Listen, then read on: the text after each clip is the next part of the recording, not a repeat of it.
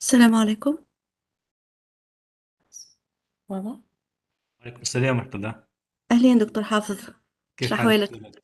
الحمد مرحبا لله. فيك. الله يعزك، بارك الله فيك. يعيشك دكتور. إن الله شاء يعزك. الله يعني ربع ساعة نبداو نعملوا الأوبننج سيرمونيز وبعد نبداو إن شاء الله في المداخلة 8 بالضبط بإذن الله. 9 بالضبط. 9 سوري. يعيشك سي حافظ. إن شاء الله. شكرا إيمان، بارك الله فيك.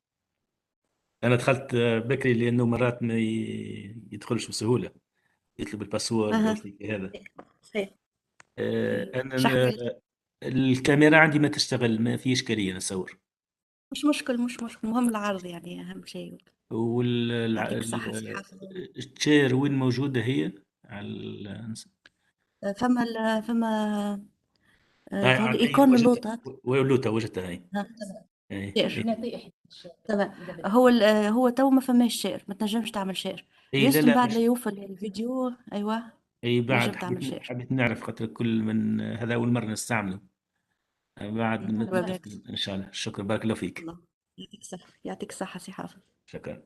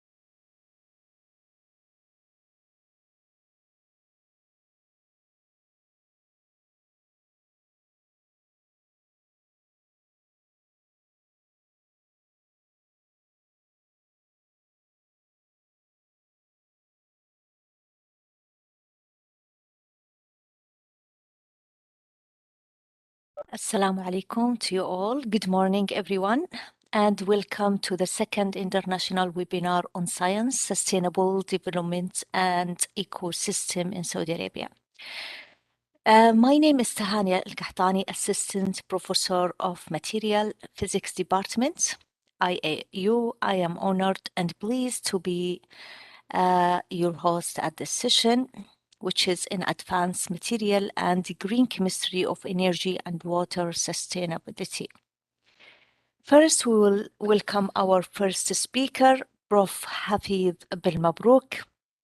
He was a professor of physics at University of Monastir, Tunisia. He occupied many administrative positions, such as head of Department of Physics, deputy dean, member of Scientific Council, member of Tunisian Society of Physics. He also published more than 130 papers in index journal.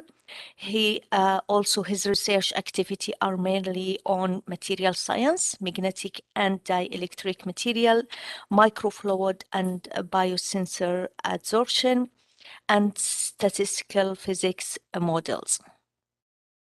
So he will speak today about, his talk about today is absorption isotherm of methylene blue into spheral biomaterial. So with that, let's welcome Dr. Hafid Belmabrouk. Welcome. Thank you. Can you please share your screen? Yes, I am trying to share it now.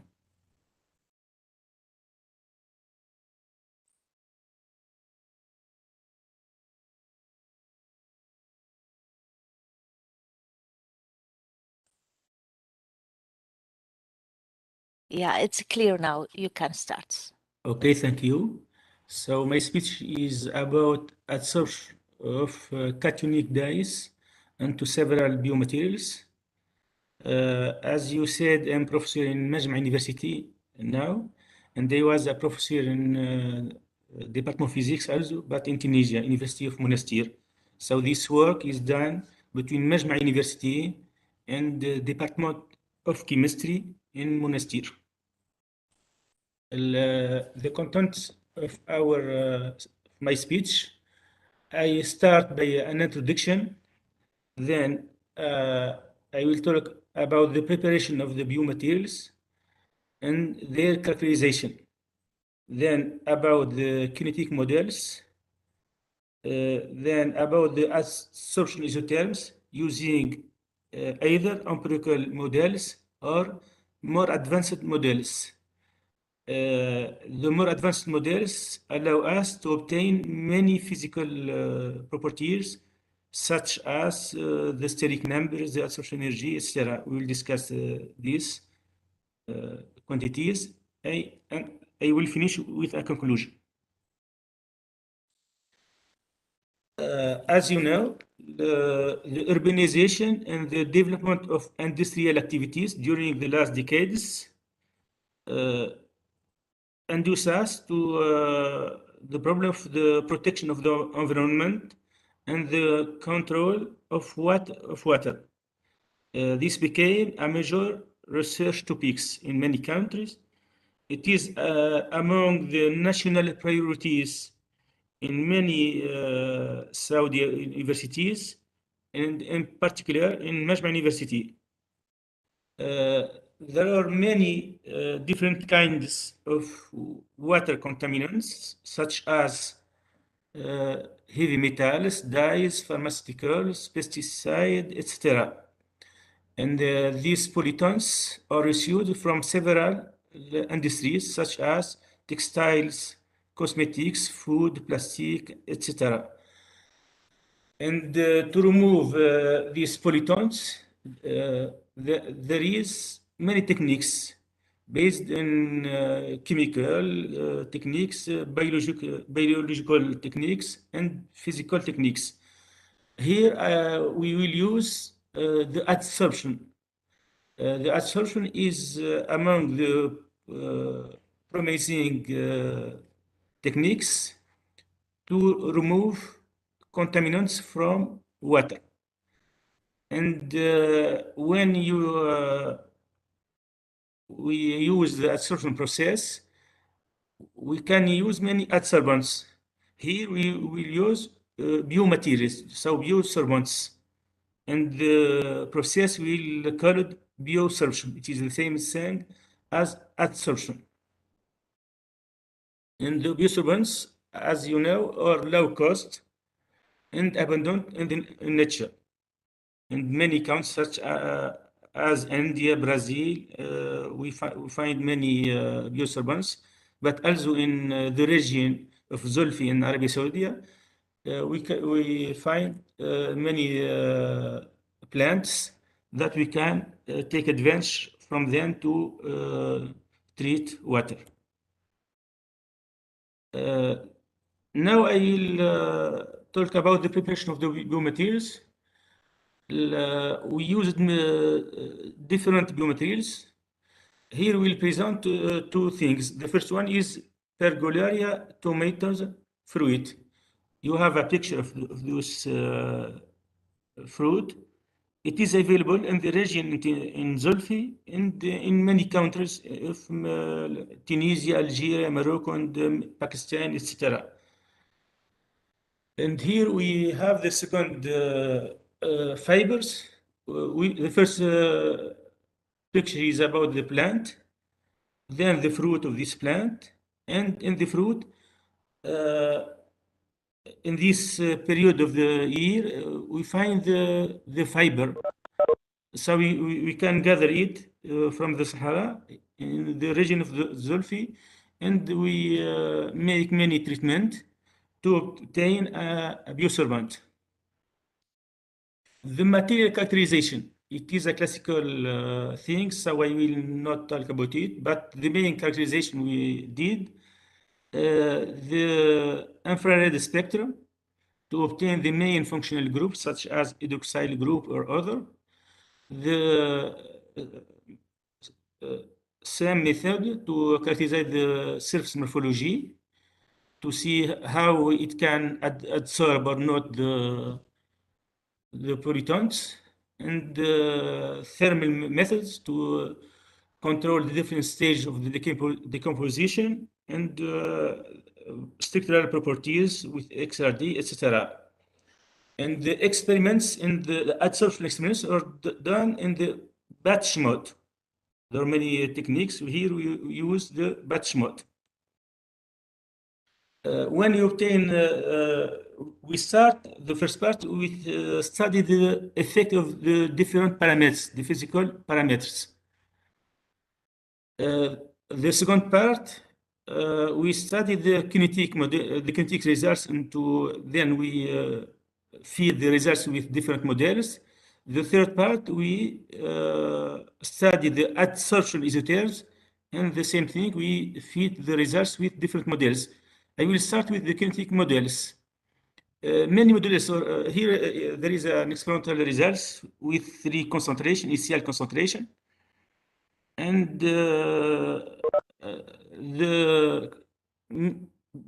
used models or the pseudo first order model, the second order models, and a more evaluated model. It is the Bangham model. It use 3 constants, so it fit better the results.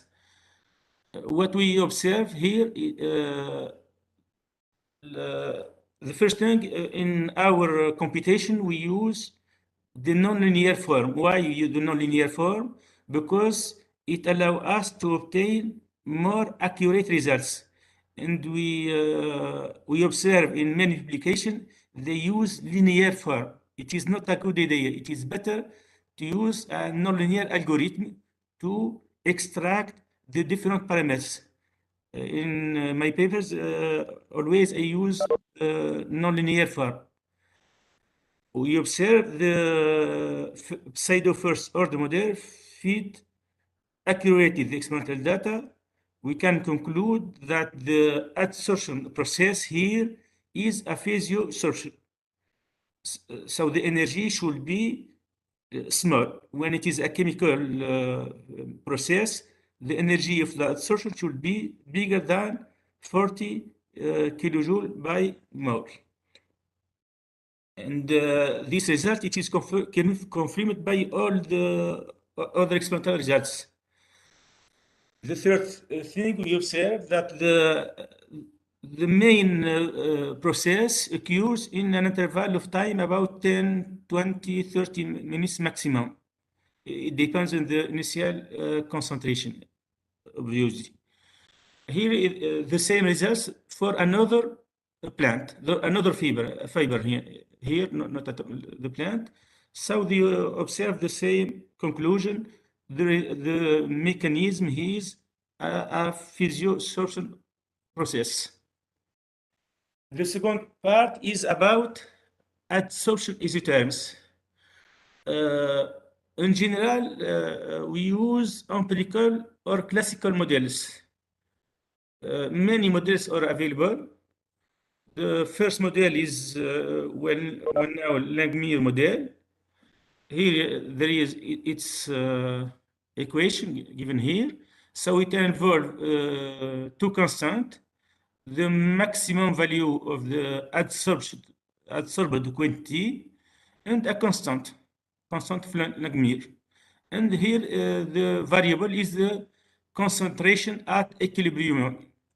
If we return here in this part, we observe the equilibrium. Not in the first part, it is still there is still evolution, but after an hour, for example, we obtain the equilibrium. So we take the measurement at the final stage for different concentration.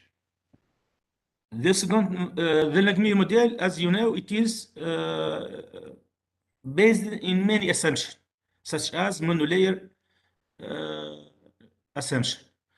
The Frandish model will correct the first one, but not in all the range of the concentration. There is a well-known other model, Hill model.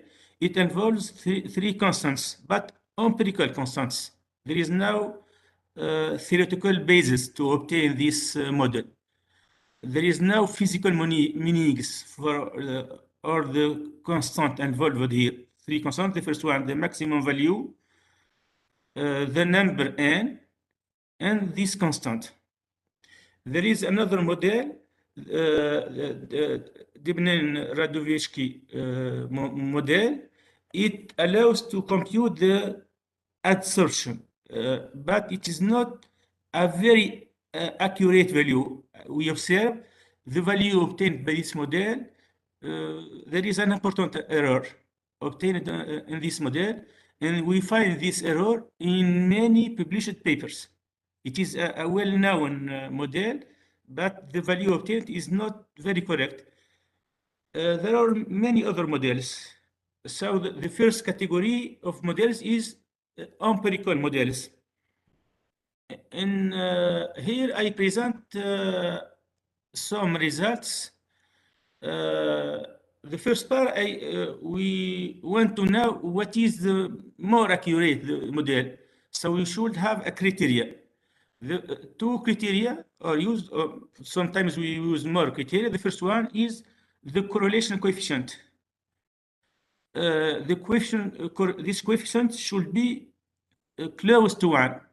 We observe here it is very close to 1 for all the models. So all the models are correct. So we continue with the second criteria to choose the most appropriate one. We observe the root mean square error. So this error is relatively small with the maximum value. We observe here the maximum value, for example, in this part. In the second model, there is the maximum value. So the error is relatively small for all the models, but the Hill model is the best one. Here, obviously, it is the best one. This result is expected. Why? Because this model involved three constants, three adjustable constants, whereas the other models involve one or two constants only. So this model can fit better the results. However, we will observe this model, the best one is not correct. The best classical model when using the advanced model, we will observe better results. So we will continue with the advanced model. The advanced models were developed in the University of Monastir, Tunisia. They are derived from statistical physics considerations, so it is not easy to derive them. There are many models. The first one, the easy one, is the monolayer models. Here we have the adsorbent surface and only one layer is involved in the process. We obtain from ground canonical ensemble these results. So it involves three constants. The first one, the number n, is the number of adsorbent molecules per site. This constant is the constant concentration at half saturation, and this number is the density receptor sites of adsorbent. It changes from one material to another. And the important things, we can obtain the adsorption energy from the concentration at half saturation. In this result, it is an exact equation, not empirical. So the energy, adsorption energy obtained from this model is an accurate value. And this is the first important thing. The second important thing, here all the constants involved have a physical meaning. It is very easy to observe this physical meaning. Not the second model is monolayer model, but with two kind of receptors. Here, the first kind and the second kind. So two energies are involved. Here, the process involves one energy, and the second process involves a second energy. And we obtain this equation to the adsorbed capacity at equilibrium time. It involves six constants, so it is more difficult to obtain them, but we can, by using a nonlinear algorithm, we obtain the results. This third model, it is a double layer model with two energies. So here it is the first layer and the second layer. So of using two energies, the first energy with the anchorage between the first layer and the adsorbent, and then the anchorage from the first and the second layer. There is many other models. For example, multi-layer model. There is another models. Here we assume that the gas is a perfect gas, but there is other models based on van der Waals gas, etc. But in this work, I will use only three models. Here I present some experimental results. The first one is for the first plant, and here for the plant, the second fiber. The question is, what is the best model? It is not easy to answer this question. So we should define an objective criteria. For example, here I present some results. The criteria, it is the first one, it is the correlation coefficient between the experimental data and the theoretical results. This coefficient, as we said, should be close to 1. It is always close to 1 for all the models. We continue with the second criteria, the root mean square error. in all the models, it is small, but we observe that the model 2 gives the best one. The model 1 is equivalent to Hill model, which is the best classical model. We observe that advanced models based on statistical physics give that the model 2 is better than the model 1. So we will use this model. Furthermore, when we compare the value at the saturation with the three models, these values are better than the other. They are close to the experimental results.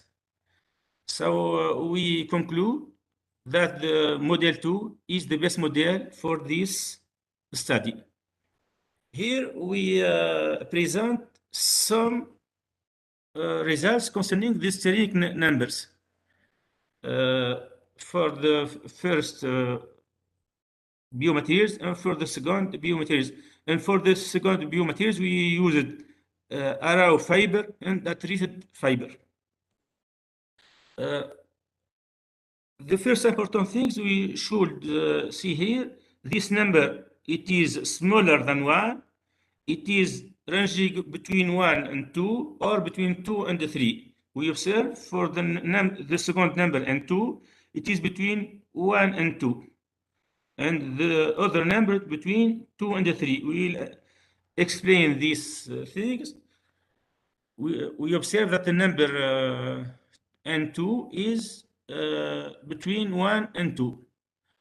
It means that there is a certain percentage of receptor sites occupied by just one molecule, and the remaining part, it is occupied by two dimolecules. So here we have two equations. We solve this equation, we obtain the percentage of occupation sites. About 56% of sites are occupied just by one dimolecule. The remaining part is occupied by two dimolecules. Classical models are unable to obtain results such this result. For the second kind of receptor, the first one, so there is a 3%. Why 3%? Because the number is between 2 and 3. So there is a percentage x1 of dimolecules occupied just by one, the site by one dimolecule, or by 2, or by 3. We solve this equation and the second one, but we cannot obtain the exact result. We can just obtain the minimal and the maximal values as indicated here. For the second fiber, I just gave the numbers of raw fiber receptors absorbs simply one molecule, whereas about 23% of receptor sites adsorb two molecule dyes. And it is an important result to explain the other results. Another important parameter is the adsorption energy. We observe that the energy is ranging in about 10 and 20 kilojoule by mole. So we confirm it is a physical process, a physiosorption, as we observed in the characterization part, in the kinetic part, etc. So all the results are coherent. As a conclusion, we can say low cost and abundant biosorptions may be used for the removal of cationic dyes from wastewater. The adsorption isotherms may be fitted using either classical models or models obtained from statistical physics. The advantages of the advanced models, there is two main advantages. First one, we can attribute a physical meaning to all the parameters involved in the models. And these models are able to compute the adsorption energy.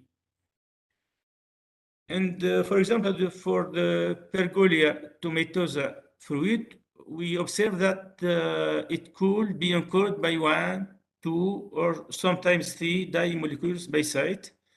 And for our future works, we intend to the valorization of other agricultural waste and using other biosources available in the region of Zolfi.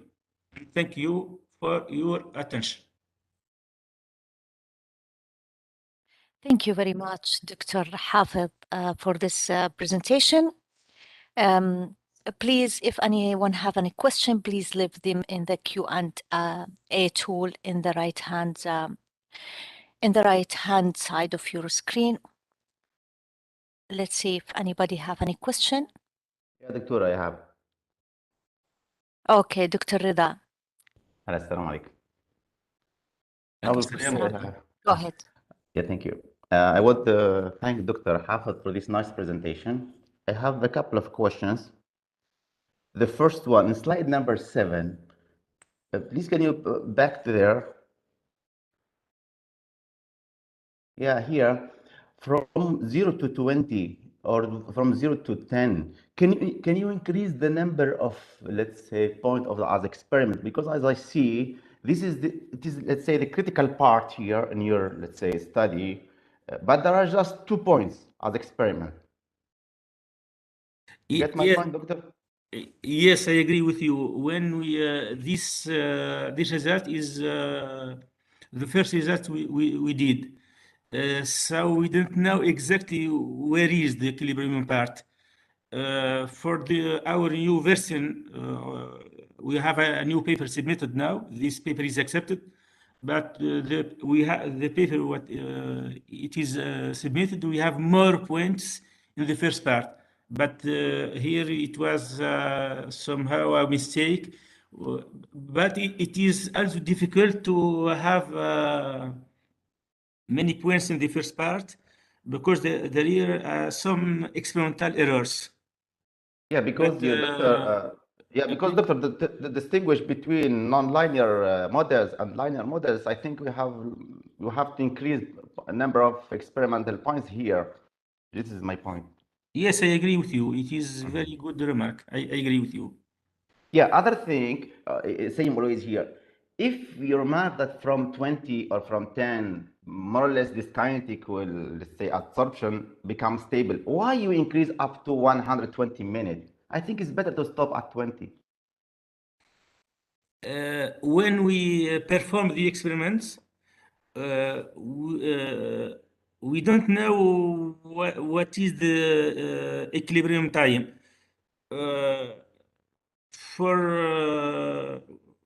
For this reason, the new experiments, the mode pass. I have a colleague from the Department of Chemistry who made these experiments. When he prepared the experiments, he made them in the same time for the first one, the second, etc. In one day, he performed all the experiments, and then we treat the experiments. Now we change our protocol. One make the experiments, and the second person plot the curve at the same time to know where is the most important part. It is the beginning or the end. In other papers, we find the equilibrium time about 1 hour, 1 hour and a half. So it depends on the material used. We don't know. It is the time about 10, 20 minutes or 1 hour or more. Some materials, perhaps the equilibrium time, it is 1, 2, 3 hours. We don't know. So the best thing, as you said, to optimize the number of experiments, it is to plot at the same time the curve and doing the experiments. I agree with you. Thank you very much. Another thing, sorry, because really I did not got the point, let's say, well, how you do this measurement? Let's say you put this, let's say, I don't know, this kind of material inside the water, or it is as a film and the water pass from that film. How you do the? It is, yes, we put it in water, and there is a mixture, water with the dye, and Nanoparticle this. and the measurement, and we mix the other style for magnetic stirrer, and for a certain time, and perhaps sometimes when it is the experiment done with different temperature. Okay, now then next, how we can remove that part that you put it inside the water? This is, I think, the main point. Okay, good, you make, let's say, water treatment. And the next point, how to remove that those particles? No, when what we study here is what is the amount of dye adsorbed. So the color of water will change here. Yeah, good. I know this experiment. This is like photocatalyst, like something like that. Yes, yes. Yeah, but my point is now, okay, you good, yeah, color change, so there is destroyed of that, let's say, dye. But the next point, how to remove that particle from this water?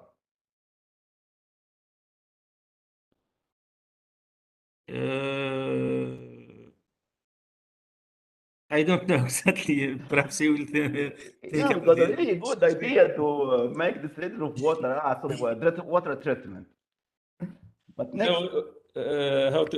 I will indicate how to remove it, because Excuse me. here we are interested in the process of the adsorption only. It is not a complete industrial process. But your question is important to build a complete process. We should continue with the second part. okay, thank you very much. I think Dr. Hafez is going to, let's say, to interact with us. Thank you, Doctor. Okay. Good morning. Good morning. Okay. Only one comment. It's not a question. It's I want to answer Dr. Rida about the adsorption experiment. And so what you did is right, but we give more details about the experiment. So it's very important to control, as you say, the steering, because you can have problem of external diffusion that you have to control with the steering. So we start to have the initial concentration C0, and this part will be adsorbed, and we measure the quantity in the solution at the equilibrium. And by difference, you can obtain the quantity adsorbed. That's the way how to do it. And it's very important to control the temperature. It's thermodynamic. Okay, you have to control the temperature, and you make some sampling. You can measure with UV visible spec to measure the concentration. That's the first point. The second point, after the test, so what we do generally, so we have to use filtrations, okay, or centrifugations to take out the catalyst. That's the way used, okay? So it's not so difficult, Thank you very much. Okay, thank you for this clarity. Thank you very much again for being here with us today. Our next speaker is Prof. Hafid Koshkar. He's a full professor in chemistry at Imam Abdulrahman bin Faisal University. He developed a continuous flow measurements using the tapered element oscillation microbalance of MTO process. Koshkar has more than 70 publication, book chapters, 8 communications, 6 plenary lectures, and 7 patents. 2 patents are used in industry. He is leading many projects in the field of water treatment, hydrogen production from renewable energy source, and fine chemical production. His talk today will be in assisted ferroelectric enhancement of the photocatalytic response of copper-doped titanium dioxide nanotube induced through the addition of strontium. Welcome, Dr. Hafid, and can you please share your screen. Thank you very much.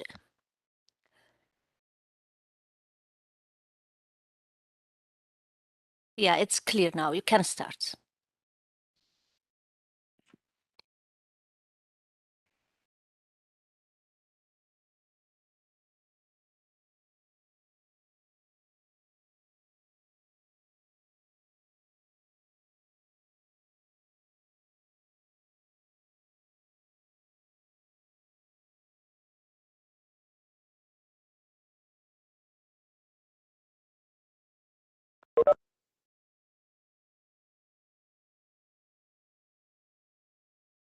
Hafid, we are not hearing you.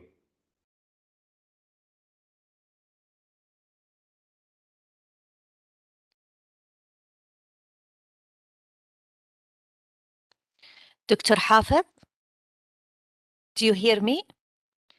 We can't hear your voice.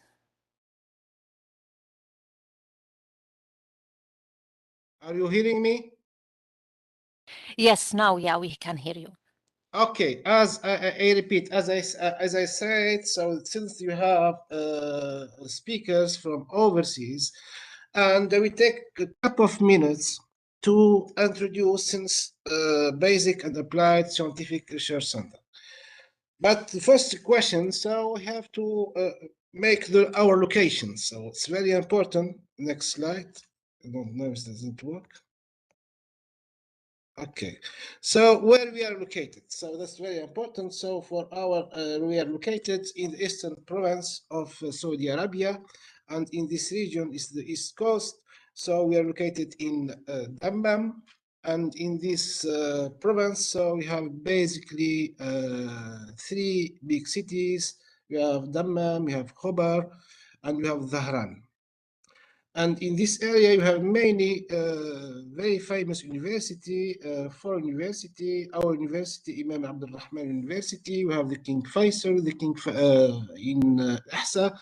You have the King Fahd University of Petroleum and Minerals, and you have University of Hyderabad.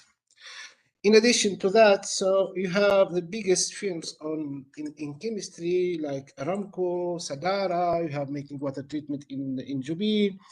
And we have very nice environment to do research and very nice places to visit, as you see in this picture. So the basic timeline. So our center was created, in 2018. So we have previously the core labs, and now we have 7 units.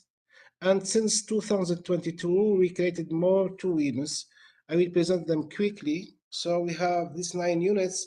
The nanomaterials technology units, the catalysis, I am the head of this unit, statistical models, water desalination and treatment, mathematical studies, renewable energy, studies and application of biomolecules, biotechnology, ecosystems, ecology and biochemical studies.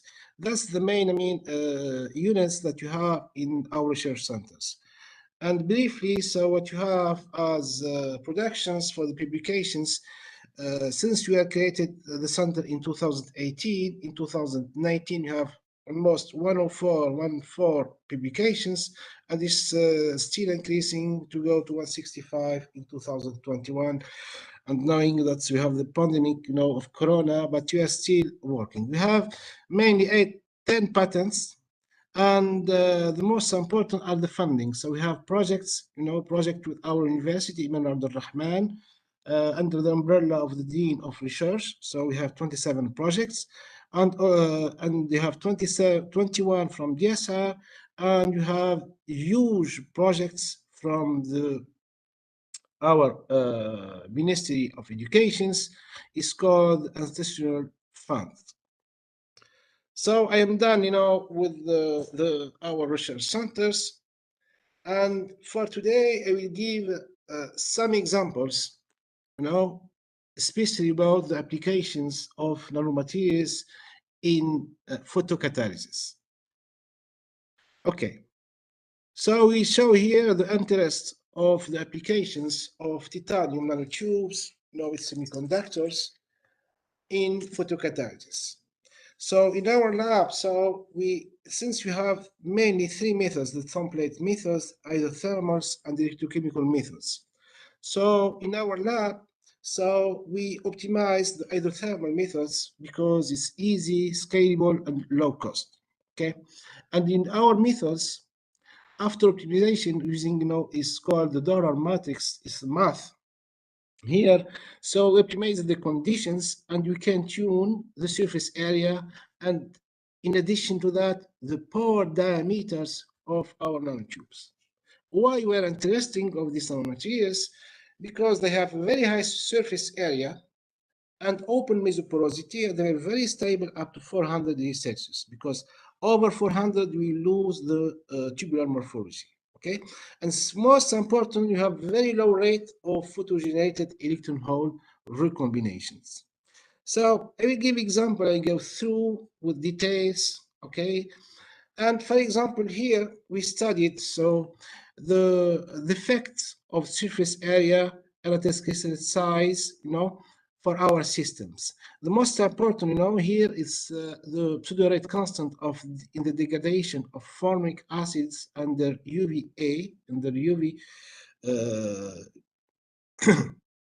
and we see here that the rate constants is increases versus surface area. It's the first point. And the most important for us, is the anatase crystallite size. I mean, the smallest crystallite size you see here, the HNT 400, and these numbers are the post-thermal treatment. That means the calcination temperature. The smallest size gives us the highest initial rate. And here I will give an example. So in the degradation or the inactivation of the pathogens, here it's epsilon. And in our case, it's amazing with these systems. When we add, we choose mainly two catalysts. The P25 is the mixture between anatase and rutile, and our tubular nanotubes. And here we see without formic acid, when we are using the epsilon, we see for the P25, the desactivations go smoothly, it's the blue curve. But once we add the formic acid, we have a delay. This delay, because this P25, for me, it's like a rock. There is no porosity. They have a very small surface area. There is a delay because the catalyst will first start the degradation of formic acid prior to the inactivations of the pathogens. However, in the case in our tubular catalysts, titanium nanotubes, we can see the two curves, the blue and the red ones. So they go smoothly, and we can making the degradations, either the inactivation at the same time, because the formic acid is too small and can go inside the nanotubes. So in order here, I explored the synthesis of nanocomposites and using carbon allotropes such as graphene oxide or reduced graphene oxide or graphene. Why this application? Because in photocatalysis, we are looking to increase the lifetime of the photogenerated electron hole. And if you add another semiconductors like graphene oxide, so we displace the equilibrium. That's my point. And you can see in the histograms here, we have in blue and red. So we plot the initial rate versus the graphene oxide loading. So let's start with the blue one. So for the blue one, you see that we have an optimum, okay, of graphene oxide loading, so around 0.3 or 0.5%. And for high loading, we see the activation initial decreases. And this, we have a problem of shading, since the graphene oxide is black and we shade the light. But once we reduce the catalyst at 200, so we can get composite is titanium nanotubes with reduced graphene oxide, which is more conductor than the graphene. We get better results, and you have an optimum about 1%. You can ask me the question, why use 200? So if you see, look down the TGA-DTA analysis, you see have in this way closed, you have mainly two peaks, exothermic peaks, which attributed the first one to the reduction or partial reduction of graphene oxide to reduce the graphene oxide. But for higher temperature, we can get full reduction of graphene. This was, confirmed by XPS results. We see here in the top A graphene oxide and down reduced at 200, and the contributions in the blue one, this blue of epoxy and hydroxyl groups decreases, after reductions. And the contributions of the sp2 carbon, so is restored. I mean, so we are reducing, we are forming the CC band. That's my point. Okay, if you see these histograms, we can see clearly. So going from P25, which is the reference, worldwide reference, with our nanotube systems, we increase the activity. Better activity is obtained with the 1% graphene oxide. And this activity is enhanced once we reduce the graphene oxide at 200, but we lose this beneficial effect of graphene oxide at higher temperature when we reduce at 300. Why this point? Because at this temperature, all the graphene oxide is reduced to graphene. Once you have graphene, there is no anymore any beneficial effect in the photocatalytic properties. And you can ask me how it happens. So during the photocatalysis, where you can reduce in situ, since you are generating electrons, and these electrons will reduce the graphene oxide. So the next question is possible, to protect, our graphene oxide from, full reductions to graphene. So we did some experiments. Here in our case, we add copper.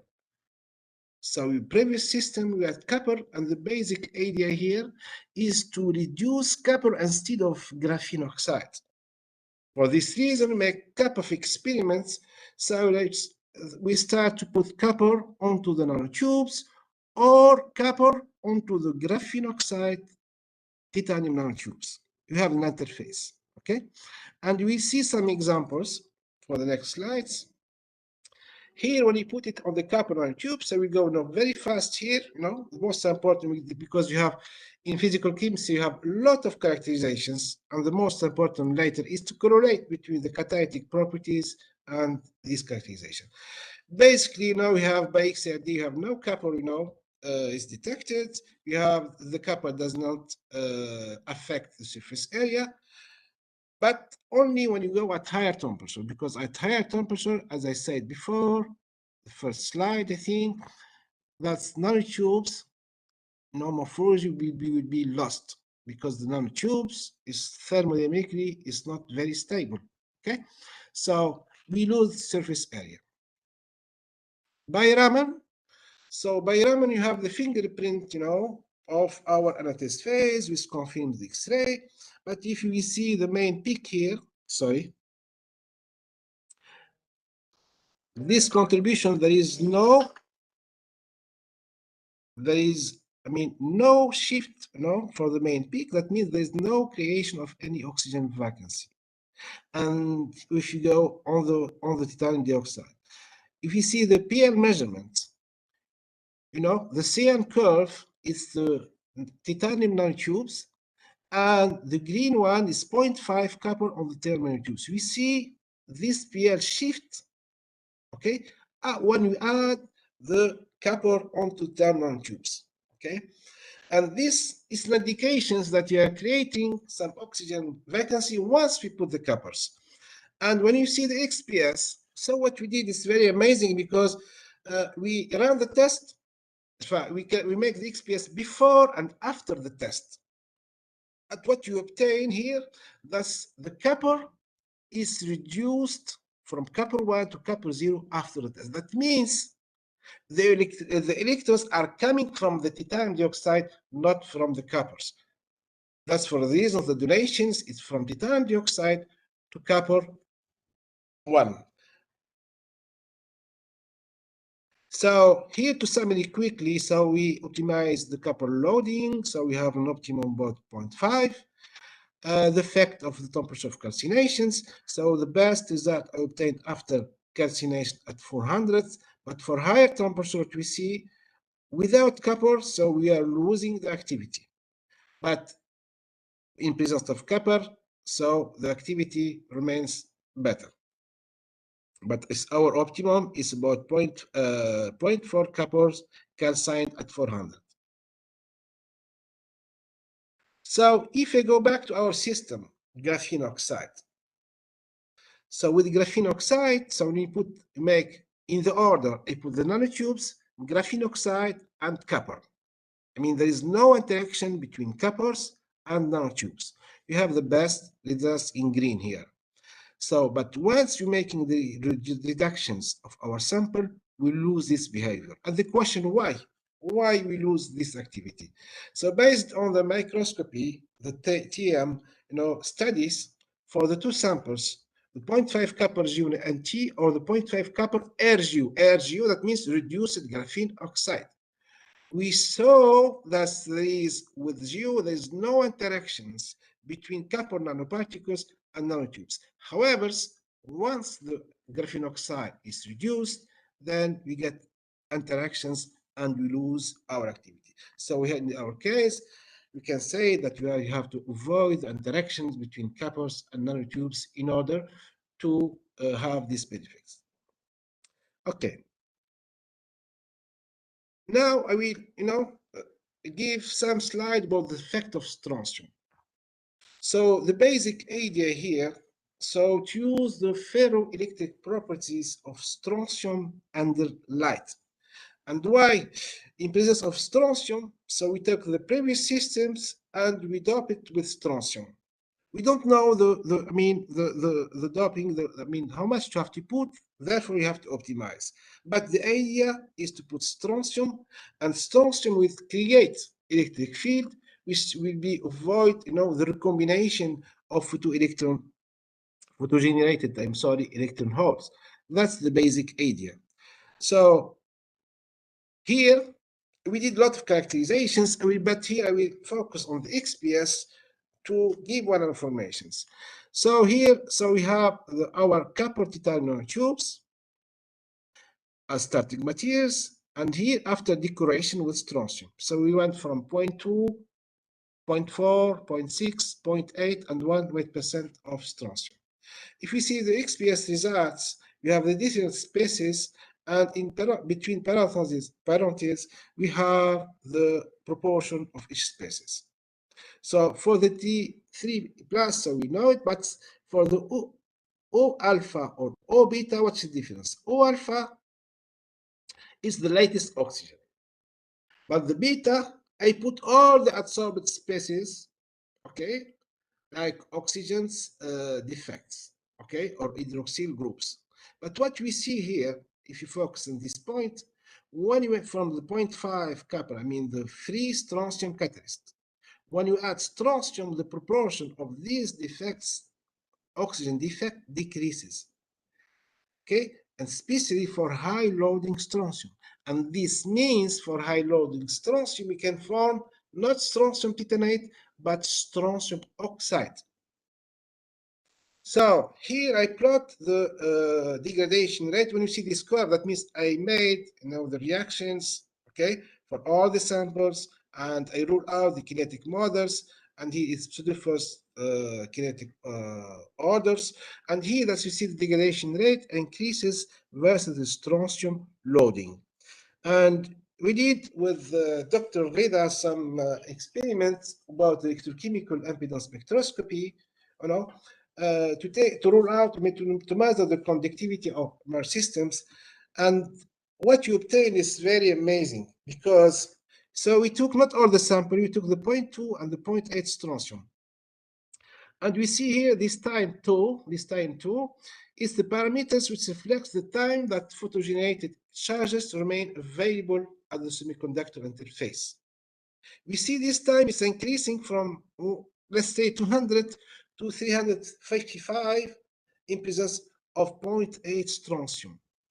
That means here strontium increases the lifetime somehow of the electrons in these regions, and you make them available from the photocatalytic test. So this for the system's strontium copper titan nanotubes. So what happened now if you add graphene oxide? So this work, was done for the master degree of Nufel Agil. So I will not give characterization, but I will focus on the activation energy and dielectric properties of our samples. So we see this Nyquist diagram. So what we did, so we varied the temperatures for all the samples going from 0.2 to 1% strontium, modifying the 0.5, you know, is the optimum copper, 1% is the optimum from graphene oxide onto titan nanotubes. And we obtain, you know, for all the samples, you know, the conductivity, and then you can obtain also the activation energy. For me, the activation energy gives us an idea about the mobility of the photogenerated electron holes. And we see from these tables that this activation energy increases versus the strontium loading. It's very important, this point, because we are increasing somehow the mobility of the electrons and holes. And from this data, we extract the dielectric properties for our samples, and dielectric properties for me, I'm not physics, so it will help me to understand the polarity of my system. Okay, it can be easily polarized or not in presence of, in our case, light.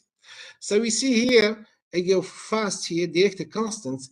For strontium 3, it's about, for high frequency, about 5. But if you look, when you go to 0.2, it's 8, 0.4 is 10, 0.6 is 12. It's more than double the presence of strontium. But for 1%, it's decreasing again. And this confirms what I said in the experience. You can form, you know, on the surface of our samples, some maybe strontium oxide. Okay, now we give basic idea about our test and we make correlations. So the test was performed for degradation of formic acid, because it's simple molecules, and the byproduct of formic acid is carbon dioxide and water. I have no intermediates. Okay, it's like computer 1 or 0. So we perform the reaction. When we start in the dark to reach the equilibrium, so it's lamp off, and then we start, you know, lamp on, and we're making sampling. We follow the concentrations of the reactant, and from this we're making other transformations. Here I gave, you know, the modified kinetic models. Okay, and you see the blue points here are the experimentals. In the red, it's the fitting of my models, and you can, you know, this alpha is correcting factors, and you obtain the modified pseudo rate constant of my reactions. Also, we can obtain, you know, the anti-diffusion parameters by plotting Lindsay on C0 versus the root of time on 2, and these two I will need it for my kinetic models. Let's see together based on our result. So if you assume that higher dielectric constants will induce better polarizations of my system, so I'm waiting to get higher activity. That's my point. If we plot this curve, we have in blue the dielectric constants, in red is the activity, and here the weight percent of strontium. So what we see? We see that the dielectric constant is increasing, okay, up to, let's say, between 1.6, and is decreasing. There's no big difference, you know, between 0.6, 0.8, but at 1% is decreasing because you have formation of strontium oxide. But my problem is with the red curve. The red curve, my optimum is about 0.4 for the activity. It's decreasing. Why is decreasing? And we see here that the constant, the dielectric constant is still increasing. Therefore, we have a problem. So for this reason, I correct this result by introducing, you know, the problem of diffusion time. The diffusion catalysis is very important. So if I correct this curve, okay, by this time 2, so we can see the red curve, goes smoothly, same behavior, same trend with the dielectric constants. Okay, you have up to 0.8. Okay, you have very good results, but it's decreasing, for high loading of strontium. Now we'll jump to another area, but still in the nanomaterials. Here, as I said, catalyst design, or the new generation of photocatalyst. So here the idea is to use the plasmonic noble metal nanoparticles onto semiconductors. For the plasmon, so for us, we are choosing gold. And for this gold, when you change the size, okay, you see the plasmon effect, because these particles, they will absorb at a wavelength higher than their size. And these properties, okay, we use it, in our systems, okay, in order to perform, some oxidation rather than reduction or degradation reactions. We have limited study and the mechanism is not well understood. So we use these properties, as I said. So if you take our previous system, making decoration with gold, under UV, so we use this SPR surface plasmon resonance to perform oxidation reactions. In my case, okay, we can perform either reduction reaction. So the catalyst design.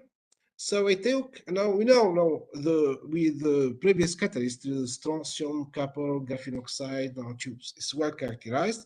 But here we're making decoration with gold. And the gold, we took two sizes, 10 nanometers and 25 nanometers. Same loading, but different sizes. So we perform catalyst characterizations, and as reaction, we choose the selective oxidation of benzaldehyde at room temperature. I said at room temperature is very important. And we performed kinetic study. Here, if I show our gold nanoparticles. So these gold nanoparticles, I bought them from Sigma. I don't prepare these gold nanoparticles. I have two golds, so we have the 10 nanometers and you have 25 nanometers. And this is spectrum obtained by in our lab is simple, so the spectrophotometers, UV visible. And you can see here the SPR of this particle changes versus the aspect ratio for our sample. I mean, if we take the 25 nanometers, we have higher aspect ratio to the 10 nanometers, so it's absorbed at higher wavelength.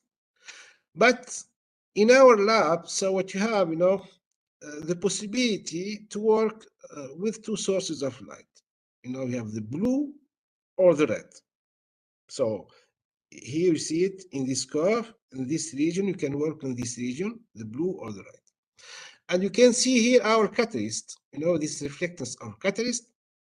The first one, this gray, is the sample free of gold. That means the strontium copper geo nanotubes. We can see here at this bump, about 540, is due to copper species. And for the others, we have the blue one for gold, 10 nanometers, and the other one is for 25 nanometers. They don't have the same spectrum, not the same observables. So we use these properties, for our catalytic test. In addition to that, the same EDX, now for gold, you can see that's gold using the spectrums. They are roughly 0.1 to 0.13%. So it's homogeneous distributions of gold onto the surface of our materials. When we start, so as he said, my previous speaker, Professor Hafez, so we start the adsorption kinetic. So for me, in catalysis, you have the adsorptions, reaction, and desorption. These are the first three main steps. So for me, I want to understand, before I start, I turn on the lab, I start the reaction under dark. For me, under dark, only the adsorption. You have the three catalysts. The first one is free of gold, and you have the 10 and the 25. So we make kinetic modeling, very simple. I mean, basically, here the adsorption follow to the first order models. And here you have the surface coverage. So it's between 0.81 and 0.92. But here the quantity adsorbed is changing with the catalyst. It looks like we have the highest, quantity adsorbed on the catalyst free of gold. 1.5, 99 for the 10, and 65 for 25. But it's not quite true, because we don't have the same surface area. For this reason, I correct the quantity adsorbed, which is expressed in milligram per gram, per milligram per square meter, per unit of surface. And therefore, you can see the quantity adsorbed, the highest quantity adsorbed is for the 10 nanometers. Okay, so hence small particle size of gold will induce a higher adsorption capacity per surface units, and this result may be explained by the high polarizations due to the presence of gold species. Now, if you jump to the test, I mean the same test, I start, under dark, and then I turn on the lamp. 1 hour under dark, and then I follow on the lamp. So we have, as I told you, the two tests. The reactions, so we have this reaction, you have the benzaldehyde to benzoic acid, the catalyst. Basically, you're using 30 milligrams for 30 milliliters of solutions. Therefore, you have 1 gram per liter of catalyst concentrations. The solvent is water, is very important. And room temperature, people are working at higher temperature. Okay, we are using it's green because we are not using harmful solvents. And you have oxygen hydrogen peroxide at 3 weight%. Let's look to the result. This is setup. The setup very easy. So you have a chiller to control the temperature. It's very important to control the temperature when perform any chemical reactions. And you have the light. And if you see here in this table, you have the different catalysts without gold and with gold. Good conversion is obtained, but the catalysts are highly selective to benzoic acid. And if you see the pseudo rate constants order, I took them under red or under blue light. I mean, here it means each experiment, the same catalyst is repeated under 2 sources of light, red or blue. So if you see here, let's focus on the light, red light. So from 0.8, I mean, catalyst without free of gold, the highest activity is obtained for the 10 nanometers. And this is correct because we see the plasmon SPR resonance of gold 10 nanometers is higher in the red region. However, for the blue light, I can't conclude because here there is no effect of gold, but in the blue light, the highest activity is obtained for the free gold catalyst. And why?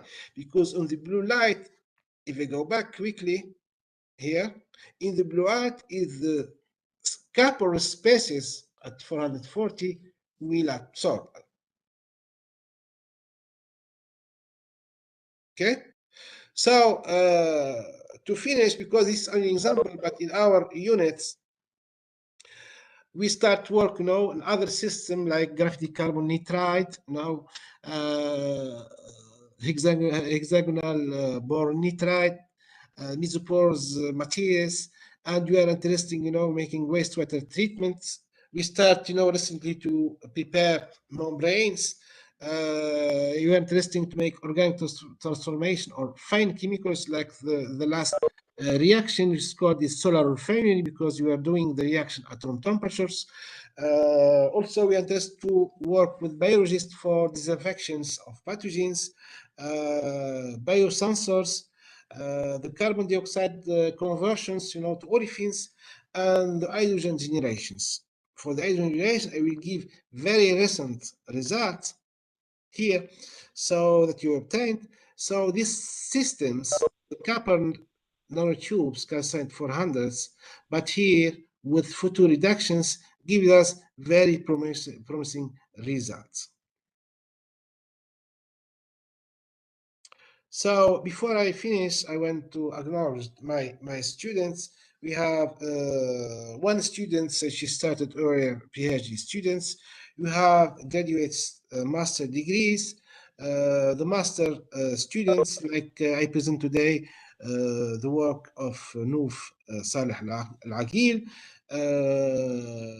Modi CBA, she will start also working in graphite carbon nitride with titanium dioxide and composite. I had also first semester some graduate students which helped me a lot to progress in my projects. And you have one undergraduate student, Zahra Tolaibi. And I will invite you for the session of Thursday. All these students will present posters, with about the photocatalysis. My thanks also to Dr. Omar Ben Ali, Dr. Nihad Al-Amir, and the most important also for the funds, okay? Because you have many projects, okay? And without this money, we can't progress. And thanks also to my collaborators from Tunisia, okay, and from France, CNRS, from Spain, okay, and thank you for your attention. And I hope that I spent 30 minutes. Thank you very much. Thank you very much for your great presentation. I have a question myself. You choose the copper and the strontium in your work. Why these elements? Yes. I'm wondering. Yeah, because for copper when it starts, before people are working with gold, copper is cheap. And for a long time, we don't use, copper in photocatalysis because the people thinking that copper can get corroded very easily for corrosion. But for me, coppers, when it's trapped inside the catalyst, in our case, there is no problem of corrosion, and there is no problem of leaching. Okay. And Okay. besides for that, the copper is easy, the redox properties. You can switch from copper 1 to copper 0 or copper 2. So can you use these properties, in photocatalysis? Okay. For strontium, I say you ask the strontium. The strontium, it's controversial because some people say it's para-electric, others ferroelectric. Sometimes it's ferroelectric at lower temperature, but here we discovered that it's ferroelectric under light. So we have a lot of, I showed, today these demonstrations, the benefic effect of strontium under light. I hope that I convinced you. Yeah, thank you. I think Dr. Rida have a question. Yeah. First of all, I want to thank Dr. Hafez for this really amazing and nice presentation. I have, let's say, a stupid question. Why usually you use the nanotube titanium? Why it is nanotube, not the nanoparticles? This is the first one. Okay. One question, that's it? You're done? Yeah, well, I have a couple of questions, but this is the first one. Yeah, give me all your question and then I will answer, okay? Okay, the first one, why you use, let's say, the nanotube as a catalyst? This is the first. Second one, when we add, let's say, copper or graphene oxide inside this with the nanotube, I don't know why. Maybe they will get inside that tube. If they get inside, I think they will have no effect. This is the second one. The third one, when you do this correction, based of what? Anyone can do the correction. Repeat the third one, I don't hear you. When you do correction, I think I didn't remember the number of slides. When you do the correction, I think you mean the diffusion correction. Yeah, diffusion correction. Yeah, doctor. When you do that correction to, let's say, obtain results that let's say agree with other, so anyone can do this diffusion correction. This is the third one. The fourth question: when you use nanotube, nanorod nanoparticles, Nanorods. Nanorods, yeah. Okay. Since your, let's say, dye absorb only in 530 or something like that. I don't think it's use dye. No dye. No dye. No dye. Anyway, you need only the plasma resonance in 530 or something like that. I think better to use nanoparticle gold, not nanotube, because nanorod. When we have nanorod, you have 2 peaks of plasma resonance. Depend on the size of the length and the things. But since you need only just 1 peak of plasma resonance, I think better to use nanoparticles, not nanorod. Other thing about also in this, let's say, direction, we know all of us that the gold nanoparticles can give us a plasma resonance only when they are excited. Now, did you excite your nanoparticles, I mean gold, to obtain this plasma resonance? Otherwise, I am sure you don't have this peak. This is my, let's say, questions. I am sorry for that. You are done? Yeah. Let's start with a stupid question. Yeah. I'm joking. No, I'm joking. For the first question, you said, why are you using nanotubes? In catalysis, the important thing is the surface area. And when you start, I showed you the beneficial effect of surface area. So for the commercial catalyst is the P25. It's spherical in shape. It's about 30 nanometers. And you have surface area about 50 square meter per gram. In order to increase surface area, so there's the different studies. So by sol gel, and you can go up to, let's say, 150, 120, but up generally the titanium dioxide. When you're making post-treatment or post-thermal treatment, I mean calcinations, it's not stable. You go down, to very low surface area. It's like a rock. But therefore, we study and we need to look for the different morphology, like nanotubes. Because the nanotubes, you have a very high surface area. You can go up to 200, 250 square meter per gram. But you have one limitations that is not, it's stable. It depends. If you have, contaminant like sodium, the sodium will, and this sodium, because it's coming from the sodium hydroxide used during the isothermal synthesis. Very low amount of sodium, I am talking very low amount of sodium, we can increase, the stability, thermal stability up to 400 degrees Celsius. For higher temperature, we lose everything. We go back to very small surface area. There are other morphology, nanowires, okay? Nanowires is good also.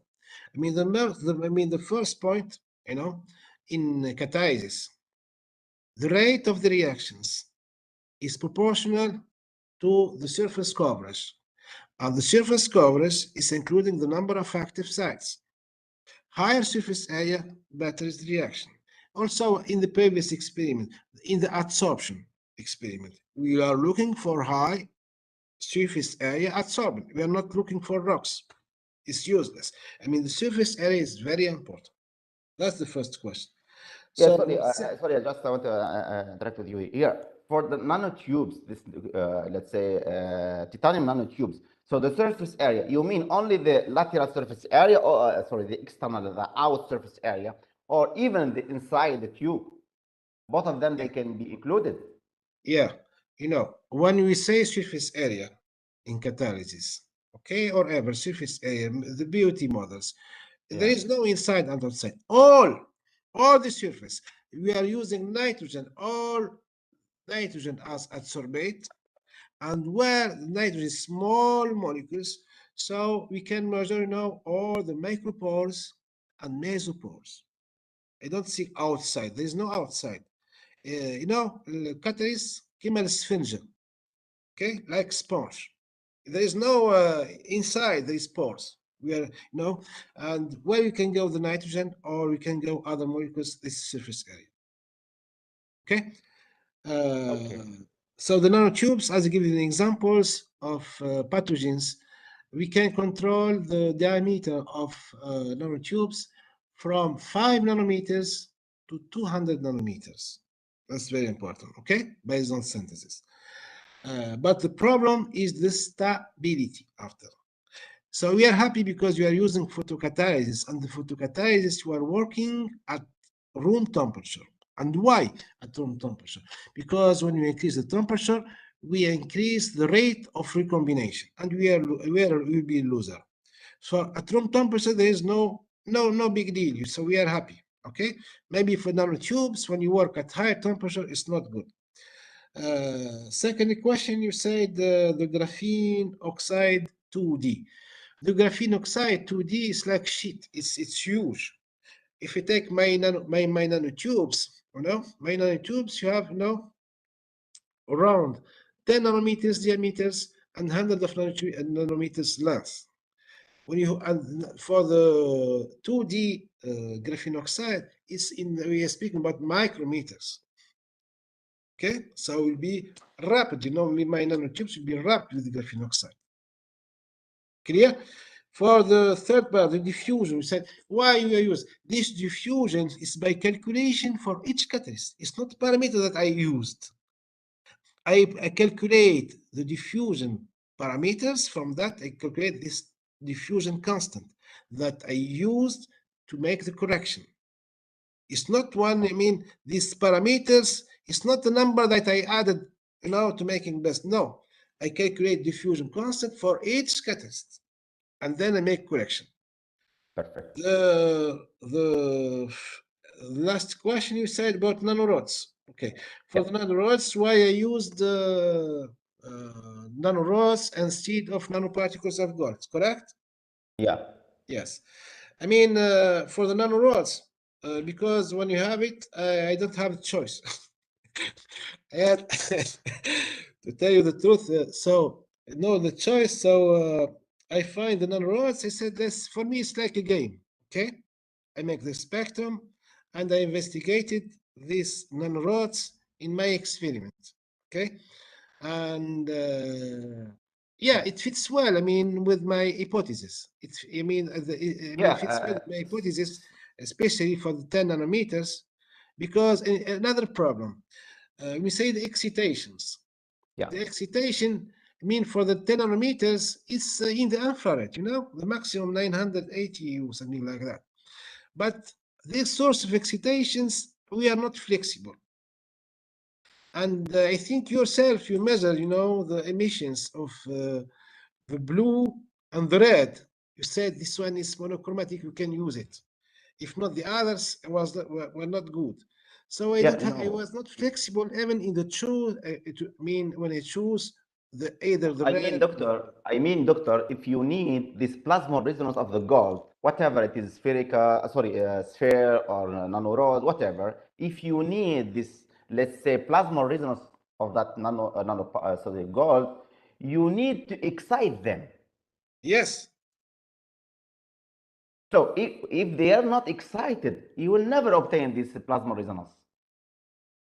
Yeah, I believe from my result, these excitations, okay?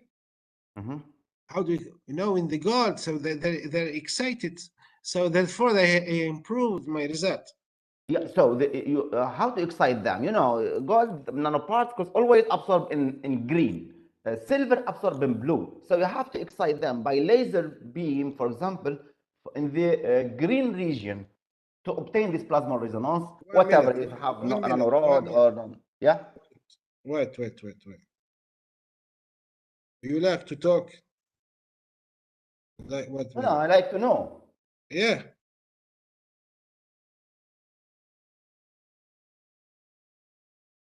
You see this? Shit.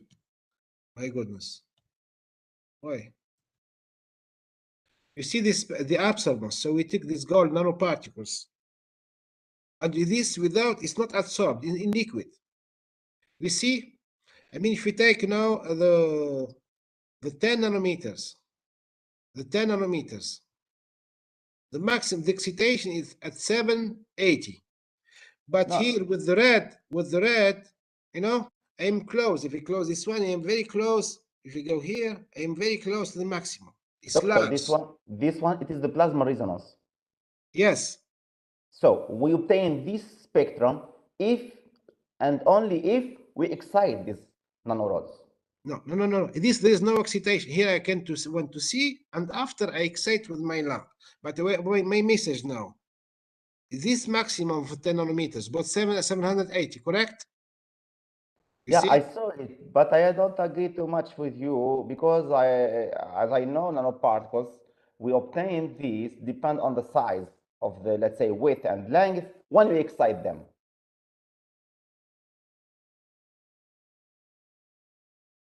I don't catch your question.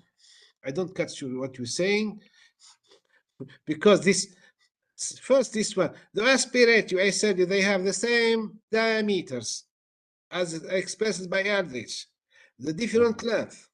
But you see different length, the 25 nanometers, this one is shifted. You have very higher aspirature that is shifted. Yeah, the spectrum is really so. I agree with you. But my question, this SPR, surface plasma resonance, we can obtain only when it is excited. This is my question. Yes, for me, I believe with the red, I am exciting, the 10 nanometers. Okay, with 10. For the blue, no, but for the red, yes. For that reason, for the blue, I don't see any effect of gold. Sure. You see, there is no effect of gold. Go here. For the blue, there is no effect because there is no excitation. But for the red, there is excitation. Based, you see, because the red lamp is very close. You see here, the red is very close to the excitation of the gold 10 nanometers, not the 25. Yeah. That's my point. For this reason, I make this. I make the spectrum to choose the right lamp, the right excitation. But as I told you, I am not flexible. I don't have a laser to put them at 780 to make the excitation. I am very close, I said. Yeah. You see? That's my point. Yeah, thank you. Thank you, Doctor. Very welcome. I hope that answers your question. Thank you very much, Dr. Hafid. Thank you very much for being here with us today. Okay. Thank you. Our next speaker is Prof. Shorol bin Hashim. He's a Professor Deputy Dean, Research Development and Innovation, University of Technology, Malaysia, UTM. He played a key role in the development of the first Malaysian brand of radiation portal monitor, RPMs. And the RPMs have been deployed for scanning cargo container at the port, vehicle at the border crossing, and people at high-profile event to detect the smuggling of the nuclear and the radiological material that could be used in criminal activities. His title today is Wireless Transmission System for Radiation Portal Monitoring. So welcome, Dr. Shorol. Thank you for being with us today. Can you share your screen, please?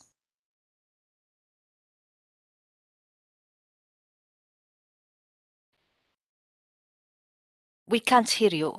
Can you hear me? Yes. Okay. Can you see the screen? Yeah. Yes, it's clear. Thank you very much. Okay. We can start. So thank you, Dr. Miss Chairperson. Right. So good morning, everyone. Right. So thank you for inviting me to deliver the topics entitled Wireless Transmission System for Radiation Portal Monitors. Okay.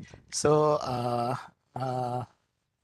this topic is basically from prototype achievement, okay, to the real size application, okay. And this project was funded by Ministry of Higher Education of Malaysia with Jabatan Pendidikan Tinggi, and collaborators of this project is University Putra Malaysia, and our industrial partner is Billion Prima Sdn Bhd. Okay, our team members is Mr. Lee and Mr. Rosman and Mr. Khairuddin from Royal Malaysian Customs Department. Okay. The slide is not moving. Right. Okay, right, is it moving? The slide? Excuse Yes, me. Professor, it's Yeah. moving. Yes. All right. Okay. All right. So an overview of this project. Okay, basically Malaysia is going for nuclear power policy, and we just finalized our nuclear technology policy for 10 years time. And the issues that we face in Malaysia is regarding the sharing of technologies. Okay, it wasn't easy deals. Okay, to have the transfer of technology from developed countries to us. All right. So basically, we proceed with this project is from 10 years ago, and it's basically a reverse engineering process. And for your information, okay, we need to protect our national securities by ourselves, and especially during the COVID era, okay, we cannot rely on the foreign technologies, right? So because if anything happen to the high-end technologies, okay, so if we don't have the capabilities to solve that problem, it's a big loss to our national our countries. Okay, right. So basically, this RPM is basically is 100% made in Malaysia, and it's towards the to avoid any smuggling activities. Later on, I will share a little bit how it's happened. And basically, this kind of equipment is going to improve our security level at the port of entries. Okay, so because UTM is close to Singapore, okay, we have international borders, and we also have many seaports and also international airports. So this kind of port of entries is basically the target of a terrorist attack in terms of smuggling and threats. Okay, so basically our intention is to prevent our countries, Malaysia, from becoming the smuggling hub. Okay, so because Malaysia is quite a strategic location between the East and the Europe. Okay, so for your further information, so this kind of inspection system is basically the first line of defense, okay, in this kind of port of entries. And for your information as well, we managed to export this product recently to Indonesia, okay, and the project is still going on. And we are very proud to announce that this is a local capabilities, human capital development in Malaysia in terms of radiation portal monitors. Okay, so so basically the idea is like this. Later on, I will show a short videos. Okay, when the containers pass through this RPM, this is the radiation portal monitors. So basically, we are going to have the scanning system, okay, to know what is the inside of the container, okay, because some of the drivers or the company make a false declaration. Okay, what they declared inside the form is not what is really inside this container. Okay, so we to avoid any difficulties, we need a very high penetration X-rays, okay, to penetrate this kind of containers and to know what is inside the trailer. Okay, so let me play short videos, okay, for your information. Okay, perhaps it works well. Okay, is it moving? Yes, it's working, Prof. All right, okay.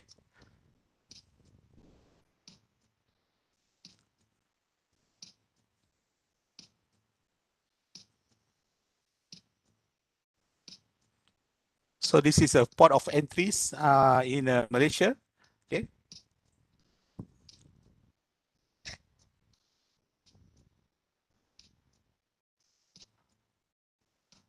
Right. So this is a standard one. Whatever countries that you have. Okay.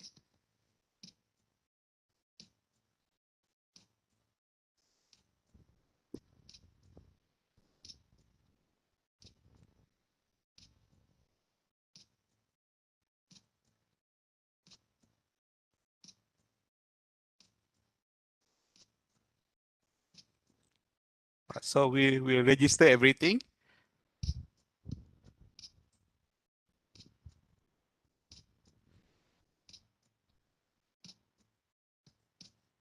And this is our part, okay, regarding the RPM, okay. So if the cargo brings radioactive materials and so on, so it's will easily detected by our system.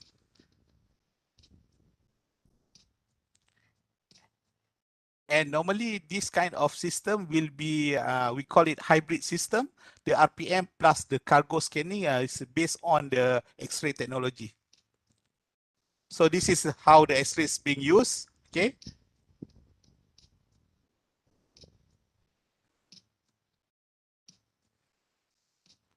Right, so as you can see, we know what is inside the lorry or trailer.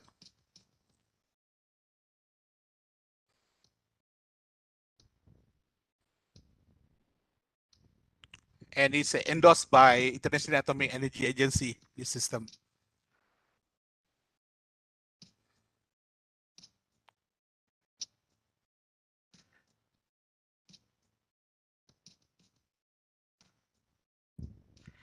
And if the custom officers found out that this trailer make a false declaration, they will make the second line of defense, which means they will screen the trailer in this loading bay. Okay.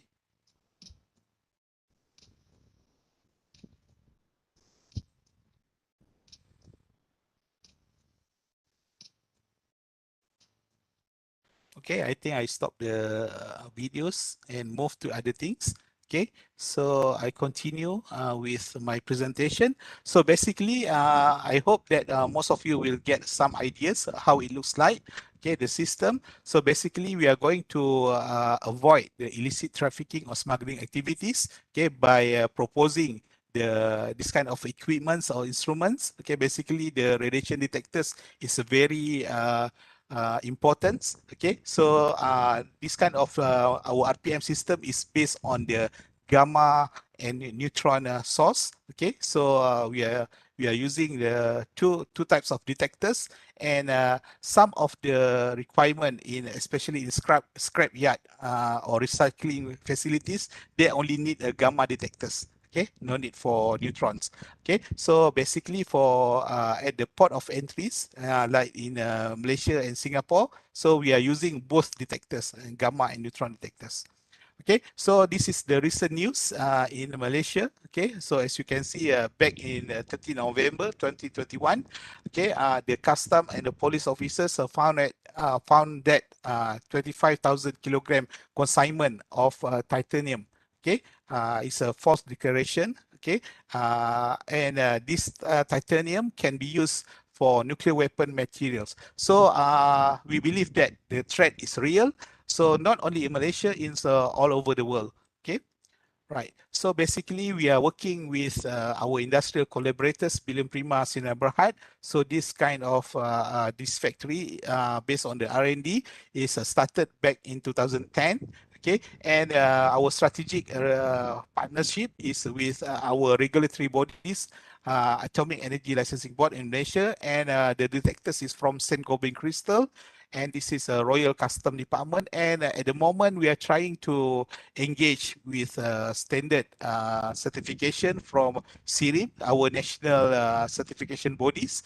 And for your information as well, we make this kind of collaboration in terms of MOU. And basically, not only RPM, we are going for cargo scanner, and recently we are going for baggage and parcel inspection system as well. And we're trying our very best. Okay, instead of UTM is one of the research universities in Malaysia, so the collaboration with industries is very important. Okay, to show that Malaysia can become the technology exporter. Okay, not only a technology user anymore. Okay, all right. So this kind of RPM system, okay, detector 1 and detector 2, okay, it depends. Okay, in a port of entrance in Tanjung Kupang, we have both detectors, gamma and neutron detectors as well.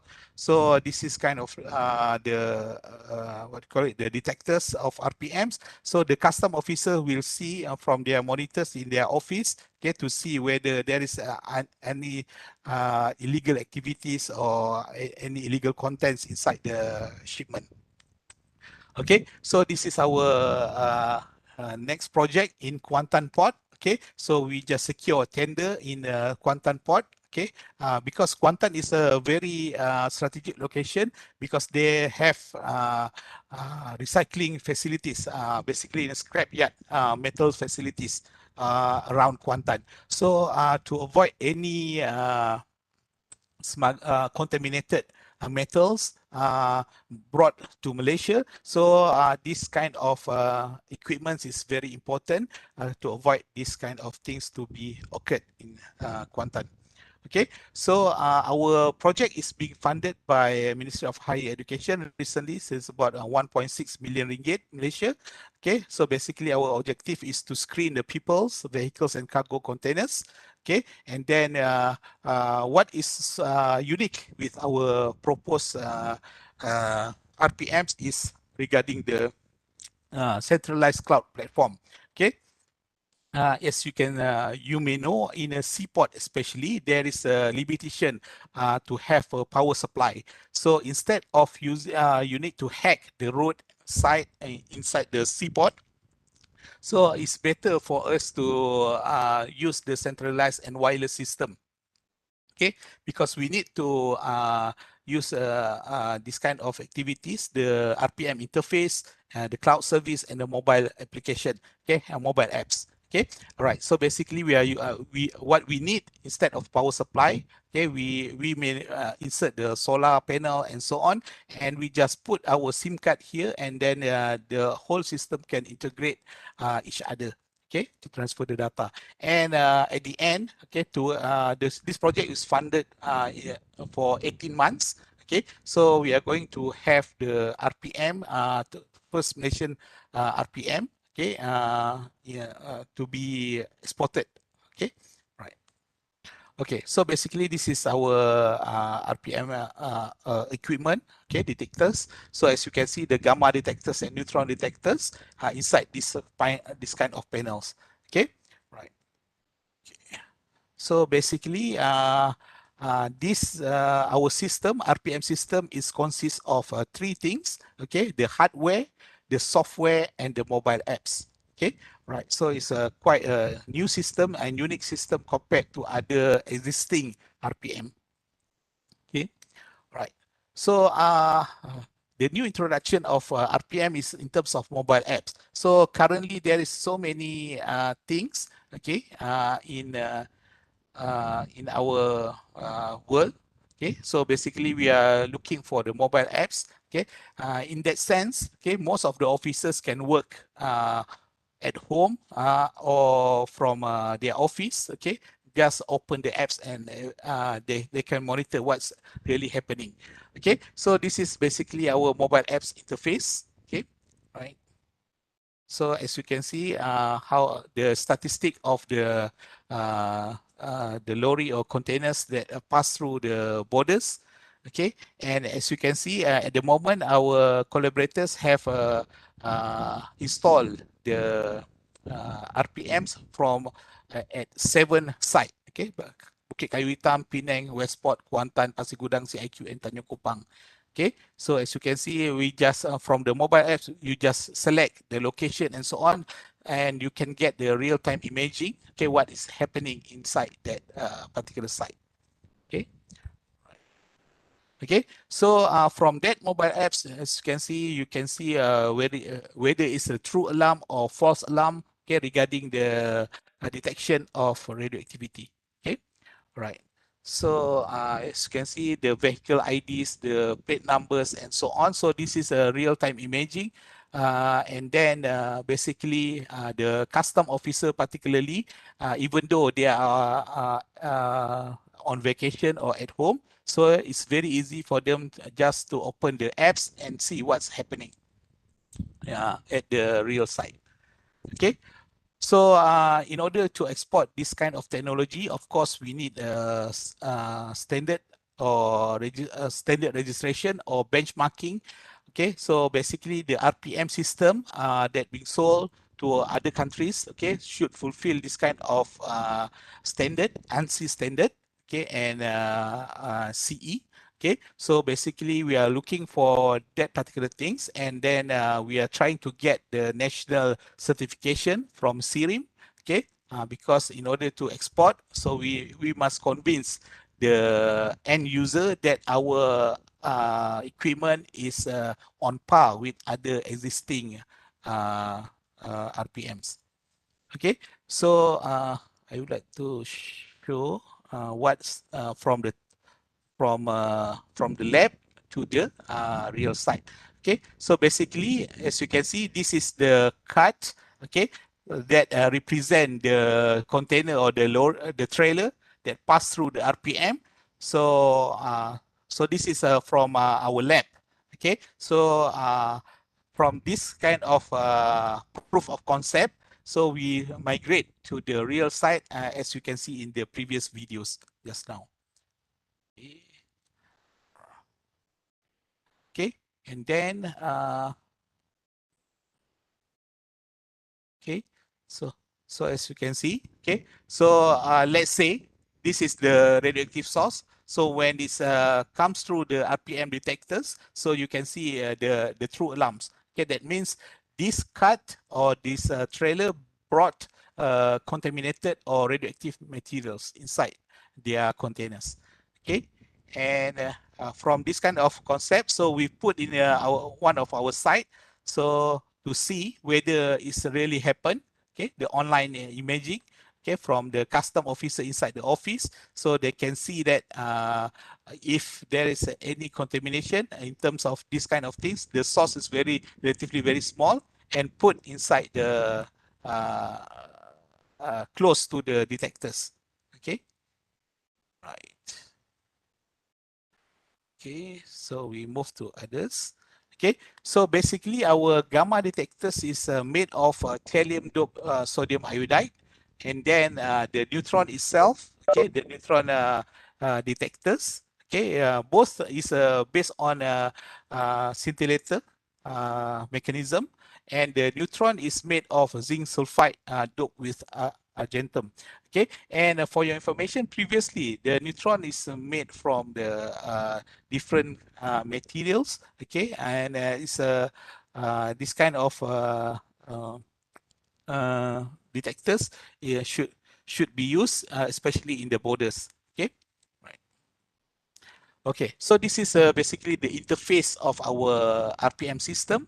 Okay, the average background for gamma and neutrons and everything. So we need the special software and algorithm to make sure our system is in tally in what's happening in the real site. Okay, so we can see the real-time imaging, and we can extract all the data and statistic according to our end users' need. Okay, so basically this kind of equipment being sold through the government to government, okay, and especially for airport security and logistic hub, okay, because nowadays the online shopping platform is more in demand compared to the from the shop and everything. So basically we can propose to have this kind of facilities to be installed at the certain event and so on.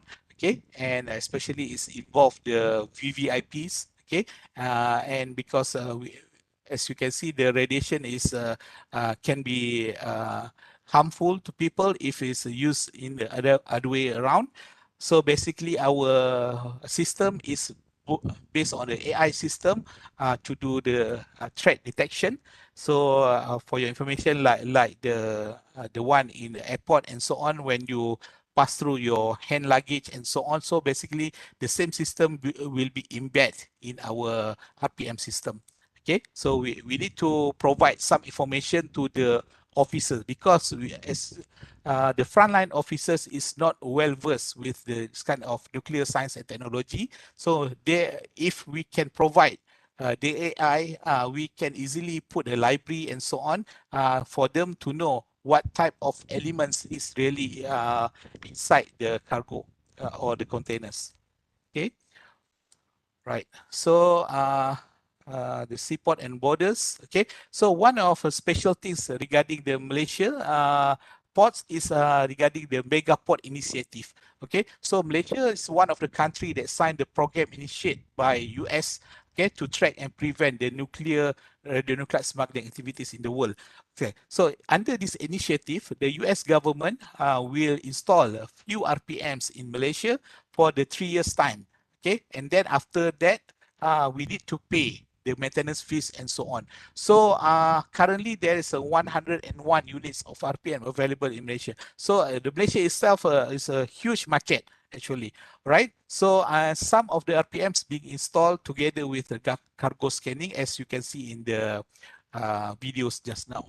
Okay, so our aim in the 10 years time, we are going to explore the OIC countries, okay, including the Saudi Arabia and so on. So we are going to propose the it to airports and immigration and scrap and mining field as well. Okay, right. So in that sense, also recently we secured the tender from Indonesia. So they purchased 2 units from Biaya Cukai, okay, in Indonesia through our local company in Indonesia. And recently we also get an invitation from a Saudi Custom Authority to propose our RPM system, okay, in Saudi, right? So perhaps we trying our very best, okay, to show that Malaysian product can be on par with other developed countries. Okay, so at the end, okay, we are going to emphasize that this is the RPM system made in Malaysia and is comply with international standard. And during the COVID-19 pandemic, so we show to our government that our local expertise, even though the system breakdown, we can quickly repair and do the troubleshoot. And because if the equipment is a breakdown, cannot be used, it's a huge loss to our national income. Okay, because if somebody make a false declaration towards the inside of the containers and so on, so it's a huge loss for us. Okay, and then this kind of joint ventures, okay, is about 50-50 the ownership of the products between the UTM and industry Billion Prima. Okay, so finally, okay, just after we secure the funding, so basically we are going to produce 1 RPM units according to the requirement of our research grant. So the phase 1, phase 2, okay, basically this is kind of installation of the detection system and so on. So we also need to do the civil construction, okay, subjected to the clearance of the port authority and so on. And then finally, we are going to hand over it to the end user. Okay, so this 18 months should be started on January, but due to the late payment of the funding, so they told us to start on the March. Okay, so perhaps, okay, we managed to deliver this kind of project and export this technology to other countries. Okay, so that's all from me. Thank you for listening. Right, I pass to Thank you very much for this interesting talk. Since actually it's imply with international standards, so I guess it's safe for a human, right, to pass through that. Of course. Okay, I have a I have a question. So is it easy for a normal person to read the result, or you need you know, a person Special. with the knowledge Special person. or All right. special? Yeah. Okay, so this kind of things is the question is very interesting. Okay, because this is what we face in Malaysia, and I believe all over the world. Okay, because the frontline officers, like the custom officers, they are from the various background. Okay, so we believe that if we can embed the artificial intelligence library and so on. So let's say the analogy is like this: if we are going to prepare the software that have a database. we call it a library, and it's going to be the template matching. Okay, so let's say there is a alcohol, there is a drugs, there is a cigarettes being smuggled inside the containers. So from our system, the AI system algorithm that we propose, so the frontline officers, okay, do not have the do not require to have the nuclear science and technology background. So this is what we try to propose to our end user. Okay, that's great. Existing system, you need the dedicated person, the experienced person to know what is really inside that particular containers. Okay, so same goes and applies to our handbag, hand luggage scanning system in airport and so on. So this is the new invention that we are going to propose. Thank you. Okay, great, thank you. I think some. Yeah. تفضل دكتور Muhammad have a question for you. All right. Hello. Okay, please. Walaikum. Dr. Yeah. Sahirul, how are you? Fine. Yeah, good, Maharib. Yeah. My doctor is Prof. Sahirul is my supervisor at the PhD. Okay. All right. Thank you, Doctor, for your nice lecture. Yeah. Yeah. Doctor, Okay. I have some question. Okay, please. Who is the developer for this system in the Malaysia? And to collaborate with the yes. Okay, so our collaborators is Billion Prima Sinan Berhad, one of industry located in Johor as well. So we are closely collaborate each other, okay, because it's just a 30 minutes travel between UTM to this kind of factories. Okay, so previously this Billion Prima Sinan Berhad is just an industry that imported the technology from China and brought to Malaysia. So this 10 years time, we try to do the reverse engineering and so on. So perhaps this is a wonderful start for us to make the local brand, Malaysia local brand, to be exported to the rest of the world, right? Just I have another question. Yes. The energy used, how much the energy used in the scanning? Oh, the Betatron is range from 4.5 MeV to 6.5 MeV. Okay. So the Betatron, up to 6, yeah. Up to 6 MeV. Yeah. Okay, I see the driver in the lorry. All right. This is yeah. Okay. So this is regarding the safety of the driver, right? Okay. So for your information, if we are not scanning the driver, most of the smuggling activities will occur under the driver's seat. Okay, so from our past experience, some of the smuggling activity, especially the drugs, being put underneath the driver's seat. Okay, so that's there is a requirement to scan the drivers from the IEA and from all the developers, but we try to minimize the exposure towards the drivers because they travel not only for one trip. Okay, some of them 2 or 3 trips. Okay, so you just imagine how much exposure can be exposed to that particular lorry driver. Okay, so okay, doctor. Yeah. Okay, nice, doctor. Okay, just I want to know how much the absorbed dose or received dose by lorry driver. Yeah, I think you estimated that or measure by using estimated, but there is a I can't remember the exact values. Okay, so but there is a requirement from the US government that the dose should be less than 0.05 microsievert per hour. Okay, right. So dose rate, how much, doctor, per hour? Dose rate, it depends on your source of X-ray. Okay, so for our things is less than 0.05 microsievert. Microsievert It's per very hour. small. It's very small. Yeah, very small. Yeah, very small. Okay. Okay, doctor. I would thank you for nice presentation. Okay, I'm no longer using the glass detector. Okay, I shift my research to others. Okay, thank you.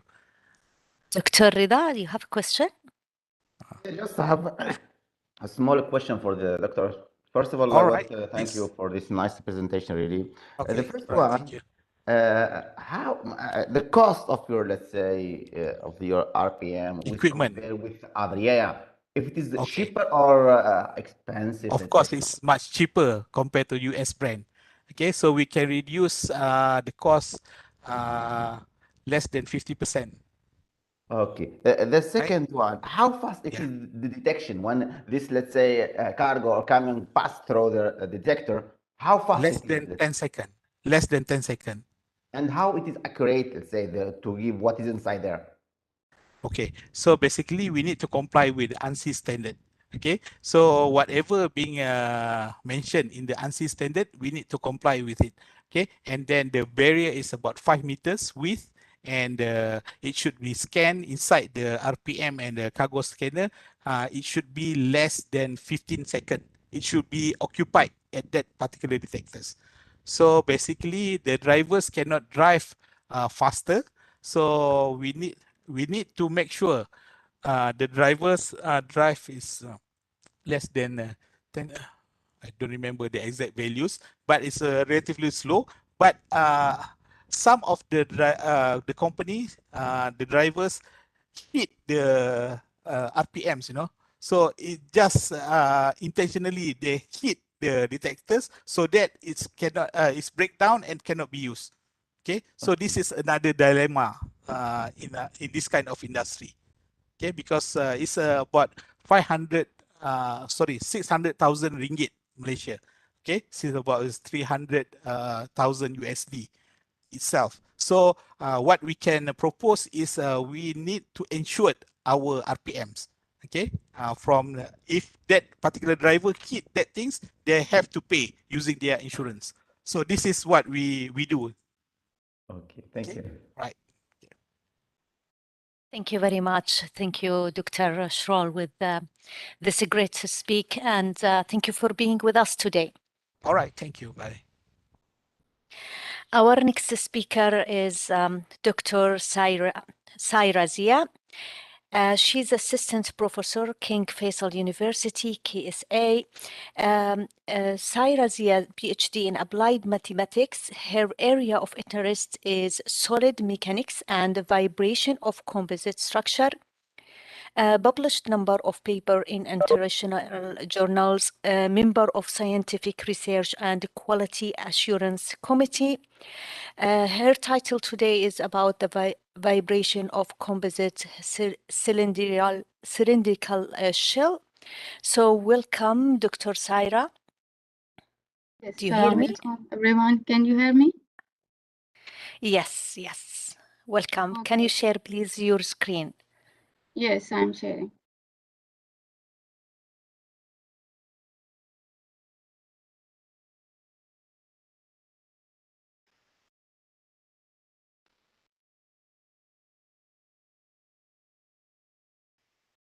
Everyone can see my presentation? Yes, we can see it. Go ahead. Thank you. Okay. Okay. First of all, thank you so much, everyone, for inviting me to give my research about the free vibration of composite cylindrical shells. So I am Zahra Zia from King Faisal University, and I'm going to talk about my research. And my research is about the free vibration of composite cylindrical shells. It is consisting of three parts: that what is the free vibration, we must know what are the composite structures, and why we are using the shell structures in our research. So the first part, that what is the free vibration of anything, or free vibration of shell, means that the vibration which occurs in the absence of applied loads, but it is initiated by some initial conditions imposed on the shells. The initial conditions can be an earthquake. When it's stuck in any area, it causes a free vibration in the buildings located in that area. So that is called the free vibration.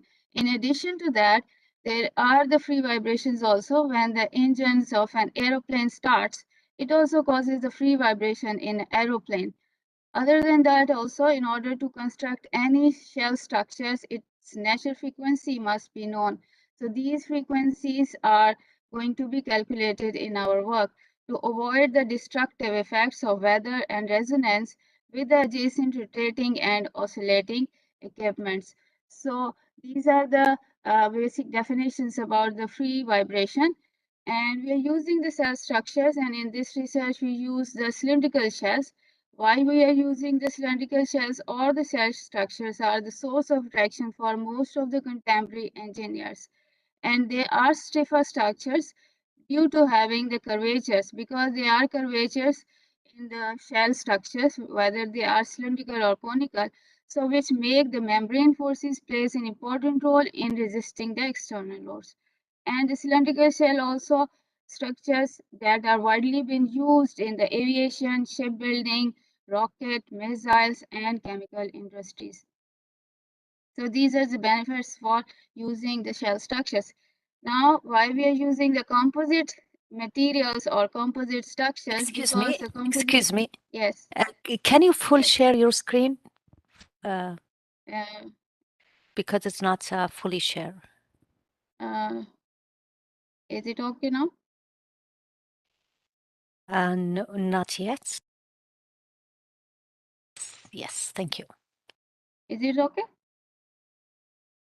Okay. Yes, it's okay now. Okay. So the composite structures are constructed when two materials are bounded together so strongly that they act as a single unit. And the composite structures provide excellent opportunities in offering the benefits while designing the advanced structures.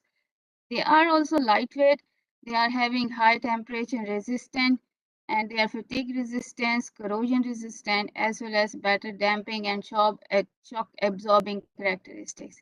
And these all the properties and characteristics are the main focus of nowadays engineers, because they are mainly focusing on the structural weight of while designing any aeroplane or automotive structures, which could be achieved by selecting such composite materials which have high strength to weight ratio or stiffness to weight ratio. So this is the shell geometry we are going to use for analyzing the vibration of the shell. And this shell or cylindrical shell is consisting of the length.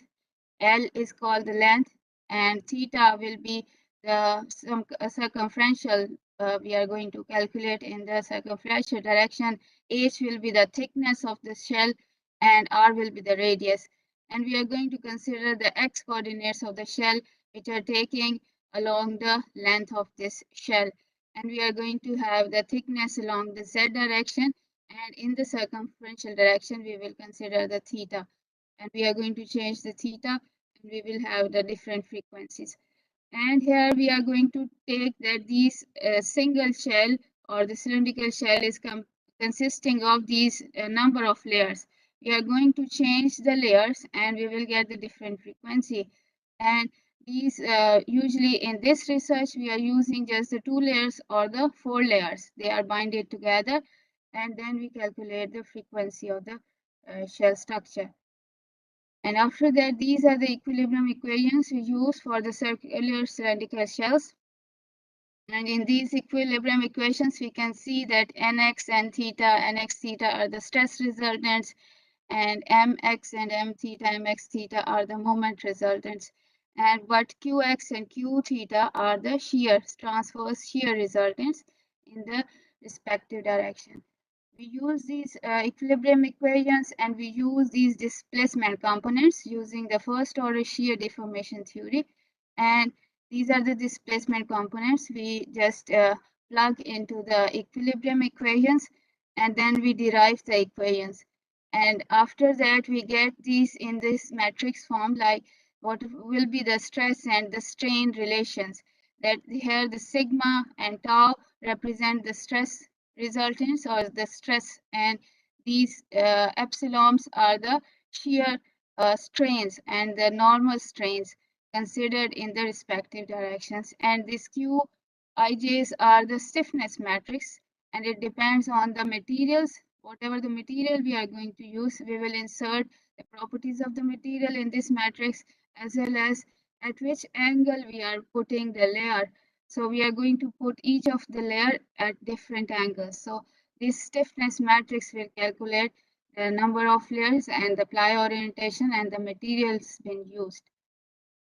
After that, these are the relation for the strain components. And these EX and E thetas are the normal strains, and these are the shear strains which we are going to insert into the equilibrium equations. And this is just the detailed matrix we will get. And after introducing or after putting the values of strain components, and each of the layer is having different stiffnesses like AIJs, BIJs, and DIJs. So what is AIJ? These are the elastic coefficient that in the extensional direction, what will be the change when the vibration is caused.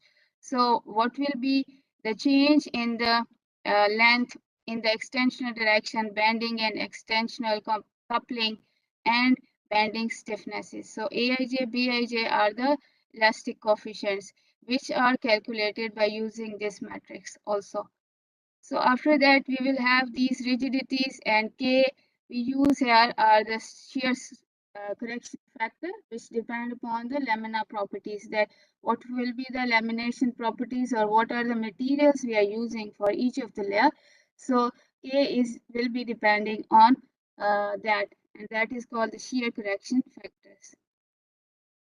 So after deriving and after putting all these parameters, we will get these differential equations. And after that, we are going to insert and introduce the displacement components in the form of cos and sine thetas. And after that, we approximate our solution by using the spline approximation. And we use here the cubic spline approximation, that what will be the displacement functions in the u, v, and w directions, as well as in the rotational functions xi x and xi theta. So these are the spline approximation we used for our calculation. And in the end, we use the frequency parameter and calculate the frequency parameter using the eigenfrequency using this matrix. And we are going to have this P and Q as the square matrix, and Q is the column matrix, which depends on the spline coefficients. And we use the softwares to find or to get the frequency. And whatever the frequency we get, we note it down and then draw the related graphs like this. So these are the results we get using different parameters, like in here, what will be the different length of the cylinder. So this is the length, that if it is 0.051, 1.5, we can see the frequency is decreasing rapidly until 1.25, and the frequency is decreasing at very less rate from 1.25 to 2. So this is the change in the frequency when we change the length of the cylinder. And here, these are the ply orientations, like what will be the angle of each of the layer at 30 and minus 30. Here we are using just 2 layered cylindrical shells, and the material is KE. We are using the same material, and after that we get the frequency. And in the next also, the same is that we noted down that by changing the length of the cylindrical shell, but here we are using the 4-layered cylindrical shell, that the layers are 4, and they are having different materials also, that each layer is consisting of different material, so we will get the different frequencies also. That here are the circumferential node number, that when we change the circumferential node number, the frequency also changes rapidly until 5.5, but after that it increases. So this is also the comparison of 2-layered and 4-layered shells, that if you use the 2-layered shell, the frequency is higher as compared to the 4-layered shell. So this is the comparison. If we change the number of layers, or if we change the angles also, we get the different frequencies. And after that, the conclusion of this result is that we will get definitely the frequency of 2 or 4-layered angle ply cylindrical shells, and they are significantly affected by if we use the different materials, ply orientations, and if we use different length, as well as if we use a different circumferential node number. So this is this we can use, or we can get the required frequency by changing the material properties or by changing the angles of the ply orientation also. So we can get the required frequency, whatever we want. So the engineer can focus on these two things to get the required frequency of the structures. So this is the conclusion, and some of the research is also related to this free vibration of shell structures or the plate structures. So this is all from my side. Thanks a lot for joining. Thank you very much. Thank you for your good presentation. We have a question from Dr. Rida. Yes, doctor. We can't hear you, Dr. Rida. We can't hear you. Now you can hear me. Yes. First of all, I want to thank Dr. Zia for this nice presentation. I have just two questions. First of all, why you choose this cylindrical shell? Why it is not plane or something like that, or sphere? Why cylindrical? Cylindrical shells, we can calculate the conical shells as well as spherical shells also, but we are going to change, then the equilibrium equations are being changed. So I also use the conical shell also. I also find the frequency of the conical shell also and the cylindrical shell. So it is just on our choice. There is because there is different fields where we can use the cylindrical or the conical. So I have worked on both of these. So we can use any shell. Because so as I know, the frequency will spread as in spherical shape, everywhere, in every direction, the frequency, yes. For example, you told us for earthquake, so there is a frequency everywhere, let's say in yes. spherical shape. That's why I ask why you choose cylindrical. It is just on our choice. We can use the spherical also. The same problem can be done on the spherical as well. Good. The second one, you told that we put different material at different angle. How? Yes.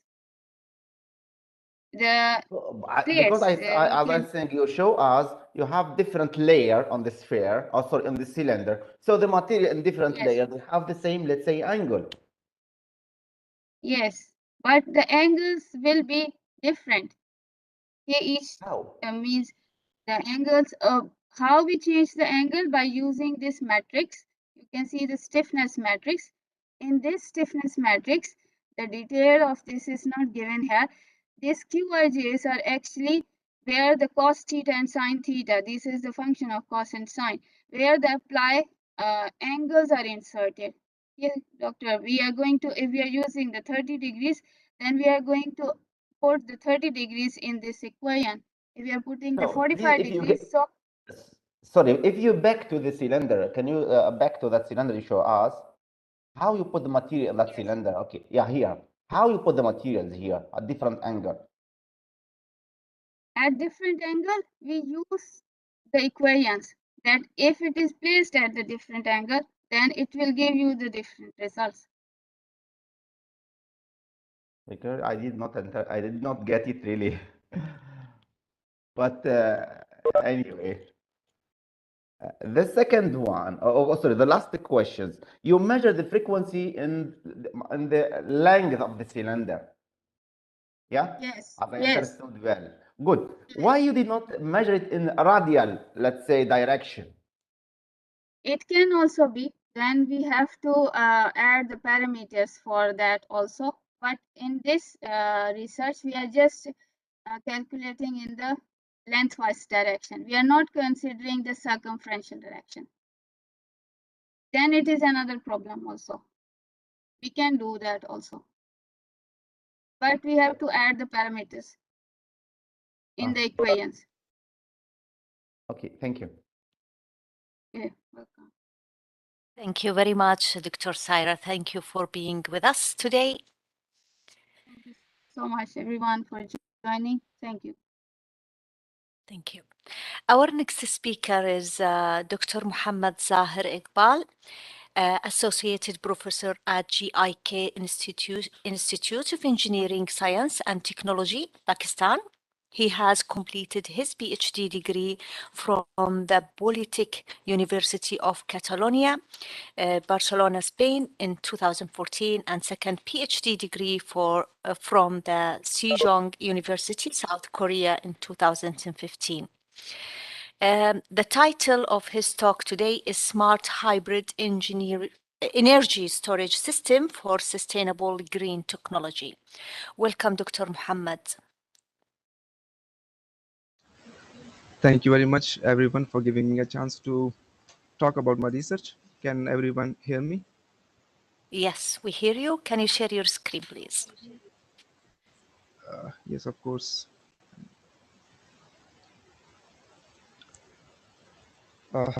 So, as Madam already mentioned, today I'm going to talk on smart hybrid energy storage systems for sustainable green technology.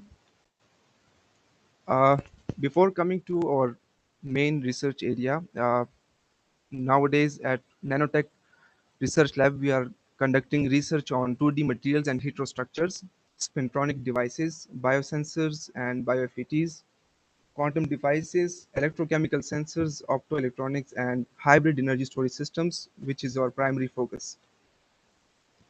As we all know that to the world, environmental friendly renewable sources have acquired great importance, and the natural sporadic supply of these sources make the evolution of energy storage devices substantially crucial. And owing to the efficient performance, convenience, and cost potential, electrochemical energy storage devices have been the core focus of energy storage applications in portable electronic devices, large-scale grid storage energy, and electric vehicles. Now, basically, we have two major energy storage devices which can be categorized into battery and a supercapacitor. Yes. So each one has their advantages as well as drawbacks. Like a battery has low power density, but it contains high energy density. On the other hand, supercapacitor can provide a high power density, but it has a low energy density. So we can build up a device which can combine the properties of both battery and a supercapacitor into a single device, which can be termed as a supercapacitor device. Now, the supercapacitor term is actually made from the super of the supercapacitor and the attribute of the battery. Now, the supercapacitor actually shows a high energy density. It also shows high power density. And apart from these properties, it is highly stable. Highly stable means that after thousands of charge-discharge cycle, its capacity retention, it doesn't lose its capacity. Now here in our lab, we actually characterize these supercapacitor devices by three techniques, which are termed as cyclic voltammetry, CV, the galvanostatic charge discharge, GCD, and electroimpedance spectroscopy. The cyclic voltammetry and the GCD is used to determine the charge storage nature and performance of the supercapacitor, and the electrochemical impedance spectroscopy is used to determine the electrochemical conductivity of the device. Now, in the electrochemical energy storage devices, charge can be stored by either the two processes. One can be termed as Faradic, and the second one is non-Faradic. In Faradic, there are two kinds of reaction which occurs in the device, that are bulk redox reactions and surface redox reactions, which can also be termed which occurs in pseudocapacitors. And in non-Faradic, charge is stored in electric double layers. Now, when we take the cyclic voltammetry, when we do the cyclic voltammetry characterization and the charge discharge cycles of the supercapacitors, we obtain the results in the form of the shown graphs. If we see the graph of the battery, we see very clear peaks, which can be termed as anodic and cathodic peaks that arise due to the redox reactions occurring at the electrode surfaces, as well as in the bulk of the electrode. But in the case of supercapacitor, we cannot observe these peaks, because in the supercapacitor, actually the charges are stored at the surface of the electrode, and no such reactions occurs. In the GCD, if we see there is a linear relationship between the potential and time. So as the time increases, the potential increases linearly with that. And the GCD of the battery is shown in this figure.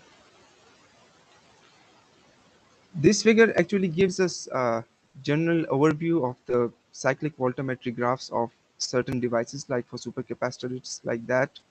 Now, For pseudocapacitor, it's like that. And for batteries, here it is. Now, if we combine a supercapacitor with a battery, the CV is going to come, the CV shape is predicted to be like that. If we combine pseudocapacitor with a supercapacitor, the CV is should be something like this one. Now, this graph is actually related with the previous slides. It's like if we have the capacitive nature, so the CV will be like a box type structure.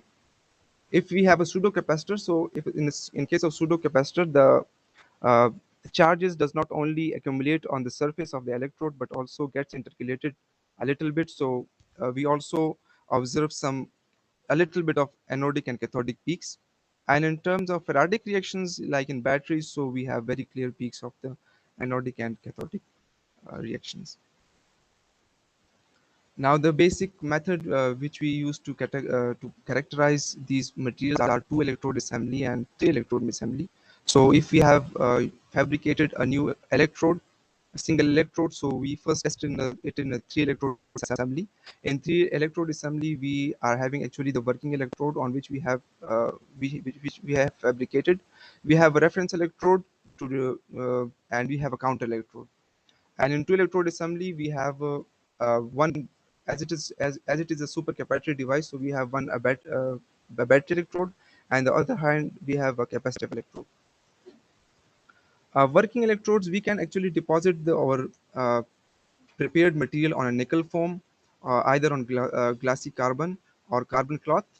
And counter electrode, we can use platinum wire or glassy carbon. And in case of reference electrodes, for we can use AgCl, HgO, and SCE. And for these reference electrodes, we actually select the most optimized electrolytes. And for example, for AgCl, it is KOH which we use. For HgO, if we are using the reference electrode HgHgO, then we will be using sodium hydroxide. So now for the counter electrode, we are actually using the activated carbon. And activated carbon is actually derived from biomass derived activated carbon. And the main reason is that the activated carbon actually shows a capacitive behavior. And we have seen the images of a CV of a capacitive grade materials, and it is very similar to that. If we can see, it's almost like a box type structure with no redox peaks. The GCD cycles, yes, here it shows that there is a linear relation of potential with time. So after the CV and GCD characterization, we also calculate the equivalent series resistance and the charge transfer resistance through the electrochemical impedance spectroscopy. And either we can predict the data through the Nyquist plot or the Bode plot. Either way is convenient. And these are some of the graphs that can be obtained from the electrochemical impedance spectroscopy. From the electrochemical impedance spectroscopy, we can actually determine that how much part we have, the diffusive part, and how much charges have actually the capacitive part. Now this figure is actually, we have theoretically calculated the capacitive and diffusive contribution of charges in a hybrid supercapacitor device using Dunn's model. These are some of the results that we have obtained for the SRO, strontium oxide pani, and strontium oxide pani graphene composite. So the summary of my presentation would be that actually we have a battery and a supercapacitor. So if we have to combine the properties of both these devices, we will have to fabricate a device in which we are going to take one electrode of a battery and battery grade nature and one electrode of a capacitor grade nature, and combinedly they can be called as a supercapacitor device. Now the device is actually going to give us enhanced power density and enhanced energy storage capability, as well as it will have a long cyclic life. And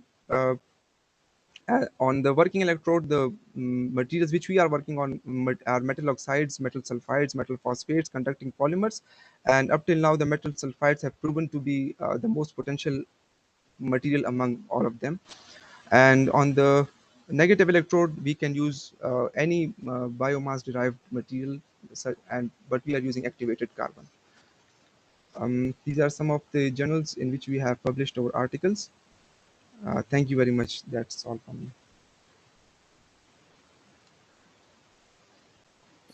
Thank you very much, Doctor, for your great speak. I have a question. You said that by combining the supercapacitor and the battery, we're going to have a high energy density, high power density. What about the disadvantage of combining these two? Is there any limitation?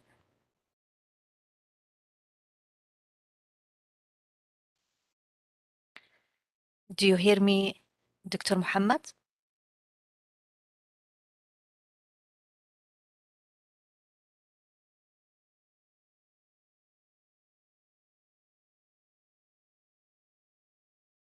Hello, Dr. Zahir. Can you hear us, please?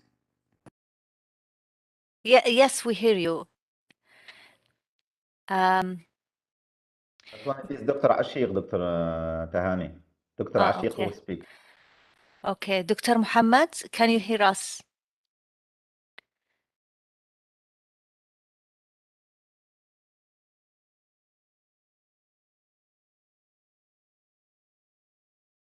Maybe he has an internet problem or some technical issue. So he's not listening to us, I think.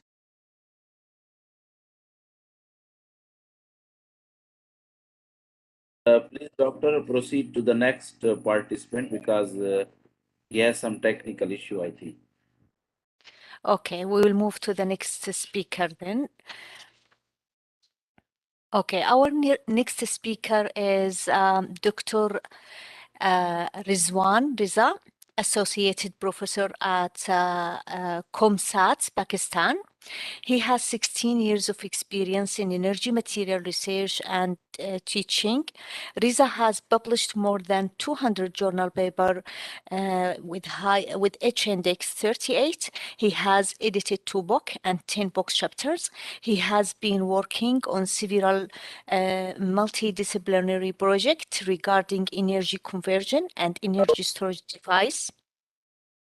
He received some of the remarkable awards world over. Dr. Riza has also established a well-equipped fuel cell research lab. So his title of his speech today is about clean energy materials for sustainable development. So welcome, Dr. Rizwan. And thank you for being with us today. Do you hear me?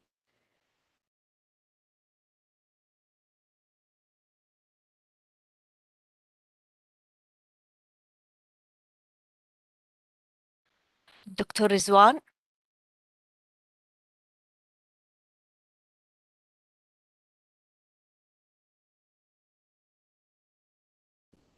Hello, assalamu alaikum, Dr. Rizwan. Can you hear us, please?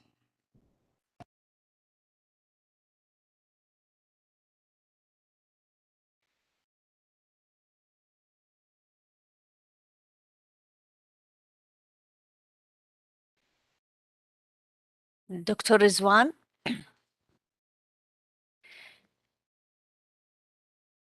Maybe he has a technical problem, so we will wait for him. Meanwhile, we will He's saying that he has present some the mic problem, so he's fixing the mic problem and mic he's problem. joining us. Oh, okay, that's great. That's great then. Hello. Hello, hello, welcome, Dr. Rizwan. Hear you. Yeah, thank you very much. Can you hear me now?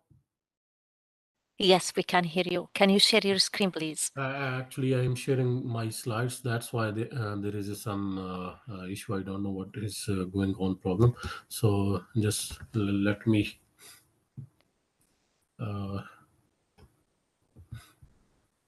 See.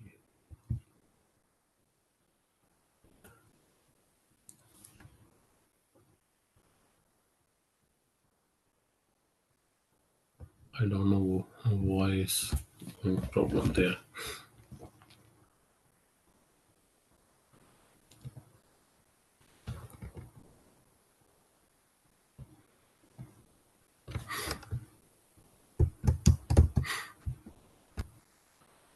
Actually, there is some problem when I'm going to share my slides. It's gone ahead. Some problem.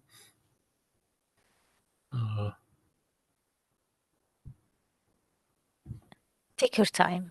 Yeah, let me check this.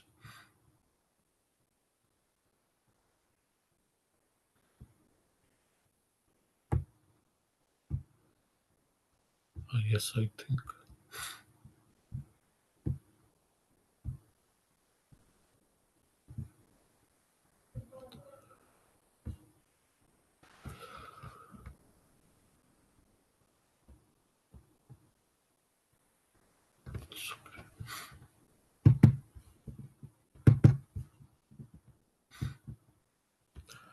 Actually, this kind of your software we have not used before in a different webinars and different online talks. So that's why might be some issue in some. Dr. Swan, there is a share button downside of your slide. Can you see Exactly, near the mute button? Yes, There is a share.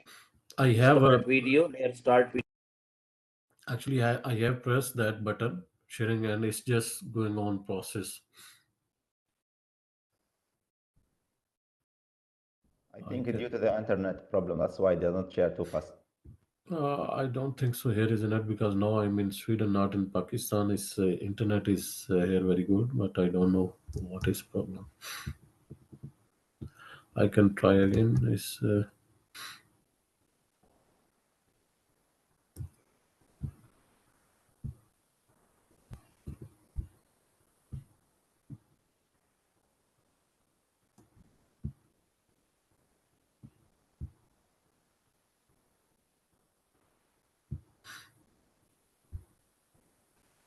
Dr. Rizwan, you send email in slides so that we can share your slides.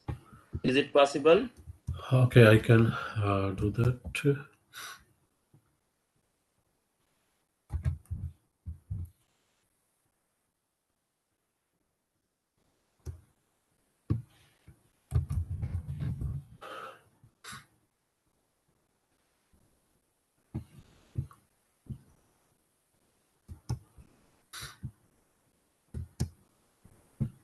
Can you send your slide to the email in the chat, please, so we can share it from our side? Okay, I'm doing that. I'm just attaching email. Actually, it's also more than 25 MB, but I'm doing to that.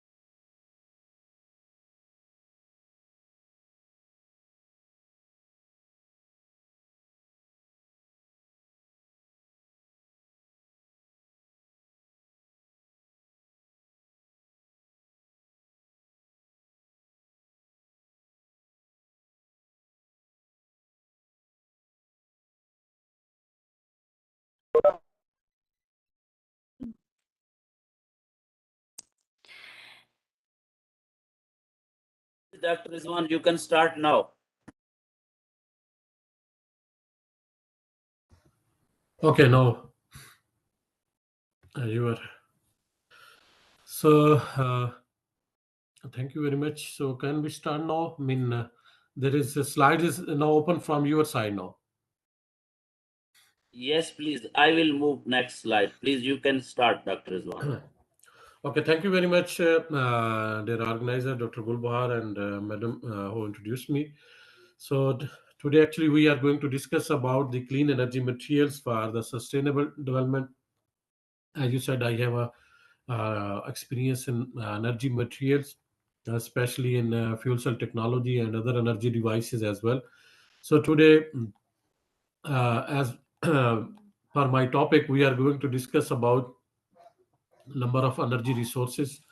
Especially there are different kind of energy resources, especially in a clean energy, but the sustainability in any technology is also so important, and therefore there is need of sustainable energy in every is very essential nowadays.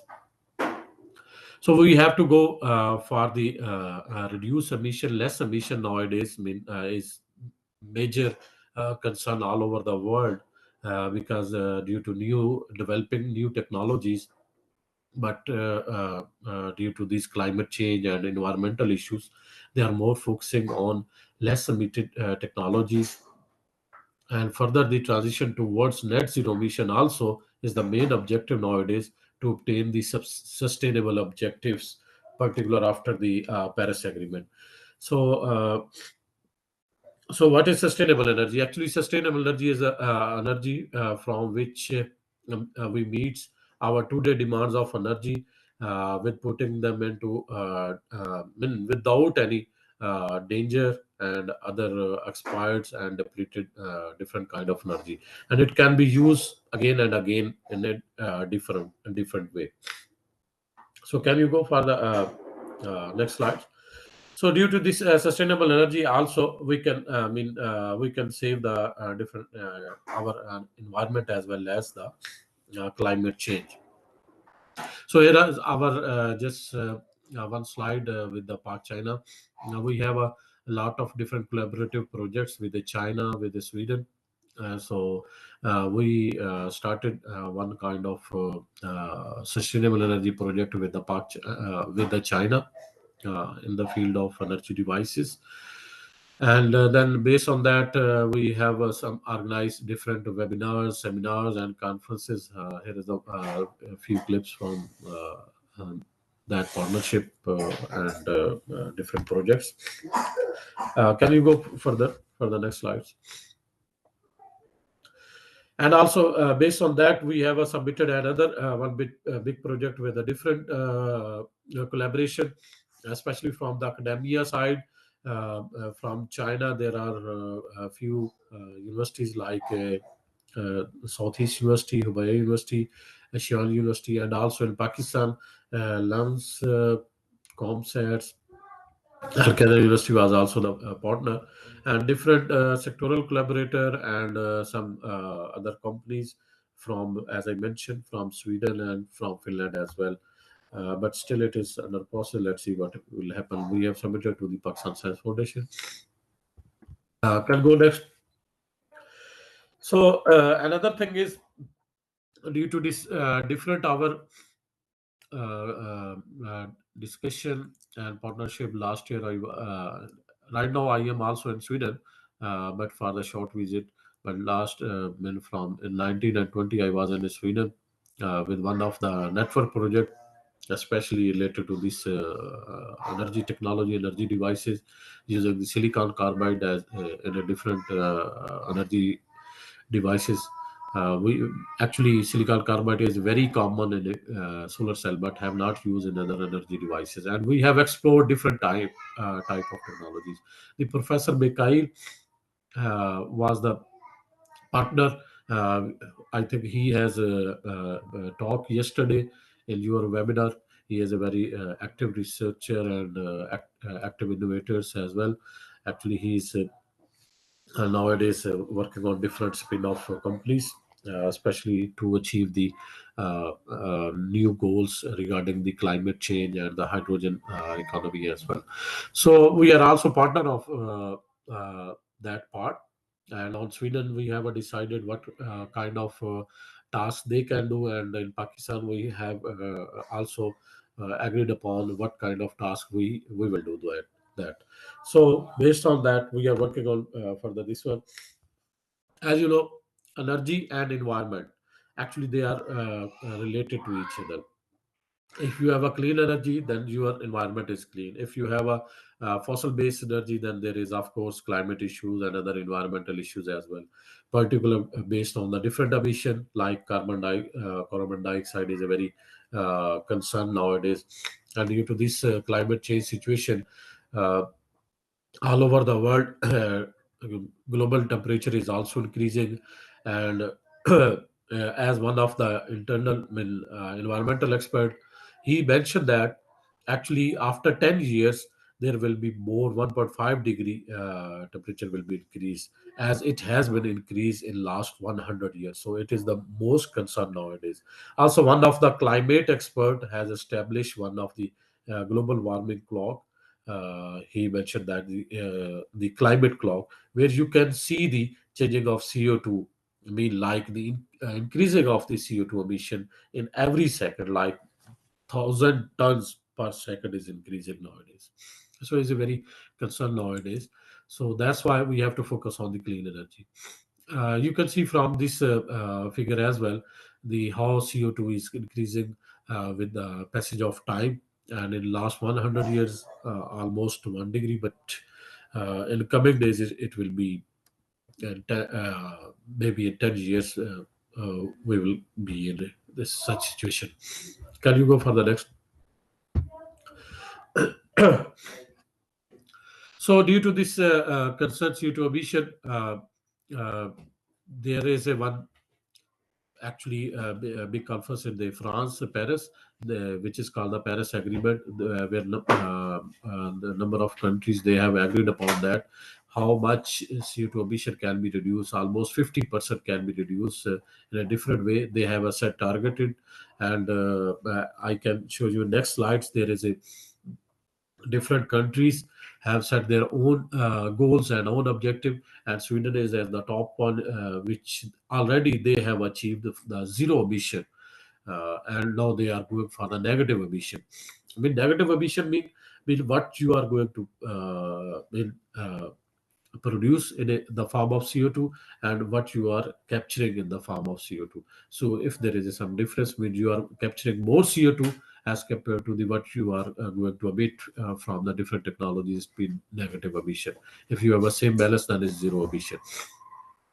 Wow. So therefore, there are I'm focusing in my topic in my talk two parts. One is based on the existing technology, fossil fuel based, and other is based on the clean energy, new emerging technologies. So in one part, the chemical looping system, actually, it has been introduced by the Chalmers University. I have done 1 year project also there. What is the chemical looping system? Actually, the overall chemical looping system consists of two reactors. One is the fuel reactor, and other is the actually air reactor. In fuel reactor, fuel reacts with the solid metals oxide, which is called the oxygen carrier materials. Actually, our focus is on oxygen carrier material, and it is circulated into the air reactor and reoxidize.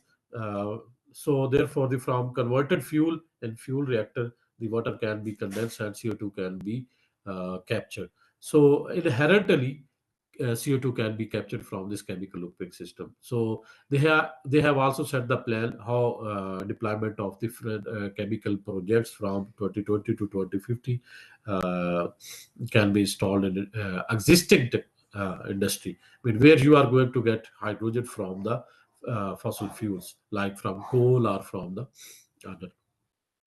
So there is the main challenge of the oxygen carrier materials. So oxygen carrier materials, what kind of the requirement is needed? We have divided in 4 parts, but it have many parameters, but major 4 parts. In oxygen transfer capacity, you should have to find some, of course, it is a low cost material which have a high oxygen transfer capacity. Another thing is the high reactivity with the fuel and oxygen and ability to convert into the CO2, and like a high reactivity and catalytic properties should be also there. So also those materials should be a low fragmentation, there should be no some agglomeration during the CLC process, and also because it is working at high temperature, thermally and chemically should be very stable. So oxygen carrier material, we have prepared it different streams with a lot of oxygen carrier material has been used, and there people are using, especially people are using on the natural ores. Natural ores are very cheaper, like a very common ilmenite iron titanium base, but thing is that its oxygen transfer capacity is very, very low. So that's why we have prepared some synthetic ilmenite material or iron titanium base, and with a different composition ratio. And we have seen that the iron titanium where have a 50% composition, it have a much higher oxygen transfer capacity. And also other streams like to introduce some new catalysts like in a molybdenum in a zinc and molybdenum nickel, and also iron manganese based and barium cobalt iron based, some perovskite based. Number of oxygen carrying materials have been tested. And as I mentioned, synthetic limonite is very good. I have to show some results in next slides. So here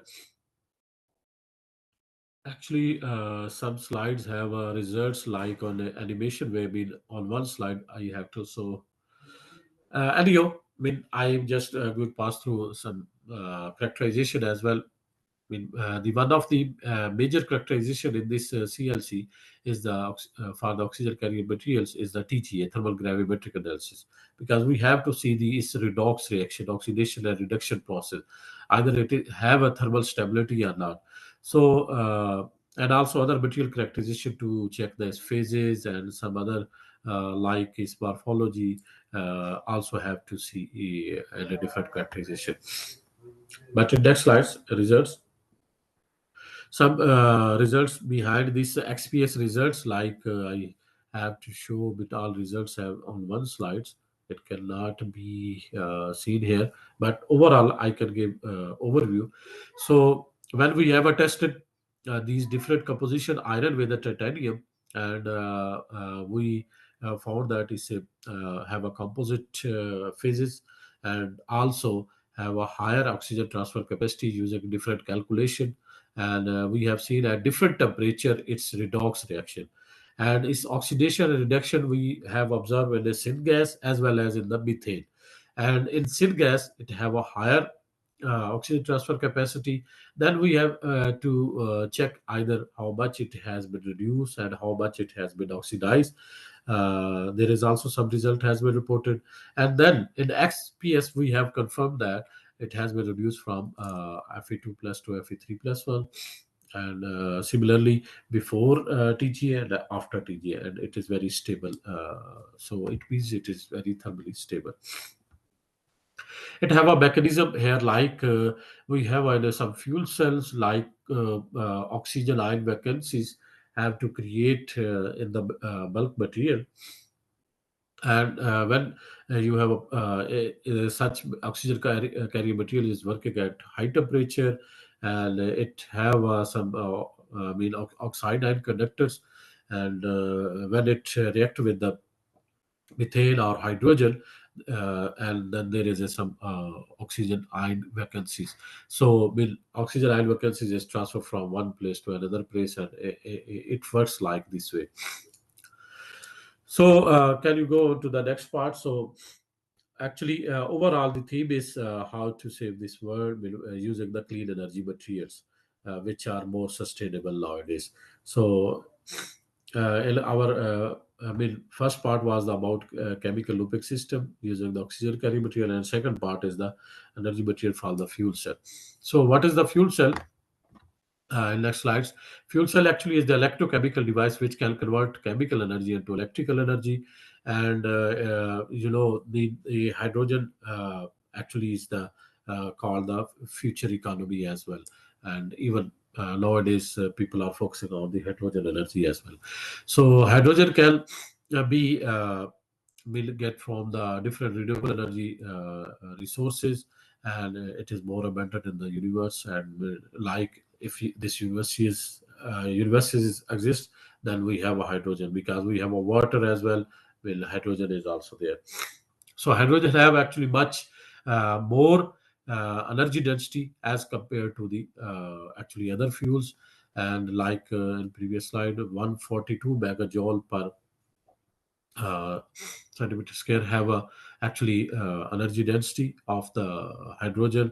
And mean, instead of, if I can compare, not exactly, if you are using almost 10 liter of oil petrol, and you can use 1 kilogram of hydrogen in your auto vehicle. So it is very, and also number of advantage of hydrogen energy. And also, as I said, the best utilization of the renewable energy resources is to get the hydrogen for the fuel cell.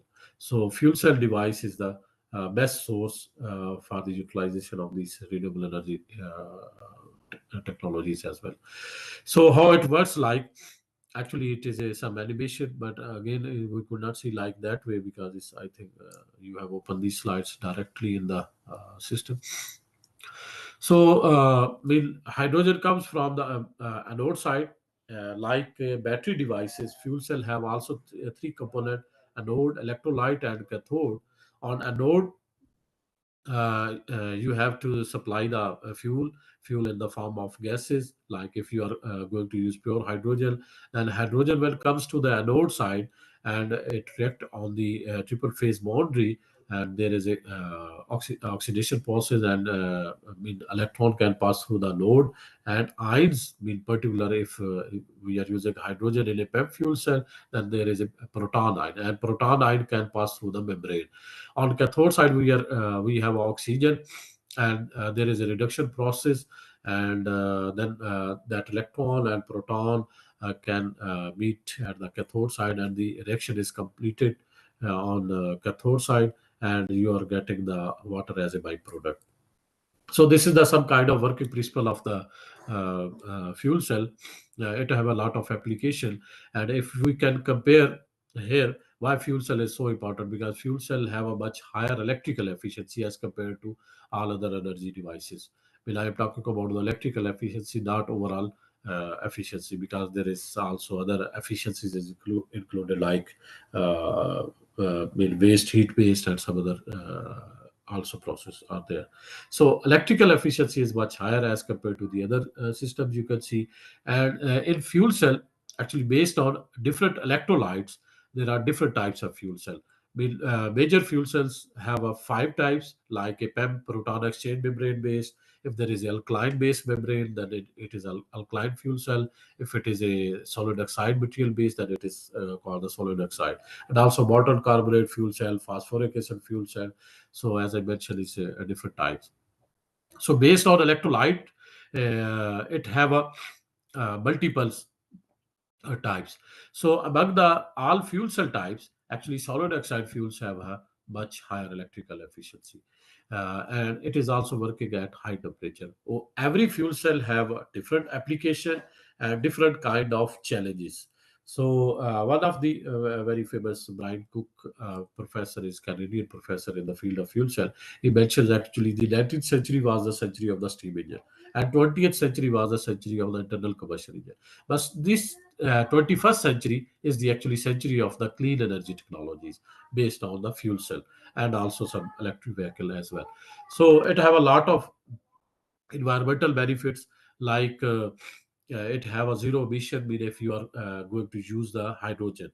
But in solid oxide fuel cell, it have a fuel flexibility. You can use other fuels like ethanol, methanol, and solid based, carbon based, gases based like biogas, syngas, methane, something like this. But it have a lot of environmental benefits, like water is the only byproduct, and there is no mechanical actually part inside the fuel cell. It is just 3-layer fuel cells. So only electrochemical behavior inside, electrochemical reactions are there. So no mechanical rotation and noise also there. So it have a lot of benefits. And next slides we will see the. Can you go further next? So as I mentioned, different technologies have a different challenges, and also in fuel cell, SOFC, solid oxide fuel cell, working at very high temperature, it has also a lot of challenges. But one benefit is SOFC, it have a higher efficiency, and other thing is we can use the low cost material. But in PEM fuel cell, which is working at room temperature or at very low temperature, like at 100 degree. But there is a problem at anode side. We are using catalyst is a platinum, and platinum is how much expensive. But in SOFC, the main advantage is we can use the low cost metal oxide materials. But thing is that there is one of the main challenges, the operating temperature, because this conventional SOFC have a operating temperature at 800 degree, 900 degree. How to find and address these challenges? Actually, we were involved one of the European project in Sweden with the professor when I was doing PhD with the professor Zhu. The project was called the NanoCos, to introduce the nanotechnologies in the fuel cell, and it has been divided into these 5 parts. How can we address these challenges? In order to lower the operating temperature of SOFC, you can introduce the interfacial material design. You can design a such material which have interfaces, and also you can introduce a super ionic conductor as well. And also you can use a hybrid ion conductor. As I mentioned, fuel cell working principle, there is a membrane where hydrogen ions can pass through that. But here we can introduce the hybrid ion conductors, like oxygen ion and proton ion conductors. If both ions conductor are there, then you can enhance the ionic conductivity of the material. So anode, electrolyte, and cathode. In electrolyte, there is a challenge actually, can you go for the previous slide? In electrolyte, actually the major challenge is to give a 0.1 Siemens per centimeter square. Actually is the standard parameter to get the good performance in a fuel cell. You need 0.1 Siemens per centimeter as a ionic conductivity in electrolyte. But in conventional system, electrolyte is a UTS stabilized zirconia based material, and it have a 0.1 Siemens, but at very high temperature, 1000 degree. But now people have reported also at 800 degree as well. Then some researchers have reported the doped cerium material, which can be obtained similar ionic conductivity at 700 degree. But based on this NanoCos, similar ionic conductivity can be achieved at the 300 degree using different nano techniques, and also using these interfacial material design and the hybrid ion conductors and functionalized material and a different kind. So this nano composite actually can enhance the stability and also can enhance the conductivity of the material. In next slide, we have reported actually one of my PhD student. She have prepared a co-dot material and coated with the carbonate materials, like you can see here in this next slides. A microstructure analysis of strontium STC carbonate. Can you go further about? Excuse me. Hello.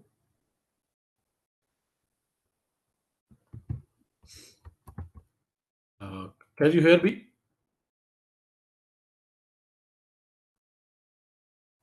Yes, yes, we can hear you. Actually, Dr. yes, Ashi? yes.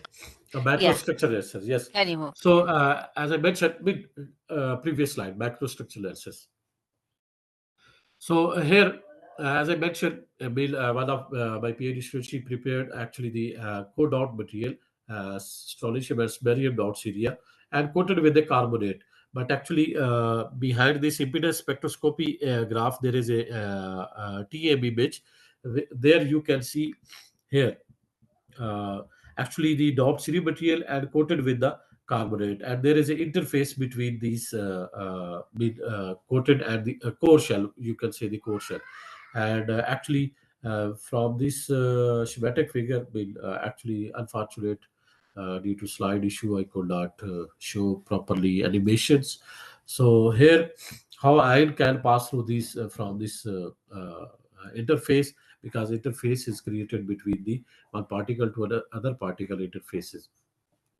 So from there, you can see with the pure cerium have a less conductivity as compared to the carbonated, and composite coated with the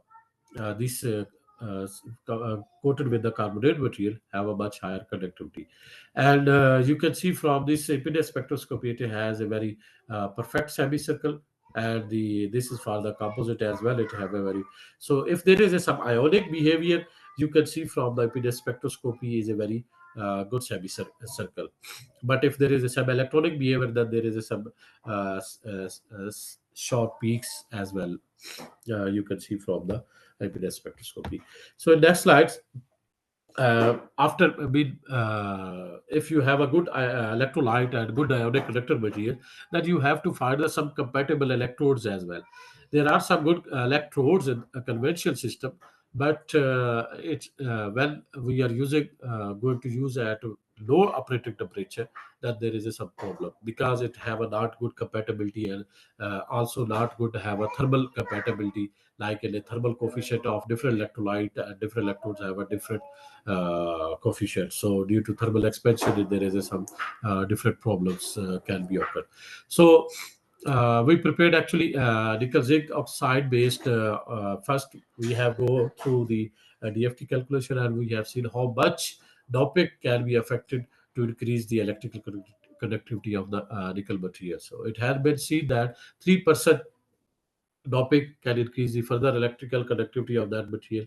As I mentioned, in electrolyte, we need ionic conductor, but electronically it should be a insulator. But in electrode, it should be a mixed ionic and electronic conductor. We need electronic conductivity as well as ionic conductivity, because at anode side when there is an oxidation process, and ion and electron is separated, so it has been also to conduct the electron and also have to conduct the ions. So after using these compatible electrodes, we have tested in a fuel cell, and we have seen that it have increased the fuel cell performance, is power density as well as the current density. More power density is more than 1 watt. So from this schematic, from this microstructure of the complete cell, will electrolyte have a dense, and anode and cathode have a porous material. So can you go for the next? Further, to see the effect of different alkaline earth metals in using as a dopant in the electrolyte.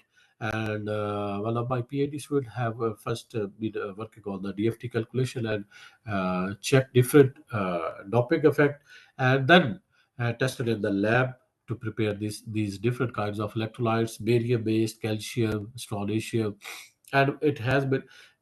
We observed that the barium have a more oxygen ion vacancies in such kind of electrolytes when testing at 500 degree and 600 degree, and it have a more power density as well. So when we have tested in the fuel cell using the electrode, it means these code of electrolyte have also good compatibility with the previous electrode as well.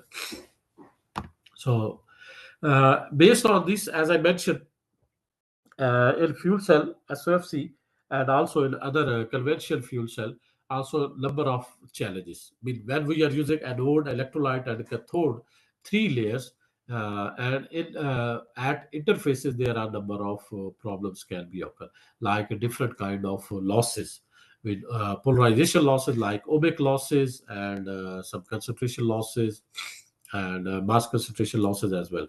So in order to overcome those losses, different people are working on different technologies. At that time, actually, we have introduced this one single layer fuel cell bin. If there is a single layer, then there will be no some issues on compatibility like anode, electrolyte, and cathode. Actually, anode have to prepare separately, electrolyte have to prepare separately, and also cathode have to prepare separately. When you have to combine these in a one single device, there can be different issues. So if you have a one only single layer, then it would be very nice. Mean like there will be a very less chances of the ohmic losses as well as the overall polarization losses. So then using based on our previous knowledge on this SOFC, we have introduced this new energy conversion device, which is called from 3-layer to single layer. But it is also mixed ionic and electronic conductor. If you can consider one page of any paper, with one side can work as a anode and other side can work as a cathode. And when you have applied is fuel like hydrogen and other fuels, then there is a potential created, and like a PN junction, there is a depletion layer inside PNL. It can be created similar way. It works like in a similar way. We can say the virtually layer can be created, and it can work as an electrolyte, which can stop the electron but can allow to the ion can pass through the such paper. It have a lot of advantages like previous fuel cells. I mean, it can be also used in a different fuels like ethanol based and some gases based and some solid based. So and we publish in some good journals like in Advanced Functional Material, and also actually Nature Nanotechnology have also reported these 3 to 1 build 3 component to 1 electrolyte free fuel cell. So can you go for the next slide? So that there is also some challenges when we prepare this single layer fuel cell, but have to improve. Earlier, it's have a very low performance, low efficiency as compared to the conventional, but have to optimize the some parameters. So first, we have to see, as I mentioned, it is a mixed ionic and electronic conductor. So we have to actually balance. We have to optimize its ionic and electronic conductivity in that material. So that's why we also call the semi-ionic membrane, because it have some semiconductor material and also some ionic conductor as well. So one of MS student, my MS student, she actually have done this work, how to tellurize the ion and band gap. How can we tune actually the such kind of material by using different ion conductors, and how can we get some better performance. So and then we publish in Material Today Energy. Here you can see the comparison of, here is a conventional SOFC using the same material, and here is the single layer fuel cell. It have a much better 0.7 almost 0.67 watt, 750 milliwatt, and here is the almost 275 milliwatt per centimeter square is the power density. So next slide. Then further, actually, we have also published based on to see the cadmium doped zinc oxide material to see the different electrical and optical properties, and using the some here is actually work some theoretical calculation, and I could not see in the slides, but anyway we have published also in fuel cell. And this DUD device, actually there are a number of fields have to explore. So then one of our project to see is there any quantum mechanical behavior in this single layer membrane, and we have found that that there is actually some quantum tunneling effect is also there.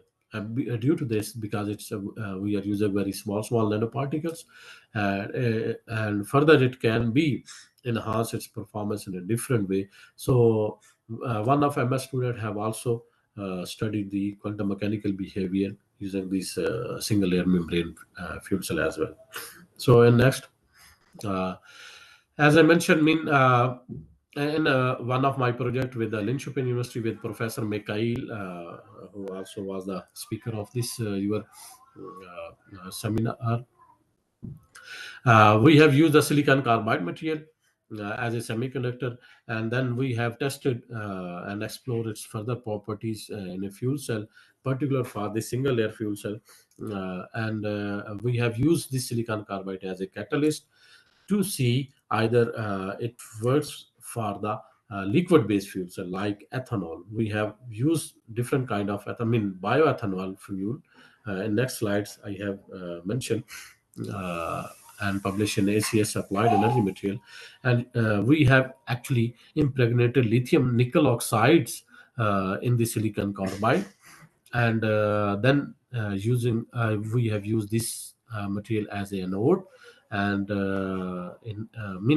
anode like a anode layer in this single layer and also in 3-layer cell, and it shows some it's not very good performance, but at least it has working, and there is some electrochemical behavior and redox reaction is completed, and we are further optimizing this cell, and it have some good avenues to explore further. So, and next, also some working project on catalyst for the hydrocarbon fuels to see different methane, biogas, getting from different waste material. Actually, we are focusing on different projects, from waste, municipal waste, from rice husk, from different agriculture waste. We are getting the biogas and trying to use those biogas in these fuel cells as well, to use in a clean as a clean energy device and clean energy way. So just completed one of another PhD project to use the direct liquid fuel cell. Actually, this project is also Nissan auto vehicle company. They are using and working on this bioethanol. Actually, we have also started on the same year project, but and further seeking new collaboration with them as well. So next, can we go because this time is going. So this one of the project CO2 separation membrane. In earlier slide, I have shown the carbonate coated materials. In one conference we were there, and one of the Portuguese Professor Marcus, is very also good researcher and famous professor in the field of molten carbonated base materials. Actually, we have used this membrane, and he told this membrane can be also try in a CO2 for the CO2 separation membrane, and he used our membrane and found that it is very good, and it can be used because there is a carbonated coating on the cerium, so that interface actually can help to pass through the carbonate ions, and it can actually the CO2 can be separated from using this membrane as well. So it is also very good project, working very well within Professor Portuguese.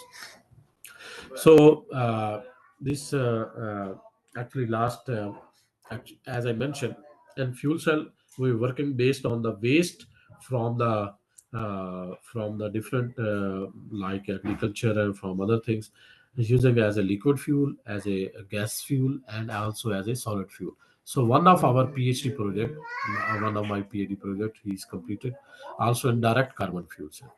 How can we use carbon directly in a fuel cell? And we have also get carbon in a different like bituminous, and also we get from the different coal from different areas, and we have tested in carbon-based fuel cell have a low efficiency, low performance, but as compared to the conventional system, it has a very, very low emission. So it can be used as in a clean way, particularly when we are using in a fuel cell. So we have published also in this area a few papers. So can you go further next? So overall, I think I have to close my lectures, slide about these clean energy materials. As you see, we have a lot of research work using conventional way and using in the clean energy way, and with the different projects, with the different collaborations. So I would like to thanks all our different Chinese universities, from university from the Sweden and also university from the Finland. So one of university we have also collaborated in the, actually in Turkey and UK. But a more frequent collaboration is frequent publication. We are going with the Sweden and China and Finland as well. So thank you very much. Here is our fuel cell group, and I'm working also on different books, editing, and I am also guest editor of special issue of Energies. If someone is interested to submit energy related me like in a clean energy materials, any paper is most welcome. And we have also introduced on Society Secrets, Society for the Clean Energy, Clean and Renewable Energy Technologies, Composites as well. So only at the end of my always lecture is last message. So we have to talk, and we are talking a lot of about the how to get the clean energy and how can be sustainable and how can we save the environment. But main thing is how can we save the energy as well. What we have already, we have to focus also on that. How can we save the energy? And we should choose the clean energy way, and then we can save our environment. Thank you very much. Overall, I have passed so quickly on my, sorry for the disturbance for my slides. Actually, I could not show some kind of slides which have a good animations for different results. But anyhow, I think I have delivered my message to all of you about my topic. Thank you very much. If you have any question, you can ask. Thank you. Thank you very much. Thank you for sharing your work with us today. Does anybody have a question? Let's see.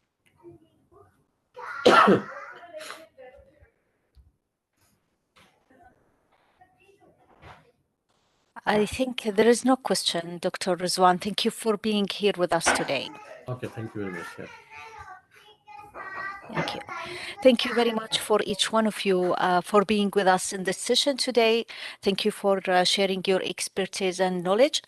And thank you for the audience for being here. And just to remind them, if to get the attendance certificate, you can complete the application in the link which located in the chat box. We will see you at 1 p.m. for the next session. Thank you very much.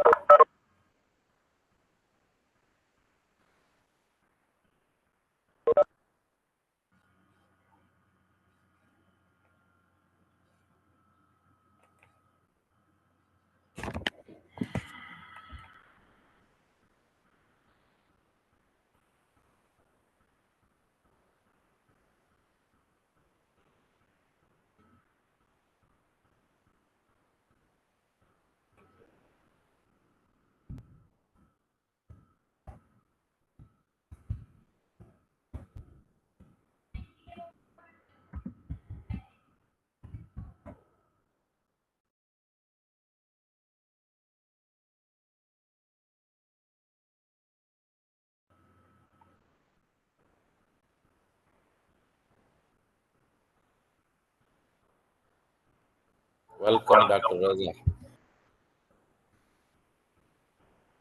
Good afternoon, everyone. Welcome to session 2 of the second international webinar on science, sustainable development, and ecosystem in Saudi Arabia. I am Rima Al-Bilali, and it is my pleasure to be chairing this session, which will run from 1 p.m. until 3:30 p.m. There will be 5 talks, and every speaker will have 20 minutes for their presentation, followed by 10 minutes for Q&A. I will remind each speaker 2 minutes before the time is over. If you have any question, please write it down in the chat, or you can ask your question at the end of the presentation. Our first speaker for today is Professor M. Allam Saeed. He is a professor and director of science and technology faculty at the University of Education, Pakistan. Also, he is a member of Albany High Energy Physics Group and many more scientific bodies. He has more than 500 publications, 164 conference papers. His talk today will be about ion oxide nanoparticles for safe drug delivery applications. Welcome, Professor Allam. Assalamu alaikum, and thank you very much for the nice introduction. So let me start. So I have to share my screen. So can you hear me, please? Yes, we can hear you. Go ahead, please. Okay. So would you please see my screen? Yes, it is clear. Okay. Bismillahirrahmanirrahim. This is Dr. Alam Said. I am working as a Dean and Director, Faculty of Science and Technology, University of Education, Lahore. Today, I am going to talk about iron oxide nanoparticle for safe drug delivery applications. So let's start from the background. According to American Cancer Society, their report to 2021, they have estimated that 1.9 million new cancer cases were diagnosed and 60,870 cancer deaths in the United States during last year. So cancer is one of the biggest disease all over the world. It's not only America, Pakistan, Saudi Arabia, but it's all over the world. So there are actually 2 methods which are known as conventional method. One is the surgery and radiotherapy, and other one is the chemotherapy. Both these method technique, they have their own issues and problem or side effect. In surgery, they have actually limited access to cells. We cannot do surgery at every place where the tumor do exist. And same kind of issue are associated with radiotherapy. When we do radiation, they can also kill, or they can, death our or destroy our healthy tissue or cell, in addition to the cancerous one. That is not actually acceptable. The next one is the chemotherapy. There are a lot of issues associated with the chemotherapy, because in case of chemotherapy, the concentration level of the chemotherapy to the cancer tissue or cell is low, and then they have a lot of side effects on human body. So these two conventional methods have a lot of problem, and so we are looking for something new which must be safe and more effective. So with the development of nanotechnology, especially its application in biological and clinical application, such as, we have hyperthermia, they are being used in cancer imaging and drug delivery purposes. So we are actually going to discuss what is the use of this nanotechnology for the treatment of cancerous tissue. Well, what are the issues which are related with the development of nanotechnology in case of cancer application? So we have to concern about the shape of the nanoparticles, their size, their toxic effects, then their distribution profile, and then the surface characteristics. So these are the issues which we have to see while doing or working on the nanotechnology in the cancer treatment. So we actually do this. We have chosen ferric oxide or iron nanoparticles. Why we have chosen these iron nanoparticles? Because of their small size, they perceived or they stay for a long time. They are compatible to the human body, and their low toxicity. Another the benefit of these iron nanoparticles is we can prepare their water-based suspension, and then we can actually have magnetic behavior. We can control their movement using magnetic. And then the last one, these nanoparticles are cost effective. They are cheap, very cheap to prepare. What are the research objective of this study? We have to synthesize of iron nanoparticle, then we have to characterize them, then we have to study the in vitro biodistribution, and then in vivo biodistribution studies. So these are the four objectives of our work. In research methodology, the first thing we have to prepare our sample using crop precipitation method, and after that we will characterize our sample by XRD, high resolution TEM, EDS, FTIR, and VSM. Then actually we will do in vitro cytotoxicity, and we use cells culture HeLa cell line for this purpose. Then we use TC99, Technim99 for the labeling and to find out the labeling efficiency. And the last we will do in vivo biodistribution to a ZAPET. So how we synthesize our uncoated iron nanoparticle? So in first step, we have to mix basically ferrous chloride and ferric oxide. So we will take actually FeCl3.6H2 1.2 mole, and then we mix in 60 milliliter of deoxygenized water, and we will basically at this 60 Celsius, and we will vibrate them 450 RPM revolution per minute for 25 minutes.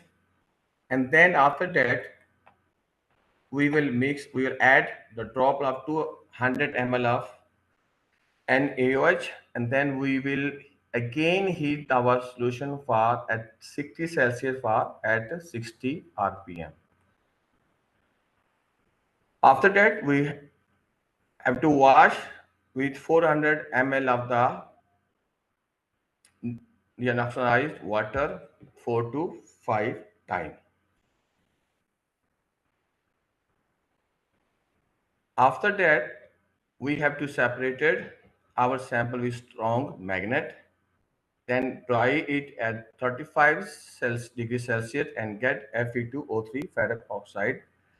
Then we have to prepare the aqueous sample suspension. What we have to do, we will add this sample our Fe2O3 with 250 milliliter deionized water at 65 degrees centigrade at 1000 rpm for 2 hours. And then we will get our sample in this shape. Next one is our aqueous suspension of the iron nanoparticle. You can see this first one, figure A, is the experimental setup to prepare our suspension of iron nanoparticle. These are our dry sample powder of iron nanoparticle. And this figure C, you can see the aqueous suspension of the iron nanoparticle and their external magnetic field. You can see due to this external magnetic field, or our nanoparticle are directed towards this side. Next, we will discuss the crystallographic structure and morphology of our sample. Here, the XRD analysis of our sample revealed that the sample is polycrystalline in nature, and appearance of the broad diffraction peak, they confirm the nano-size nature of the crystallites. The lattice planes correspond exactly to the standard pattern of face-centered cubic spinel Fe2O3. Then next figure is our HR high resolution TEM image, and it confirms the crystalline nature of the uncoated iron nanoparticle. You can see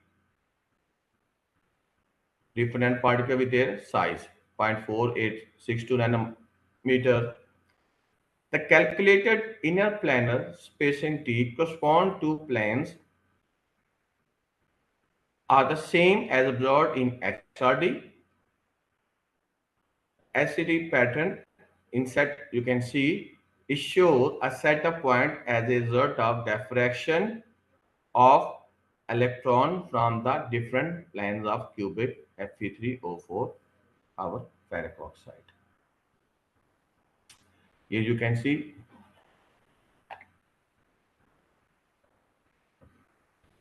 next, we have to discuss the compositional analysis and the absorption band study of our sample. The EDS spectra along with atomic percentage, you can see, of the elements in uncoated iron nanoparticle. You can see we have our Fe is 50.37%, oxygen 41.54%, then total is about 100%. Then next one is our FTIR spectra of the uncoated iron nanoparticles. So you can see both are saying that before this, its behavior is magnetic. Next, the nanoparticles, their profile and magnetic properties of our prepared iron nanoparticle. The TEM image and size distribution of uncoated iron nanoparticles. The nanoparticle with the set size behave as a single super spin with this 20 nanometer, which is desirable in case of magnetically targeted drug delivery. Here you can see in second figure, this is our uncoated nanoparticle, and then when we apply the magnetic field, the magnetic profile of uncoated iron nanoparticle at room temperature.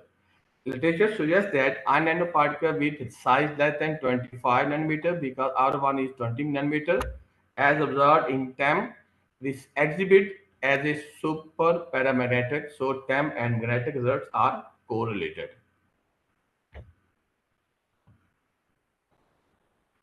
Now, the morphology of HeLa cells and cytotoxicity of the uncoated iron nanoparticle. Here one can see the blue one line show the actually literature or ideal half maxima in laboratory concentration, IC50 to 250 microgram per milliliter. So variation, this uncoated iron nanoparticle concentration, microgram per milliliter, and then their cell survival per percentage. The variation you can see as we increase the percentage, the variation cell of survival as a function of concentration of the uncoated iron nanoparticle. Then next one is the optical micrograph of HeLa cell line without treatment. First one is that there is no treatment. In second, cell treated with 250 microgram per ml. You can see after this, there is effect of our nanoparticle. We can see easily. And then at 500 microgram, it's very evident. Next one, we have to find out the labeling efficiency of our actinium TC99M. So here you can see this is our TC99 count at the lower end, and then this is the free TC99 count at the upper end. The gamma camera image of the dried chromatography paper, this is a chromatography paper of iron nanoparticle labeled with TC99. The measured labeling efficiency of iron nanoparticle labeled with TC99 is found to be 85%. If the percentage of labeling efficiency of iron nanoparticle means TC99 count at the bottom here, then total strip count and then do 100. So it indicates that it is significant and suitable enough for in vivo biodistribution study and medical application. Now, we will go for in vivo biodistribution study. So you can see here, we have about 15 different images. The biodistribution study under the GE Infinia dual head SPECT gamma camera of injected TC99M labeled iron nanoparticle is made in a male Zabert. So images 1 to 15, from 1 to 15, 1, 2, 3, 4, and so on. They are taken after every 60 seconds, mean after every 1 minute. And they are displayed to describe biokinetics of the TC99 labeled iron nanoparticle in the body of a rabbit. A careful observation shows that the kidneys, you can see here the kidneys, start appearing immediately as seen in the image right from the first one, while the impression of the bladder intensified continuously starting from the 5th minute. This one, the 5th minute. It is important to mention here that the observed route is a standard followed by TC99. So the way they are moving from kidney to bladder and so on, is a normal or standard. And initially increased uptake in the heart and lungs region came after the first pass of blood flow through the heart, then it entered into the main bloodstream.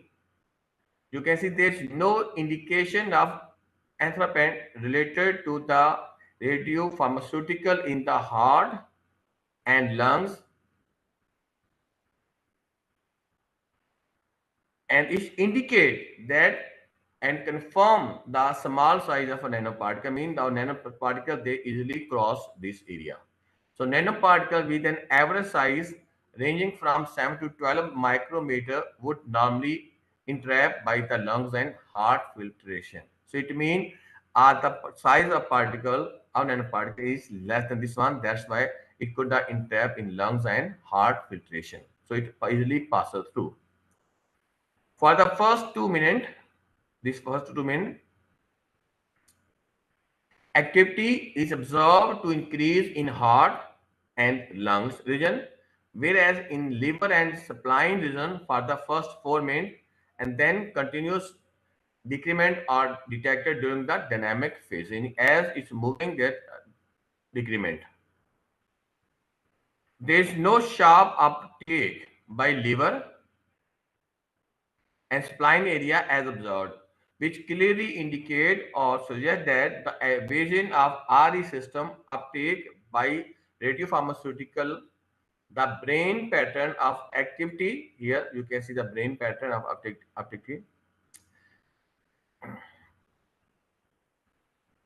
The activity accumulation seem to be completed after 6 minutes, mean after this one you say is completed,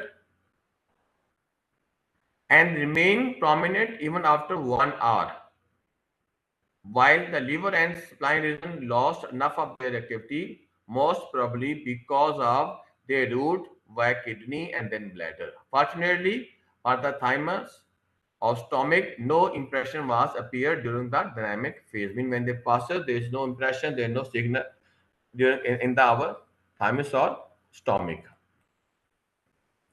Now we will discuss the quantitative uptake and clearance analysis of the initial whole body image. So you can see there are two figures. One is uptake in liver and brain in the dynamic phase.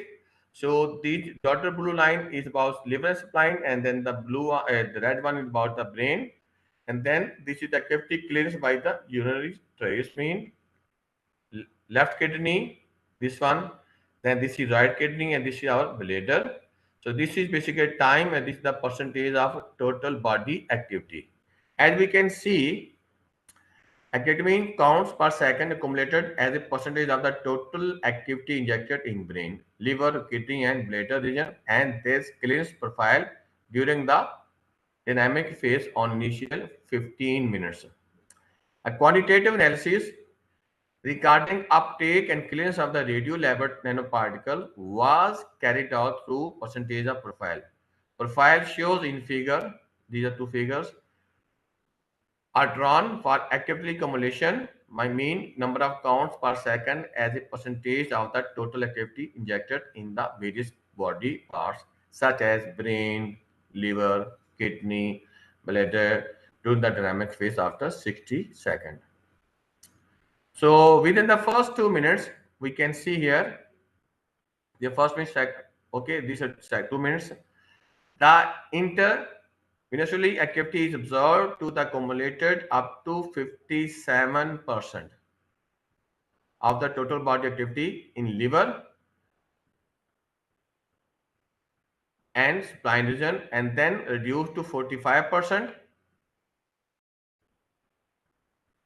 during the dynamic phase. The observed reduction in activity might be a result of some degradation or split of the Tc99 and nanoparticle complex and clearance through the kidney. Radiopharmaceutical accumulation in brain. This is our brain. We're talking about this one. Reached to a stable profile value of the 40%. Here you can see about 40%.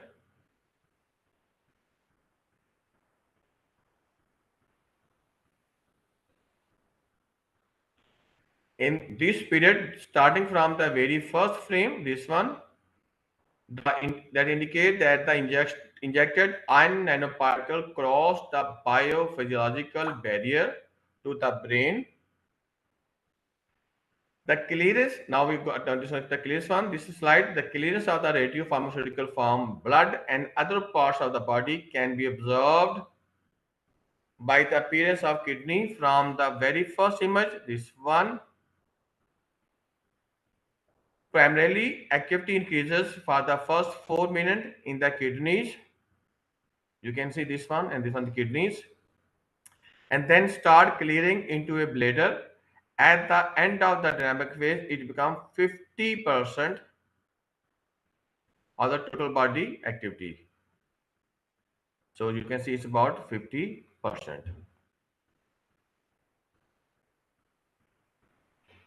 Now, we are going to discuss the final whole body imaging. You can see we have the 4 figure here.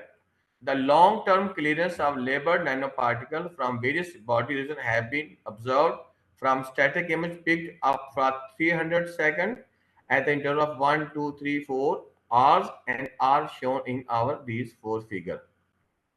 The masking of the bladder and the site of injection in the top left image, it results in the good visual quality of the rest of the image. You can see is the one of the best. And indication of the deterioration of the Tc99 iron nanoparticle complex and availability of the free Tc99 in blood evident from the accumulation of activity in thymus after 1 hour. You can see here, while the stomach area after 2 hours. Liver and spleen are almost drained off at the 4th hour. Here, this is the 4th hour. Through the stable blood pool emerged still prominent. This observation it indicates that the evasion of the RES by Tc99 nanoparticle complex for that particular duration of time. It is obvious that blood retention time of the injected nanoparticle drug largely depend on the size of those particles. Smaller the size, longer the retention time for particle to retain in the blood. In the present study, which we have done, of course, iron nanoparticles, they cross the blood-brain barrier, BBB, owing to their smaller size. That's one of the biggest achievement of our study, because our nanoparticles... Sorry to interrupt you. You have 2 minutes left. Okay. So literature suggests that application of the various coating of hydrophilic compound could be used to enhance the blood retention time and evasion of the RES system. While it is important to mention here that the nanoparticles retain in the bloodstream of the for enough time and make them visible further, they're using the anti-cancer drug loading. It means our nanoparticle can be used for the drug delivery and drug loading. So this is the final whole body quantitative uptake and clearance mean. Here you can see we have 1 hour, 2 hour, 3 hour, the post-injection time, and then basically their uptake and clearance inertia of the various organ for longer and time duration shown in the figure. So this is our kidneys, left kidney, right kidney, then this one of the for brain, and then our liver, spine, and then heart. So in count in the organ as a percentage of the total body count in their particular frame are dependent by the different bars. It can be seen that the maximum accumulation in the most of the organ as compared to that rest of the body is observable after even 2 hours of the interval that shows a continuous uptake of the any particular organ. After time of 2 hours, 3 hours, the most of the activity has been cleared from the major. You can see our activity, our nanoparticle have been cleared. From the major organ, brain area depicts a highest accumulation activity when compared with other organ during the particular interval time. This ratio observed to be decreased after 3 hours, which indicate a higher blood pool concentration. After 24 hours, the image reveals the occurrence of clearance of almost all the activity from the body. That's it means another good indication of our nanoparticle. So same is the count. Next one we did. In summary, one can conclude that the most of Tc99 labeled iron particles are accumulated in liver and kidney. That is no logical since these organs try to clear any foreign object injected into the body. So you can see this is our count in rabbit whole body and the magnetic side. This is their body and this is magnetic. So uptake in brain and liver area are of the most interest. However, our observation reveals that there is no uptake in lungs area in contrast to that observed earlier in the mice, which might be due to the difference in the physiology of rabbit.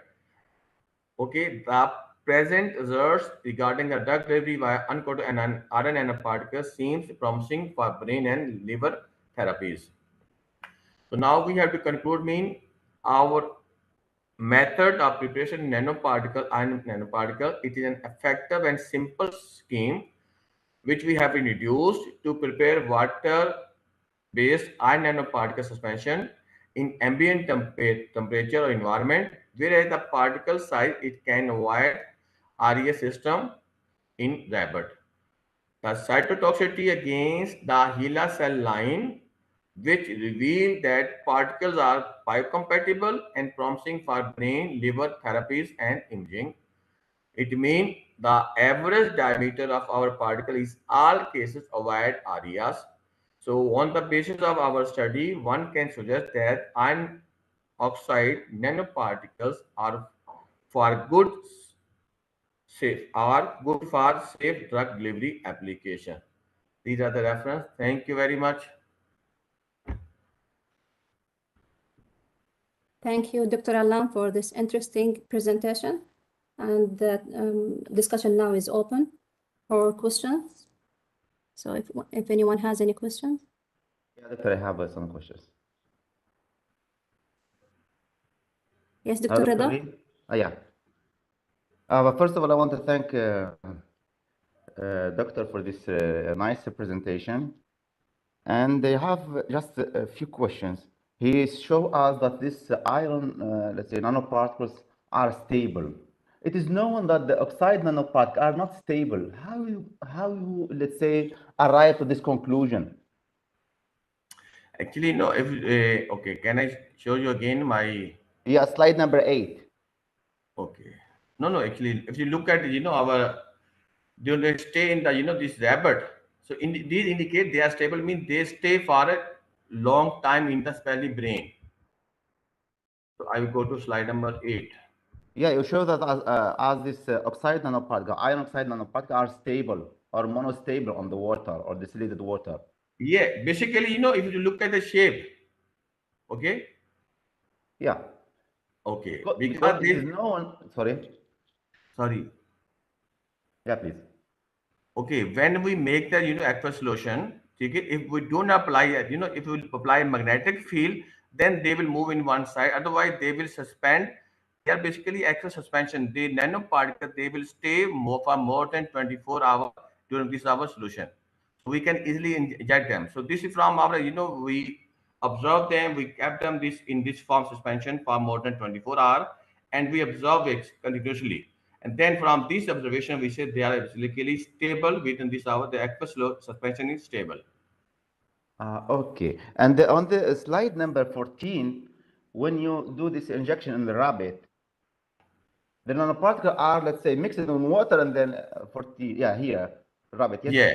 Yeah. So how you do the injection of this nanoparticle? When it is mixed with blood or when it is mixed with water? Why? How? No. Actually, we use them just like we do. We have some antibiotics. Then in powder form, we use some distilled water, and then we make the suspension and then inject in body. Similar kind of, we use our suspension of nanoparticle and then they injected in the bladder of a rabbit. So if they are mixed in water, how you inject water in the blood? No, actually, we can use our distilled water or our deionized water. We can use just like we use for we have many antibiotics. Okay. And the next question: how this, let's say, this nanoparticle go directly to the cell that it has the tumor?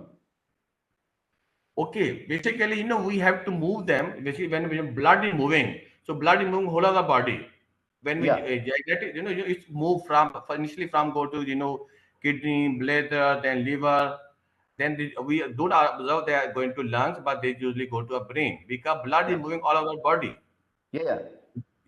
So how they will fix on the tumor cell? This is the question. Okay. If we want to basically here, we just want to say how they move. Basically, if we want to do the treatment of the brain cancer, we want to see whether our nanoparticles they are crossing or not. Okay. So our main purpose is they will cross. So if we want to take the particular tumor, we have to these are nanoparticles. They are magnetically controlled. We can control them with the magnetic and can move to the tumorous tissue. Because we will use the nanoparticle for the drug delivery. Okay. Okay, thank you, Dr. Rida. Thank you. And we would like to thank Dr. Alam again for his outstanding talk. Our next speaker today is Professor Chi-Chun Zhu. He is a chair professor and the head of Department of Chemical Technology at the School of Chemical Engineering and Technology in Tianjin University in China. His research interests mainly focus on energy chemistry and fuel chemistry. He has published more than 180 papers. His presentation today will be about modulating electronic structure of catalysts for green hydrogen production and utilization. Professor Chi-Chun Zhu, we are glad to have you with us today. Okay, thank you. Can you hear me? Yes, we can hear you. Okay, can you see my slide? Yes, the slides are clear. Okay. Okay, thank you. Okay. Hello everyone. I'm Chi-Chun Zhou from the School of Chemical Engineering and Technology at Tianjin University in China. And today I'm very glad to share you our work on the catalyst for the green hydrogen production and utilization. Okay. Oh, sorry. So as we say, the green hydrogen is very important for the renewable energy and environment. And for this technology, actually there are two important things. The first thing is how to produce the green hydrogen. To do this, we can do water splitting with the renewable energy like solar-based electricity or directly by solar light. And this reaction is very simple. And there are actually two parts in this reaction. One is the hydrogen evolution reaction, and the other is the oxygen evolution reaction. And to get this green hydrogen, we can do this use photocatalysis or electrocatalysis. Okay, so the other thing is how to utilize the hydrogen. And to do this, the most important thing is the fuel cell to generate the electricity. And also we can use the hydrogen to produce some important chemicals such as this one, H2O2. Okay, so for this process, there are also two important reactions. One is the oxygen reduction reaction, and the other is the hydrogen oxidation reaction. And for this process, we basically use the electrocatalysis. Okay. Hey, sorry. Okay. As we can see, for the green hydrogen energy, both the photocatalysis and the electrocatalysis are very important. And there are two key issues. Sorry, doctor, we are not seeing your screen. Professor, Eh? can you Okay. reshare? Can you reshare your slides again? Oh, sorry, I will try. Okay, let's see. We cannot see the screen. Okay, no, can you say it? Yes. Can you say it? Okay. Yes. Oh, yes. okay. Yes. Sorry. We can say. Okay. Thank you. Okay. And as we say, there are two key issues for the photocatalysis and electrocatalysis. They are for a good catalyst, we need quick charge transfer and also quick surface redox kinetics. Okay, and all these two things are closely related to the electronic structure of the catalyst, like the orbital fillings and the electron spins. Okay, and especially for the surface reaction, we have to follow this principle, and that is the interactions between the catalyst and the substrate should be just right. That is, it cannot too strong or not too weak. We need proper adsorption of the reactant on the surface of the catalyst. Okay, so to get this proper adsorption, we also need control the electronic structure of the catalyst. Okay, the other issue for the catalyst is the cost. Okay, so we need develop some low metal-free catalyst or catalyst with very low very low amount of noble metals. And now I will show our three work to develop highly efficient and low cost catalyst for the hydrogen generation and utilization. Okay, our first work is to enhance the charge transfer of photocatalyst and the electric catalyst by engineering the metal vacancy. Okay, and semiconductors are the most important catalyst for photo and electric catalysis, and for many semiconductors there are oxygen vacancy in the crystal structure, and on the other side there in theory there may be also some metal vacancy in the semiconductor. However, it's very difficult to get metal vacancy in this semiconductors. As we say here, the energy for the formation of the metal vacancy is very high.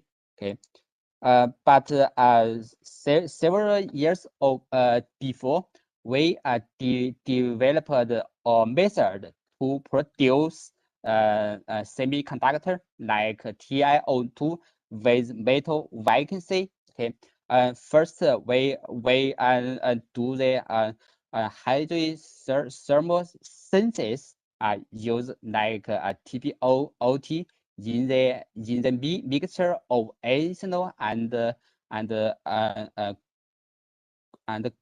glycerol, and after this synthesis we can get organic complex. Okay, and after the calcination we can get this semiconductor TiO2, and this TiO2 have many metal vacancy, and here we can see the ratio of titanium to the oxygen is much lower than the normal TiO2, and this TiO2 with metal vacancy is a new kind of photocatalyst, and we can say they have a significantly high charge transfer efficiency. As we say, they has very low resistivity and very high charge mobility, and also they have very high activity in the photocatalysis, and also these catalysts are very stable in the reaction. Okay, and we also found we can get other semiconductors with metal vacancy use this method, and we can produce zinc oxide, cobalt oxide, and some bimetal oxide. All these semiconductors has many metal vacancy, and all these catalysts show higher charge conductivity or charge transfer, and they all show better activity in photocatalysis or electrocatalysis. Okay.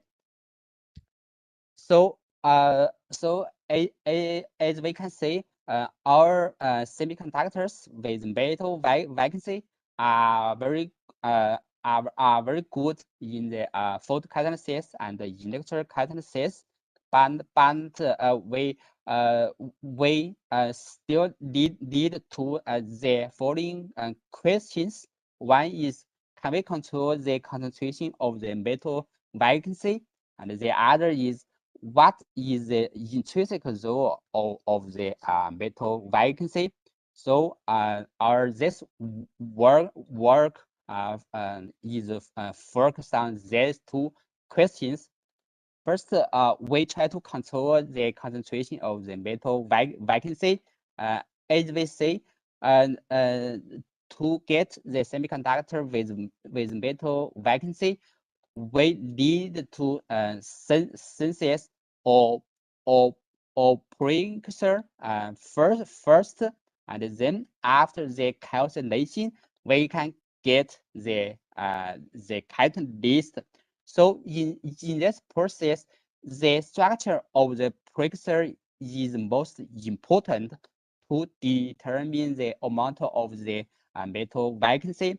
So here we try to control the structure of the precursor. That is, we adjust the numbers of the terminal groups in this complex, and after the calculation, yes, we can get like we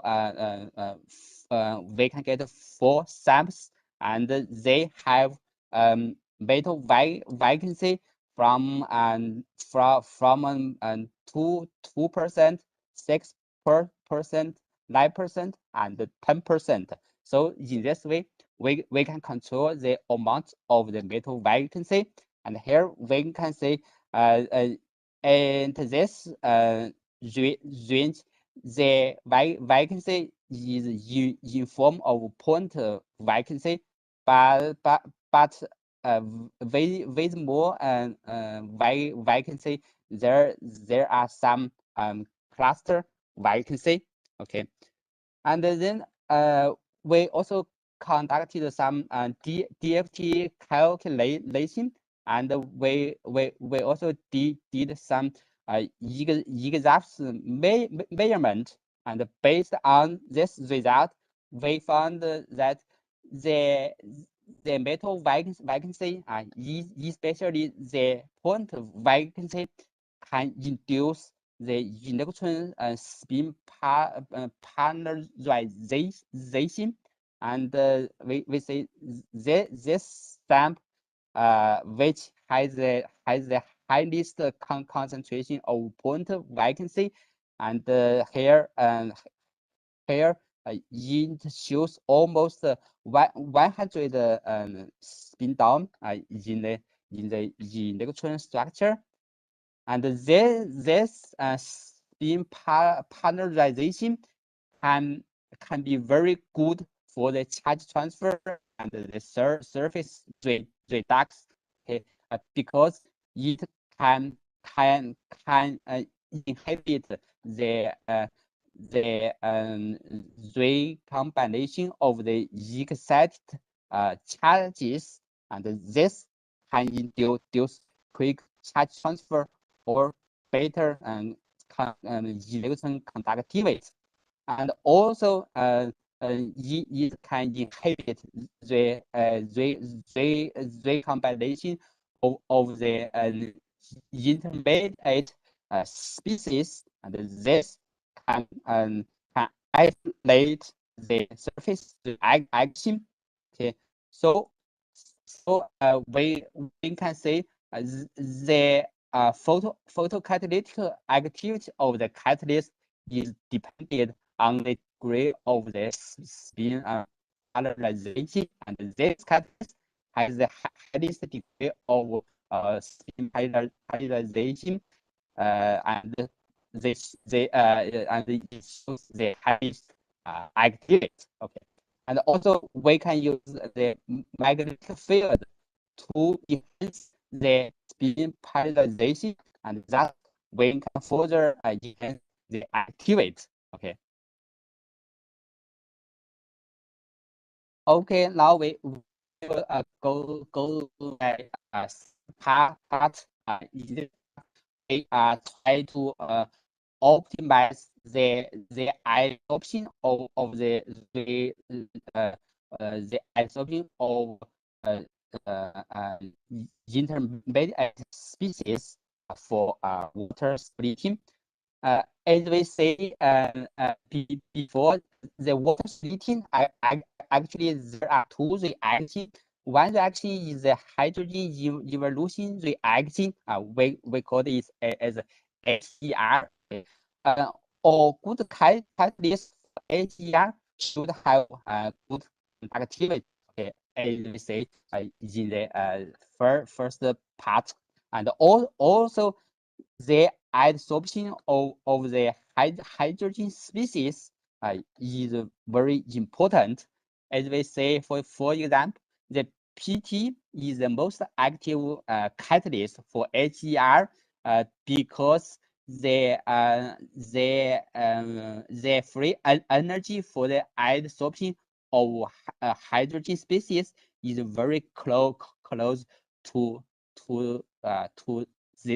zero. Okay, so if we want to develop a good catalyst, your catalyst should also have or adsorption energy close to zero. Okay, so here we developed or catalyst of bimetal sulfide. Here we use the bimetal bimetal morph as the precursor, and then we can get this bimetal sulfide with a hollow structure, and more importantly, the two metals are very homogeneously doped at the atomic level, and here we doped zinc, nickel, and copper in the cobalt sulfide, and this doping can induce the hybrid of the 3D orbitals of the two metals, and this interaction can light the band gap of the catalyst, and this will give a good conductivity, and also this interaction can increase the adsorption energy of the hydrogen species, and this will be good for the surface reaction. So as a result, we can see our bimetal sulfate shows very good HER activity in electrocatalysis, and the activity we can say very close to the PT catalyst, and also in the photocatalysis we use this sulfide as a co-catalyst, and we can get the activity very close to PT catalyst. Okay, and we can also combine the cobalt and this nitrate together, and we can find there are a strong electrochemical interaction between them, and by this way we can the adsorption of the hydrogen species. Here we can say the adsorption of the hydrogen species our catalyst is very similar to the PT catalyst, and thereby in this way we can get a better activity, and you can see the activity is very close or even better in some case than the PT catalyst. And the other reaction for water splitting is the OER, is the oxygen evolution reaction. This action basically is more difficult than the HER process because in this process we need 4 electron transfer. Okay, so they are much slower than the HER. And for this reaction, also the adsorption of the oxygen containing species are very important, and these are closely related to the EG electrons in the catalyst.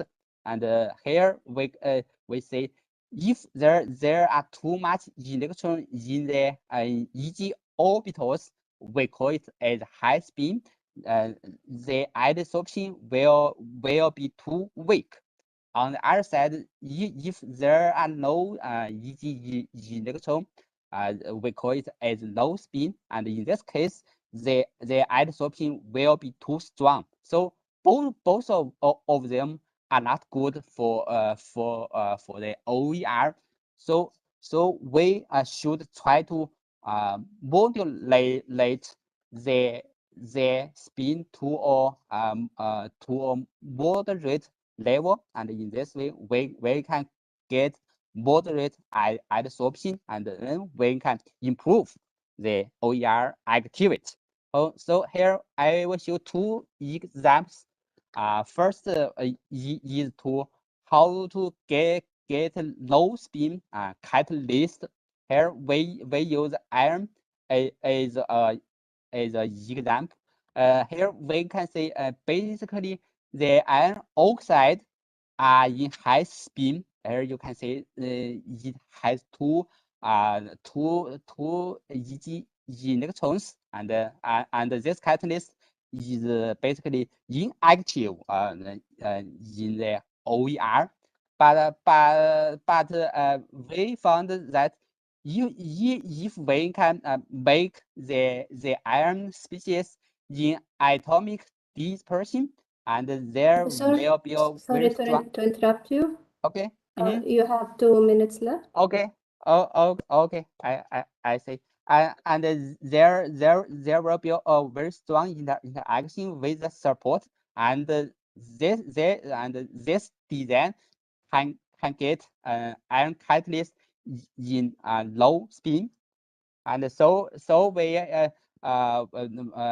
we prepare such catalyst, and here we can see this catalyst show very low very low spin. Here is only 1 electron in the EG orbital, and in this way we can strain the adsorption of oxygen containing species, and thereby we can get so far the highest OER activity for iron-based catalyst, and especially we can see this iron catalyst are much more active than the noble metals.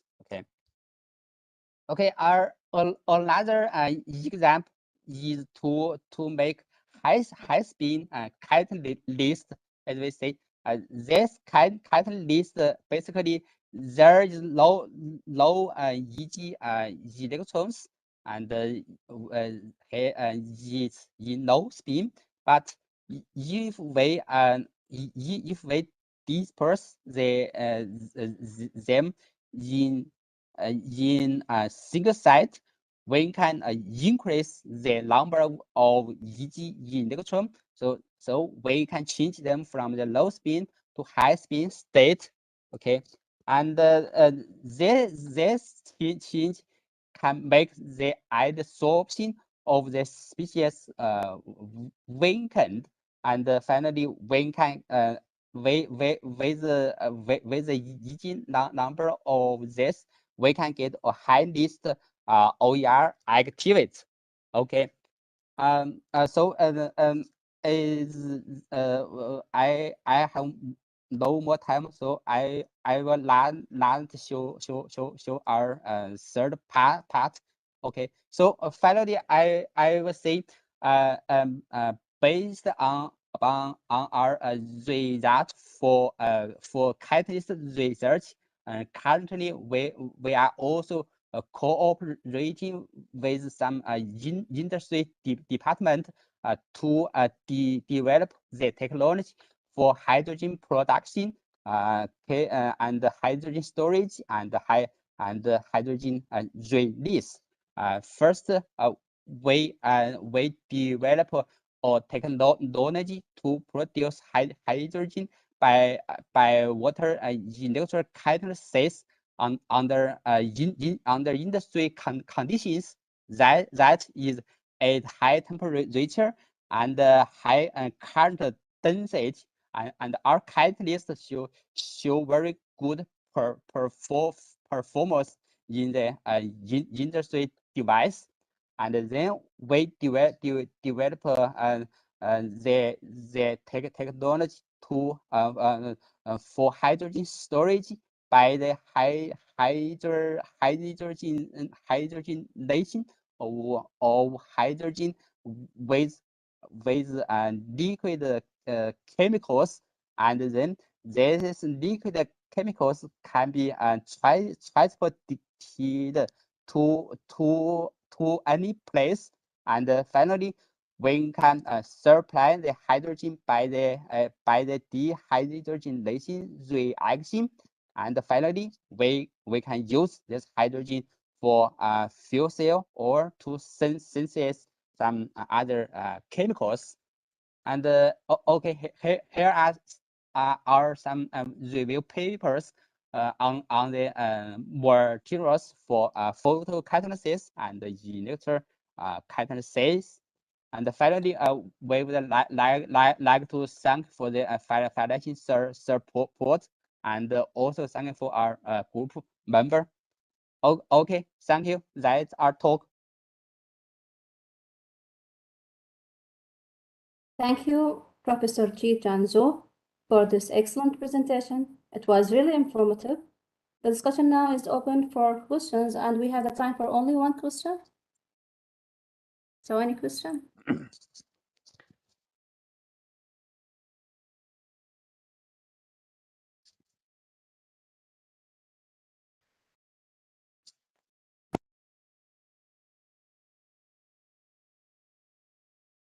Okay, thank you, Professor again. Okay, Dr. Rida, Thank you. do you have a question? Yeah. Dr. Rida? Thank you. Now can you hear me? Okay. Yeah. Yeah, I had just just one question. First of all, I want to thank you for this really nice and amazing presentation. My question is on slide number 8, you show us that the mobility, when it was in, let's say, not slide number 8, sorry, can you show us? Okay. Here. Okay. Here. Yeah. Yeah. You told us that the mobility in normal, let's say, titanium dioxide, it's less than when it is defected. It is known that when we have defect, the mobility will be less. How can be here?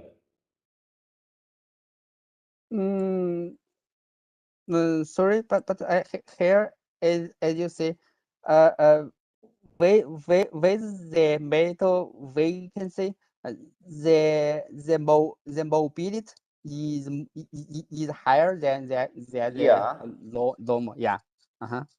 But should be the inverse. Uh-huh. No, or I'm wrong, because as we know that when we have defect means the mobility will be less. Or I'm wrong.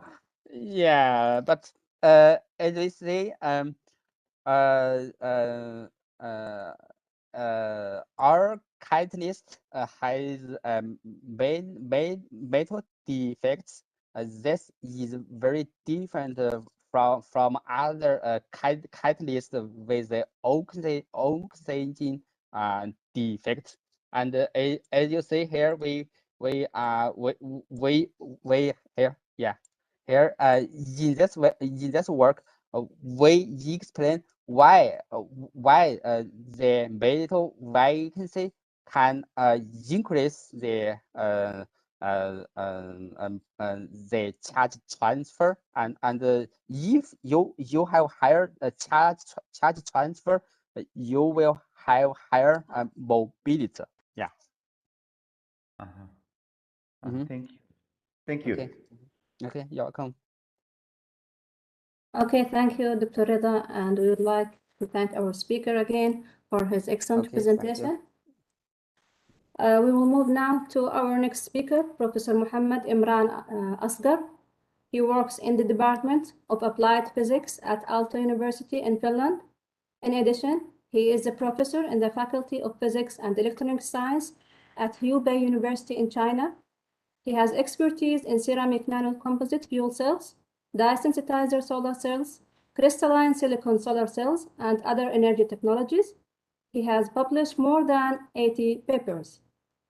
His talk today will be about breakthroughs in ceramic nanocomposite fuel cell research. Professor Muhammad, we are pleased to have you with us today. Can you share us your slides, please?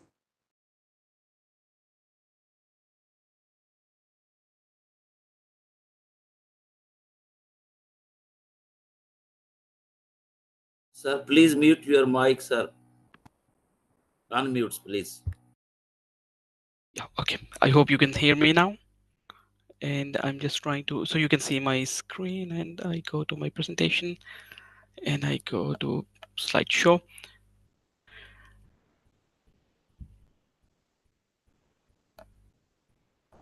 So I hope you can see my screen now. Yeah, we can see your screen. Yes, please. Go Okay, ahead. so it's okay, great. So it's in the full screen mode, not the presenter mode. Okay. Okay, so thank you very much and for the nice introduction. And today I'll basically talk about breakthroughs in low temperature ceramic nanocomposite fuel cells. So before I start my talk, I would like to first of all thank all the conference organizers for organizing such a wonderful conference. And then I'd like to thank also my sponsors, Academy of Finland, and also Talent 100 Hubei province for supporting my research. Then I'd like to briefly talk about Finland, where I'm from. So Finland is a beautiful country located in the north of Europe, and it's also known as a land of thousand lakes. And it's a beautiful country where we can see the northern lights. So sky is so beautiful, as you can see in the photo here. And Helsinki is the capital of Finland, a beautiful city. And at the moment it's winter, so it more look like this picture over here that you see. So we have lots of snow at the moment, but it's a beautiful city to visit. And Aalto University, basically it's a merger of three renowned universities, Helsinki University of Technology, Business and Arts, founded in 2010. And already within a span of 10 years, its international ranking is 9 in the Young University category. Then I'd like to briefly talk about our research group. We are a team of about 20 researchers, and we work on different topics. We work on solar cells, primarily dye-sensitized and perovskite solar cells. We also work on nanocomposite ceramic and a novel single-layer fuel cells. And then we also work on future energy systems and energy frugality. So today my talk will be mainly on our fuel cell activity. So I will talk about our research on nanocomposite ceramic fuel cells, and then I'll also talk about our novel concept of a single layer ceramic fuel cell. So here are the contents of my talk. In the first part of my talk, I'll talk about nanocomposite ceramic fuel cells. I'll talk about why they are important. I will present our key results and challenges in research, and then I will specifically talk about potential of 3D printing for the fuel cell fabrication. In the later part of my talk, I will talk about single layer ceramic fuel cells. So what are single layer ceramic fuel cells? And then I will talk about our key results and the research challenges that we face in single layer fuel cells. And then I'll also talk about potential of 3D printing for their fabrication. And in the end, I will talk about I will draw some key conclusions and talk about our next steps in research. So let's start with the first part, which is nanocomposite ceramic fuel cell. As we know, ceramic fuel cells, which are also called solid oxide fuel cells, is a promising technology. And here you can see the schematic of a typical solid oxide fuel cell. It's a promising technology. However, it has certain challenges.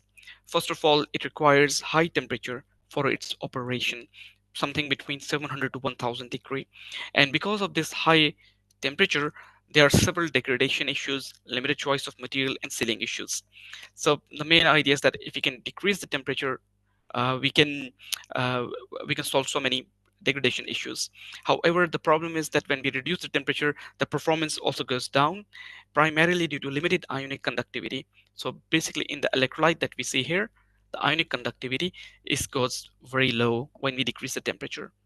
So our nanocomposite materials that we develop in our group, they offer high performance at lower temperature. So when I say lower temperature, I mean 400 to about 550 degrees centigrade. So we try to achieve the same performance or even better that typical solid oxide fuel cell give at high temperature. So how do we achieve this?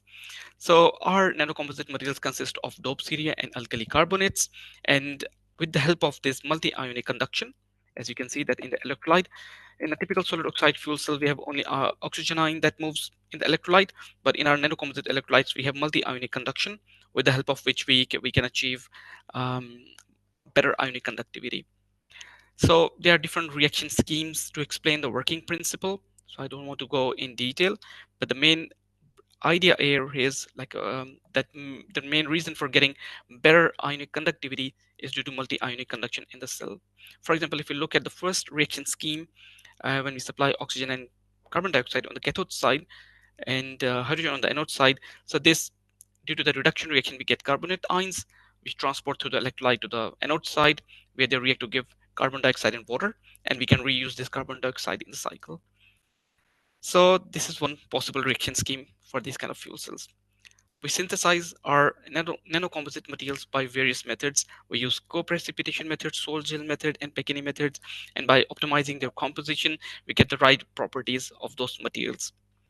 So one of the best nanocomposite materials that we have synthesized gave us a record high ionic conductivity. It's about 0.5 Siemens per centimeter at 550 degrees centigrade, and it has been published in this Materials Today Energy, and that was reported as a breakthrough.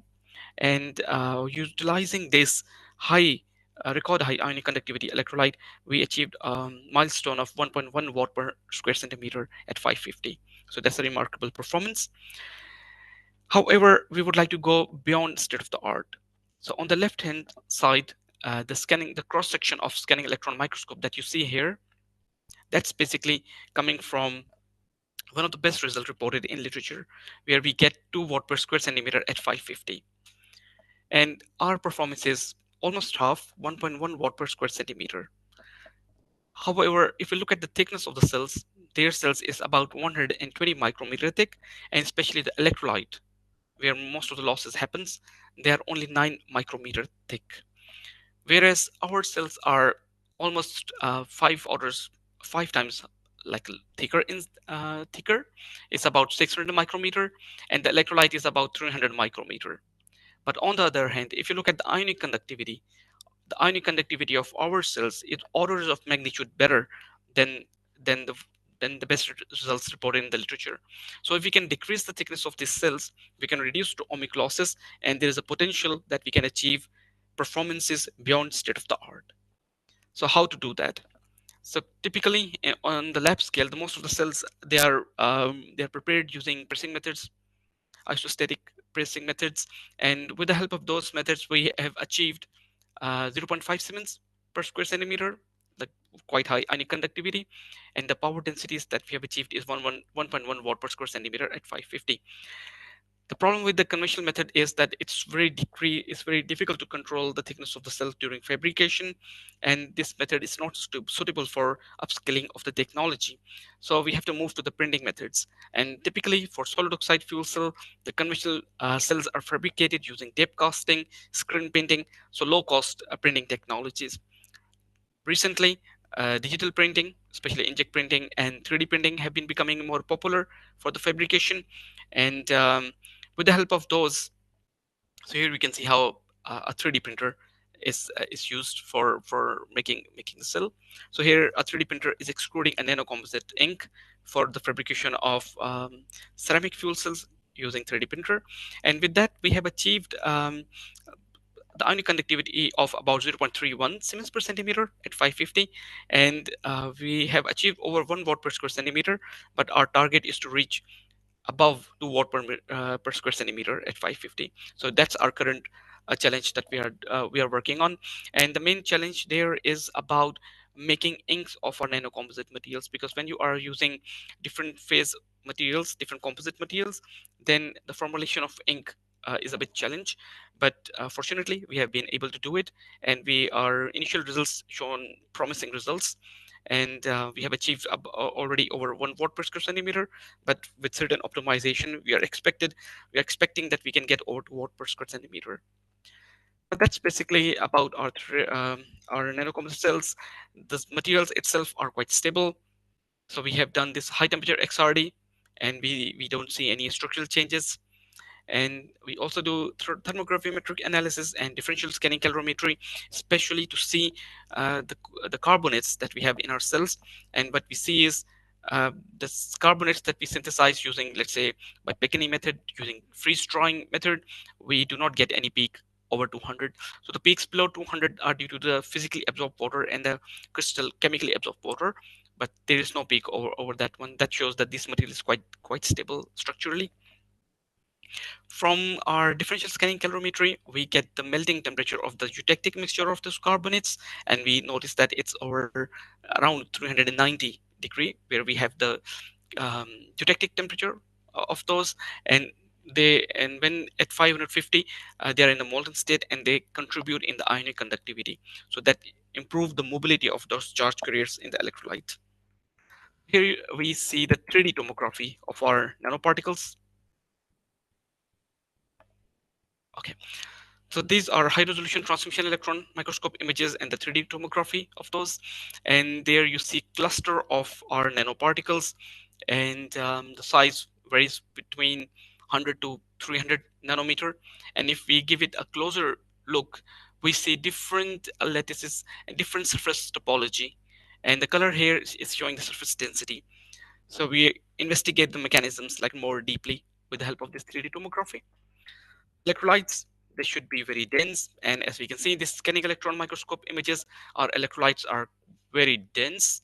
A closer look gives two phases. So we see the crystalline phase, and then we also see some amorphous phase due to the carbonates.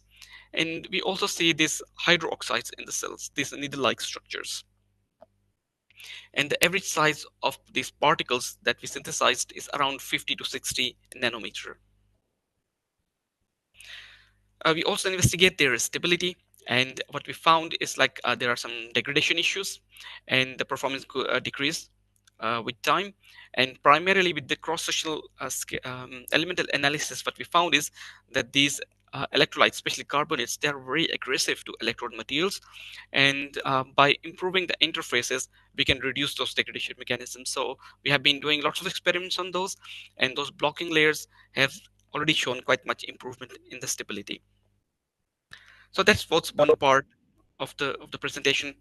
And now I will talk about a new concept of so-called single layer ceramic fuel cell. So basically, all the electrochemical devices, solar cells, batteries, fuel cells, they all consist of 3 layers. We need to have anode, cathode, and electrolyte.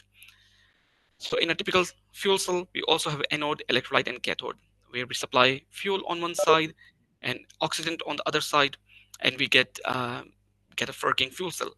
However, in single layer ceramic fuel cell, we have just a single layer that does all the function which a 3 layer does.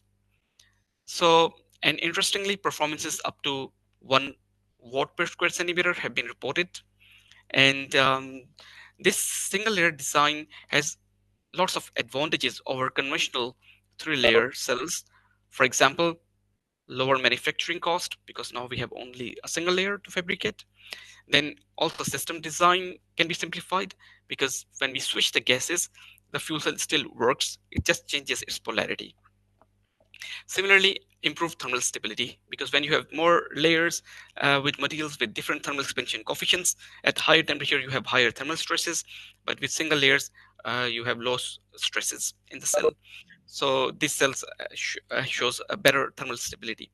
But the fundamental question is why these cells are not short-circuiting, because these cells consist of an ionic conductor and an electrode material. So when it has this electrode material inside, why these cells do not short circuit? That's a fundamental question.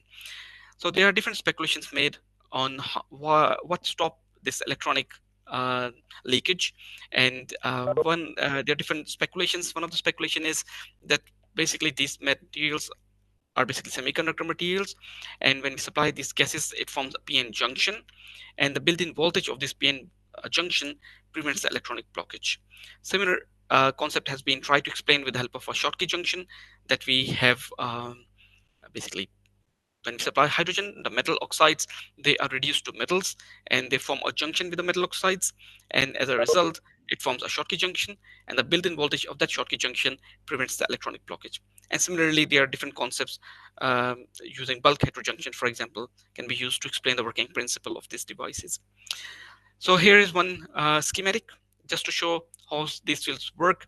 So we supply fuel and oxygen on both sides. As a result, it forms oxygen ions and hydrogen ions that diffuse into the electrolytes, and they react and form water, which is moved through the cell, and the electrons they go through the external circuit. So here I will talk about how we prepare these cells with our 3D printers. So we first synthesize these nanocomposite materials. Here is an example. We synthesize using solid route. We take these materials, calcinate them, and we get this ionic conductor and electrode material. And with the help of this ball milling machine, we mix them, and eventually we get these powders. But the next challenge is how to make powders from these powders to paste so that we can use 3D printing for their fabrication. So that's the challenging part, and these are the steps involved, that we mix the materials, we prepare the paste with the right additives inside, right composition. So that's the most challenging part, and once we have the right inks with the correct rheological properties, we are able to print. So here you see the 3D printing of our ceramic single layer nanocomposite fuel cells, and so once we print them, the next step is to sinter them, because these cells need to be mechanically strong.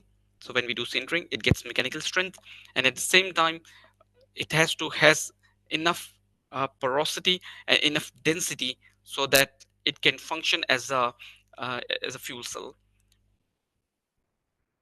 So basically, here you see our ceramic fuel cells after sintering, and as you can see that they look quite different, of different sizes.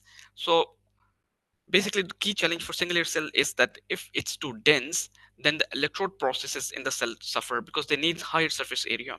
But on the other hand, if it's too porous, then there is a danger that the gases can diffuse through the cell and affects the performance of the fuel cell. So we need to optimize the sintering steps so that we can get the appropriate porosity in the cell. So after printing, our cell is about 17 millimeter in diameter and 2.6 millimeter in thickness. But after sintering, it shrinks a lot. So we do a systematic study from 700 to 1000 degrees, and we get cells with different densities. So we have done similar studies with the conventional pressing methods, and there when we increase the sintering temperature from 600 to 1000, the particle size starts growing, the surface area starts decreasing, the pellet is getting more dense. And what we found there is that 700, the cells that were sintered at 700 gave us the best results. So when we do a similar systematic study with our 3D printed cells, we found that the cells which were sintered at 900 degrees, they gave us the best result. And the performance of those cells are almost similar to the cells fabricated with the traditional pressing methods. So we were able to print our 3D printed cells with very good performances. However, the challenge is their mechanical strength. The mechanical strength of these printed cells that we fabricate, it's almost 60% less strength as compared to the cells fabricated with the traditional pressing methods. And now we are working on to improve its mechanical strength. And here are the electrochemical impedance data of our cells, and that shows quite high polarization losses. That shows that due to low porosity in the cells, the cell performance is limited. And we have done some initial testing. Here it's our test, but we have already done for 200 hours testing of these cells, and the cells are quite stable, at least for 200 hours. And these cells have quite high polarization losses, which means that the electrode processes can be improved. And as you can see in the microscopic images, the cell is still quite dense. And in the image, we see grain sizes from 35 to 200 nanometer. We also see the amorphous structures. We see the needle structures that shows that it has hydroxides in the cell as well. And the elemental mapping shows that these elements are quite homogeneously, almost, are distributed in the cell with the right appropriate composition. And when we prepare cells by adding porosity in the cells using the same material but with better porosity, and the single in the middle layer here that you see, it's the same material but dense, but on both sides of the cells we have the same material but with higher porosity, we see an improvement of about 30% in the cell performance. So we can improve the cell performance by doing different geometrical changes in the cell. And the cells shows quite high here the XRD spectra of the cell, and the cells are quite stable in high temperature. And here are the high resolution transmission electron microscope and elemental analysis, and we see that these elements are quite homogeneously distributed in the ink and in the cell as well. Here we do a systematic study to understand the working mechanism, that which ions are dominant in the cell.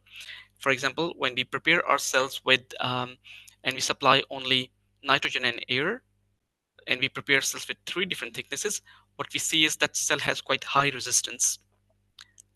However, when we supply with hydrogen, the cell resistance decreases dramatically. And in this case, we had only oxygen ion that can transport through the cell. In this case, we had only protons that can transport through the cells. And when we supply both hydrogen and air, the cell resistance decreases even further. And these cells have both oxygen ion and hydrogen ion to conduct through them. So we have both mixed ionic conduction there, and the cell resistance decreases even further. And the total resistance that we get from the current voltage curves, we get similar impedance through the impedance spectroscopy.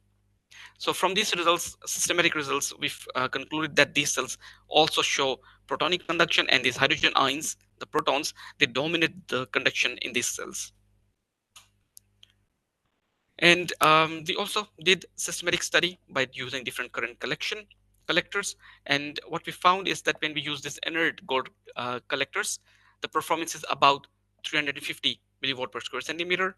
However, when we use some electrode materials, basically some other, for example, nickel, cobalt, aluminum, lithium oxide coated nickel foams, when we apply across on both sides of the cells, the cell performance almost doubles, and we get about 801 milliwatt per square centimeter. So there are different ways and different performance limiting factors that we can overcome to improve the overall performance of the single layer cells.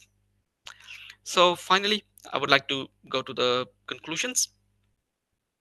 The first thing is, like, in our research, we have already achieved 1 watt per square centimeter milestone using conventional methods.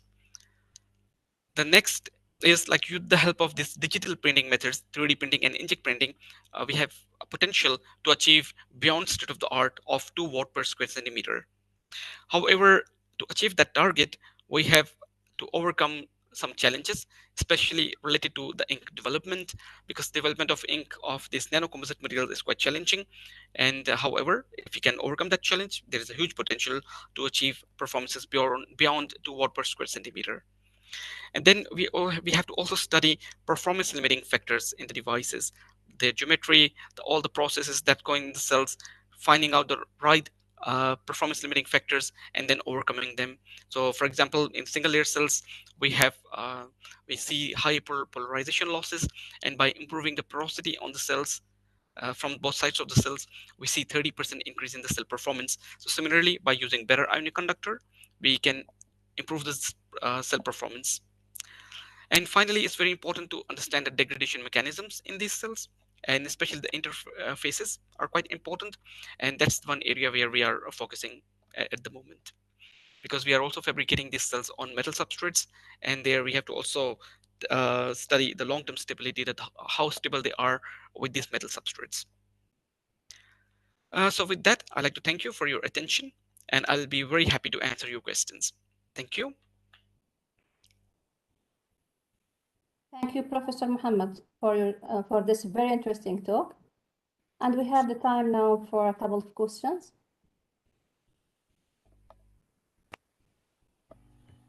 Yes, I have a question. Thank you very much, Professor Dr. Muhammad Imran Asghar, for telling us in detail about the single layer fuel cell. It's very efficient and cost effective. As you have mentioned in your slide, at 900 Celsius, 3D printed single layer cell give good performance. How can we control the mechanical strength at this temperature? Yeah, so basically we have to, when we sinter the cells, how to say, during sintering, they get mechanical strong, but it really depends on what kind of compositions we have. So we are thinking to add some plasticides or some other additives in the composite, in the material, that will, the binders that improve the mechanical strength of those cells. So that's one area where we are studying, and our initial result, we have already improved from the results that I showed here, because those were the results where we have only functional materials, ionic conductors and the electrode materials. And now we are adding also a neutral materials which are functionally inactive. However, they help in binding of those materials, and with the help of those binders, we can improve the cell performance. And that's one area where I cannot talk much, because those compositions are something which we are patenting at the moment. But with the help of those binders, generally speaking, and the right composition, you can improve the mechanical strength. Thank you very much, Dr. Imran, for your answer. Thank you. Thanks. Okay, any other questions?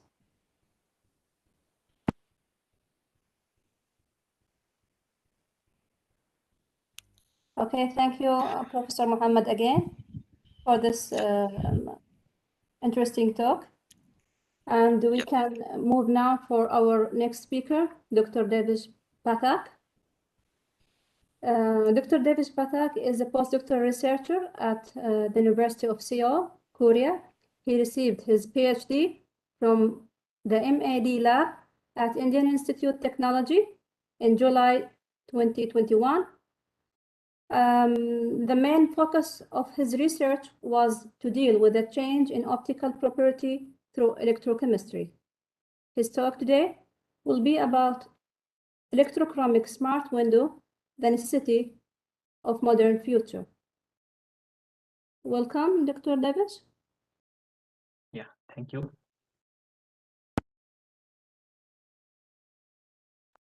Yeah, I'm going to share my slides.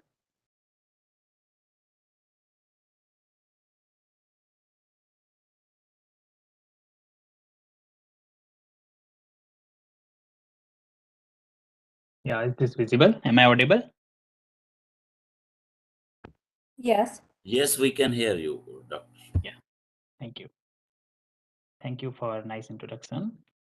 And I, Dr. Devish Kumar Pathak, very recently, I earned my doctorate degree from Department of Physics at Indore. And from the last 2 months, I am here in University of Seoul and pursuing my postdoc research. And this is the talk of my one of my work of my PhD in the electrochromism, and which can be called as the necessity of modern future. So before going into the content of my today's talk, I want to give some glimpses about the electrochromic smart window, how and where we can use this electrochromic smart window in different fields. Like in the electrochromic curtains is highly, we can see highly used in the electrochromic curtains, and we can also see the electrochromic smart windows and with the different color images in the aircraft, and anti-glare rear view mirrors in our vehicles. We can see the application of direct application of electrochromic windows, and smart sunglasses is also highly today's demand in the electrochromic materials, and the main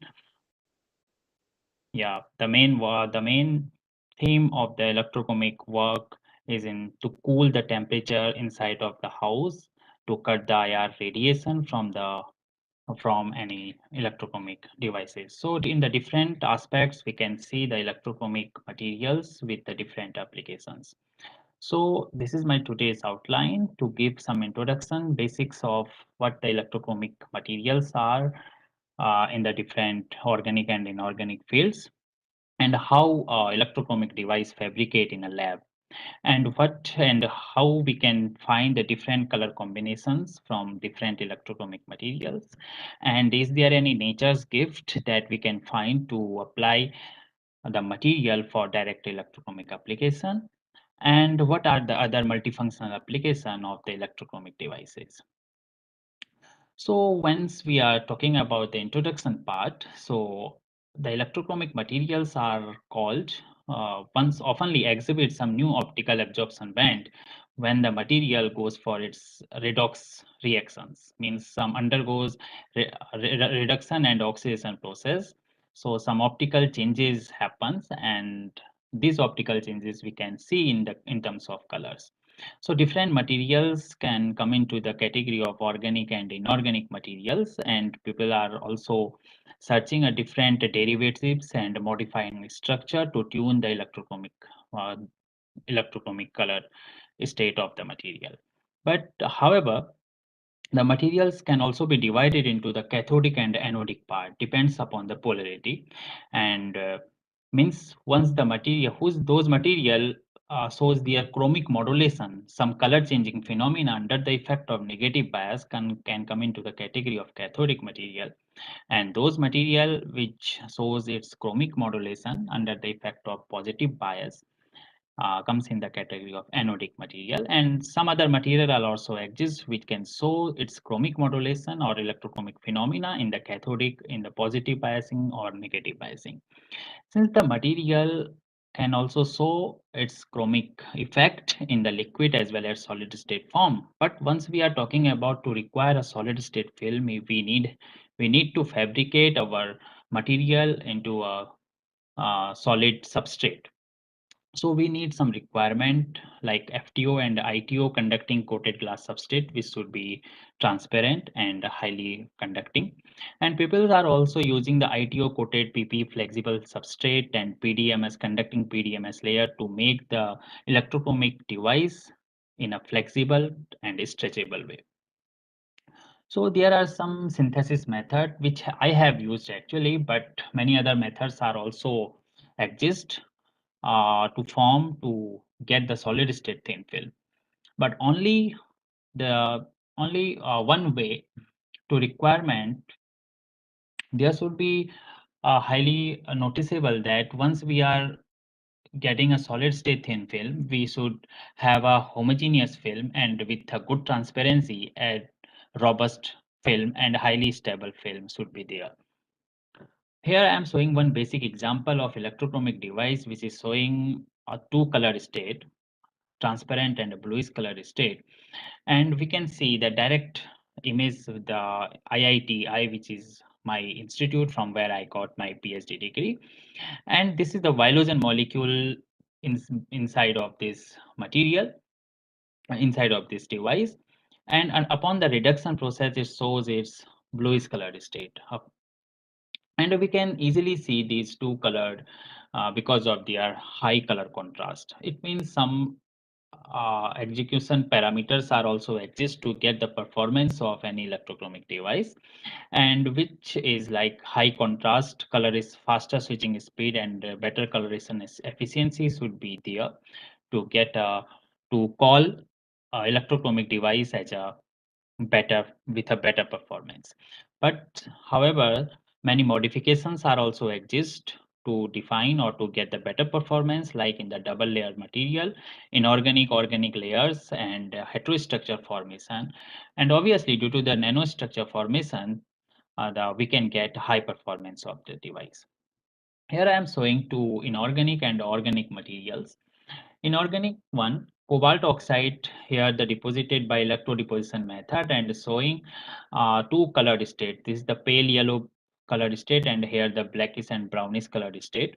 And the pale yellow colored state of the cobalt oxide material turns into the blackish state under the anodic scan during the cyclic voltammetry performance in an KOH or NaOH electrolyte medium, and reverse back into its natural or natural state. It means this electrode behaves as an electrochromic material and showing a good reversibility in a complete cycle with the potential domain from minus 0.4 to 0.5.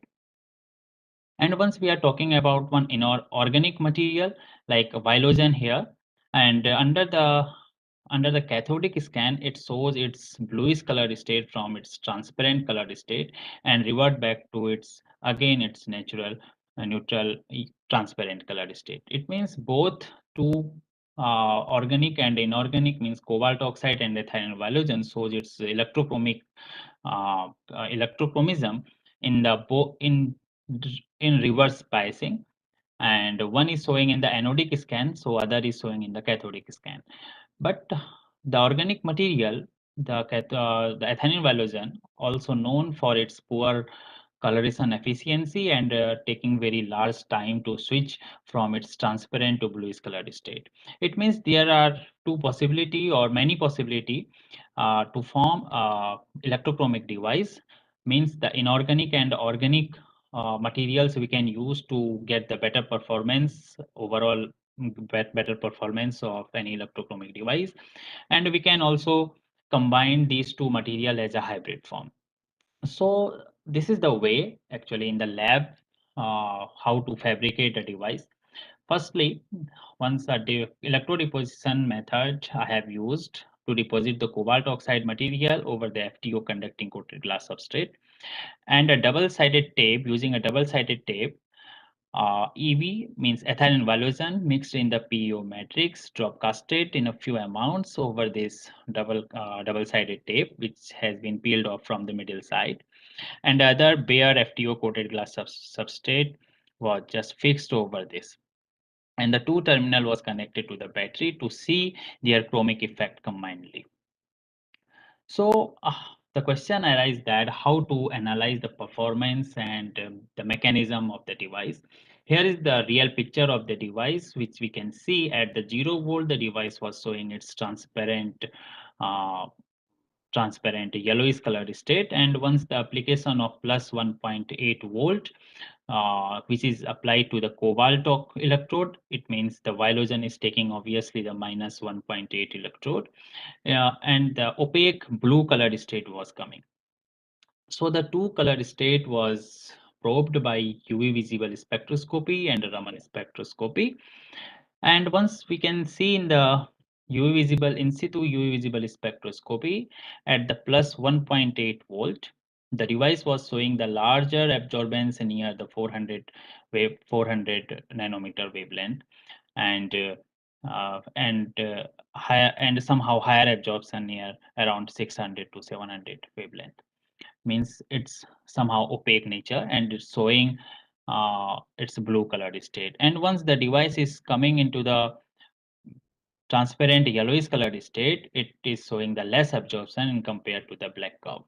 And the mechanism of the device can also be checked from the in situ Raman spectroscopy, where under the application of plus 1.8 volt, two extra peaks was emerging.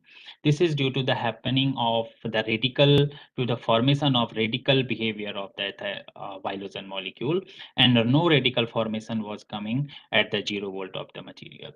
It means the same thing.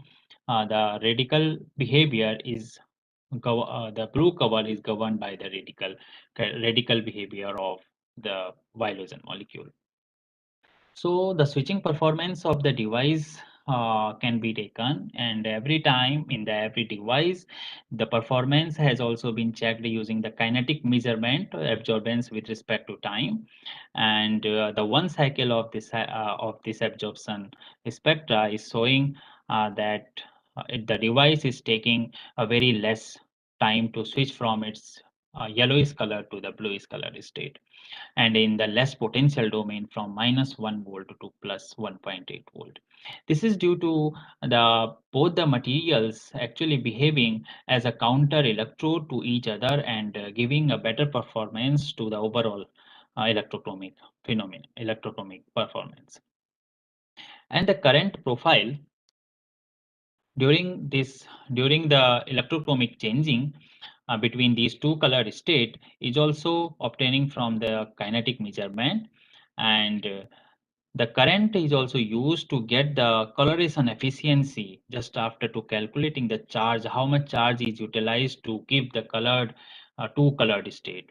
So with changing some optical, with changing the optical density, and the slope of this graph can also be seen here, 368 centimeters square per coulomb, which is very good and appreciable number in the family of inorganic, organic double layer electrochromic device. Yes, we can also see some other combination of color once we can change other materials. Sorry. Like cobalt oxide and Persian blue, which is also well-known electrochromic material, Persian blue, and also exists in two different electrochromic states under the reduction and oxidation processes.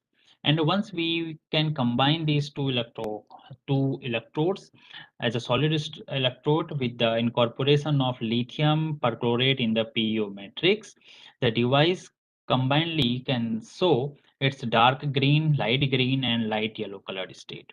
So I observed that the different colored states can also come into the very less potential window as it gives independently in the higher potential window. So therefore, here also we can say that both the electrodes are supporting to each other to give their better performance and giving a combined electrochromic color state. One electrochromic all inorganic electrochromic device was also fabricated using the polythiophene violation molecule in the very less potential window of 0 to 1.4. Here, polythiophene was spin coated over one ITO coated glass substrate, and then after ethylene violation was drop casted between the two ITO coated using the same recipe as I discussed before. So under the application of 0 volt means at the neutral state, the device was showing its red color state, or under the application of +1 volt, it means the polaronic form of the thiophene occurs and converts into the transparent state, but that 1 volt was not sufficient to reduce the violation molecule. It means the whole device was showing its transparent state, and under the application of +1.4, where the polythiophene molecule was showing its transparent state, but the violation molecules was start to get reduced and showing its bluish colored state. So from these combination, we can get three different electrochromic states of colors, red, transparent, and blue, with giving the better optical contrast in the better switching time. And obviously, but we can also think, is there any other material which can from the natural gift, from that those material can also work as a electrochromic material? So we have tested one hibiscus flower extract has been taken in the methanol solution, and we further reduced chemically with the addition of NaBH4, and the material was showing initially this reddish color, looks like somehow reddish color state, and showing its absorbance near about 500 to 600 nanometer. Once the device, once the material was converting into some reduced state just after adding of NaBS4, it is giving the pale yellowish color state and giving us very less absorption beyond from 500 to 700 nanometer. And we had successfully fabricated one electrochromic device using the raw hibiscus extract using, we can see in these two images. And here what we had done, we had just spin coated our material into one ITO and PEO with the lithium ions we have used as an electrolyte in between two ITO coated glass substrate. And under the application of -2 volt means under the reduction process, as we can see in the solution form, the absorption is less, and here the same, the transparent state was coming of the device, and the red color state was coming at the neutral state. And in situ UV visible spectroscopy of the same device has been probed, and the same behavior was emerging, that the high absorption near around 500 to 600 and very less absorption in near once the device at 0 volt. So beyond the electrochromism, can we think electrochromic device which has a multiple embedded application? Because the electrochromic material which is showing actually its chromic modulation, it's due to the Faradic reaction at the electrode-electrolyte interface. So it can also behave as a heat shutter, electrochromic supercapacitor, sensor, filter, battery, and anti-glare mirror. So this is already actually the today's need of science in modern human life. So we have also fabricated one device to make as a electrochromic heat shutter, in which thiophene P3ST and a tungsten oxide we have used and sandwiched between these two FTO coated glass substrate. First, the tungsten oxide fabric spin coated over the one FTO coated glass substrate, and one P3ST polythiophene molecule spin coated to the other FTO coated glass substrate and fixed in a diode-like geometry with the same lithium ion electrolyte. So in the neutral state at the 0 volt, the device was showing its red color, and under the application of 1 volt and -1 volt, the device is turning to its color in the transparent state and coming back to its same red color state. But due to the same on doing actually the same measurement of electrochromic, we observed that the device was giving a very higher absorbance near the infrared region and very less absorption once the device was operated at 0 volt. It means the higher absorption and lower absorption value was a very large. So we had thought about this device can also be made as a electrochromic heat shutter, because under the application of +1 volt, once the device is showing its transparent state, the device was not absorbing, was absorbing the larger infrared radiation in compared to the device when operated at 0 volt or -1 volt. So in-house experiment we have designed to check the inside temperature of a box where the device is loaded over this top, and the halogen lamp which is operating at the temperature of 37.2 degrees centigrade. And after 1 hour approximately, the temperature was measured inside of the box at the -1 volt, where the device is not showing any higher absorption. So only the 36.5 degrees centigrade temperature we have observed. And once the device was operated at +1 volt, where the transparent state was coming and the higher absorption at the infrared region was coming, so approximately 29.5 degrees centigrade was obtained inside the box. It means the 8 degree temperature reduces under the of the device once the device is operated at 1 volt. It means this device can be called as an electrochromic heat shutter material. So this is the electrochromic supercapacitor. The combination of nickel oxide and tungsten oxide, people today are very crazy about to search the material which can show the electrochromies and the supercapacitor phenomena simultaneously. So here this is the research article from the group where I am just recently doing my postdoc and published in ACS Applied Material and Interface. They have used nickel oxide and tungsten oxide in the same geometry and coated one FTO coated glass substrate with the tungsten oxide and one FTO coated glass substrate with the nickel oxide, and they have also obtained with the higher performance once the nickel oxide is doped by the copper. And in the gel electrolyte, they have people used in which the copolymer gelator and ionic liquid with the lithium salt.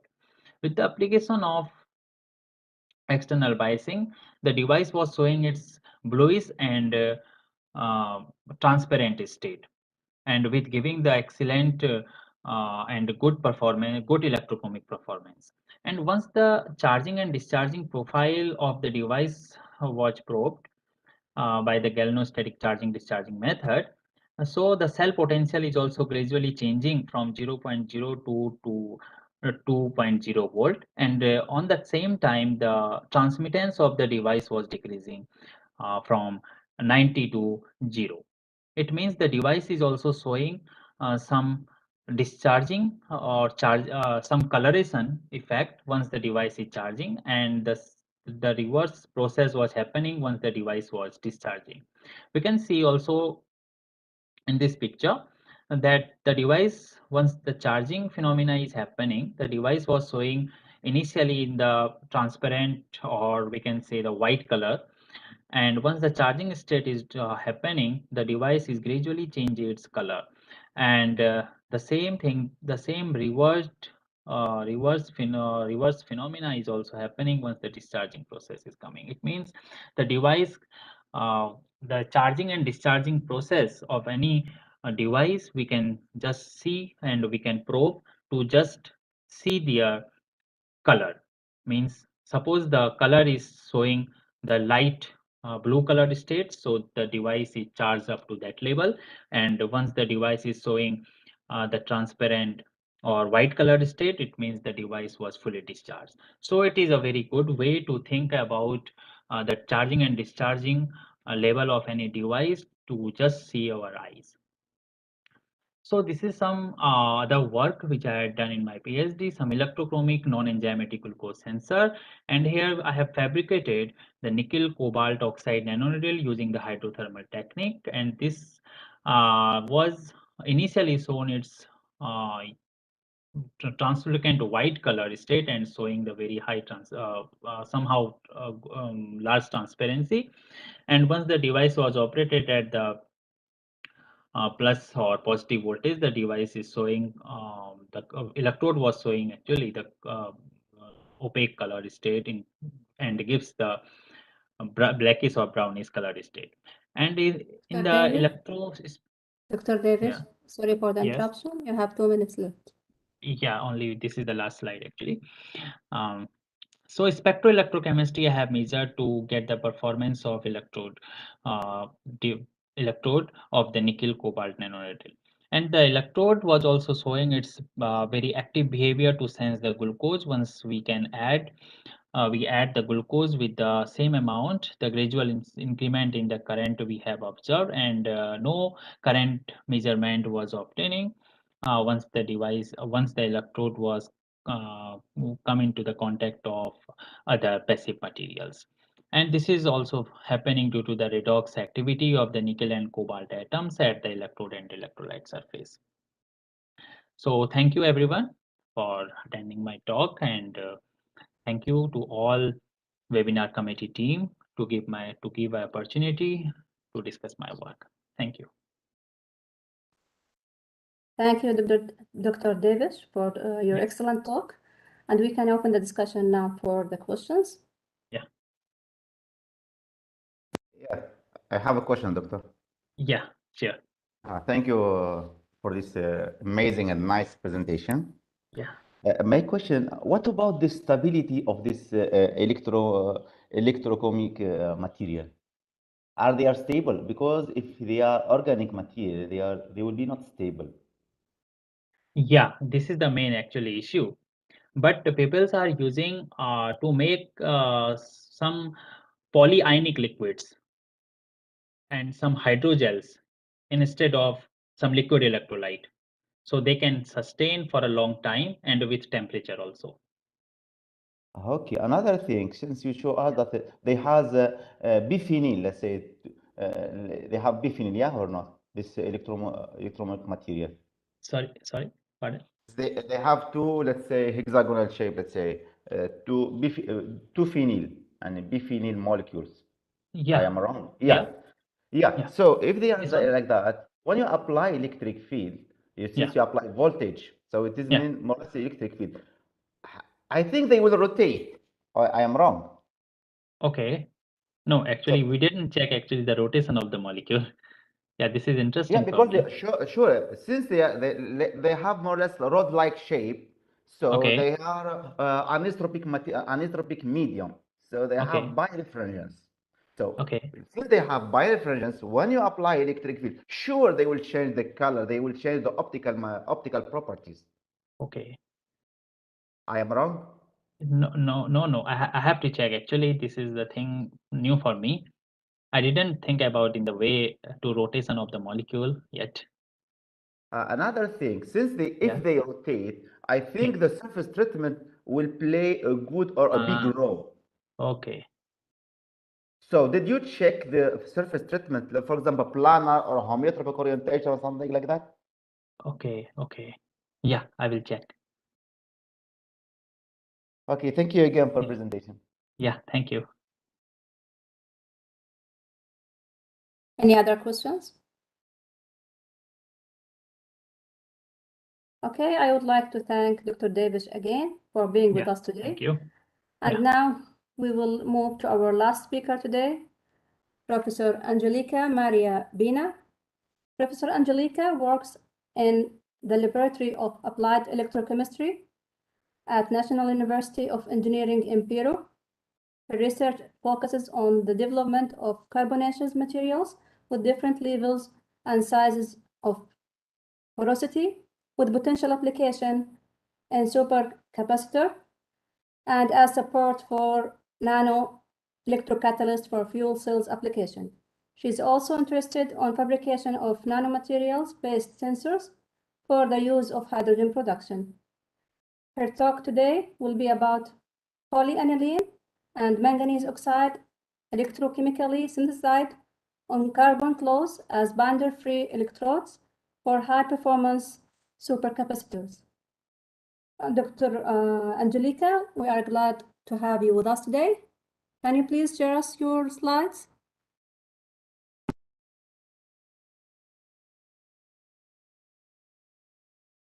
Good afternoon. Can you see my screen?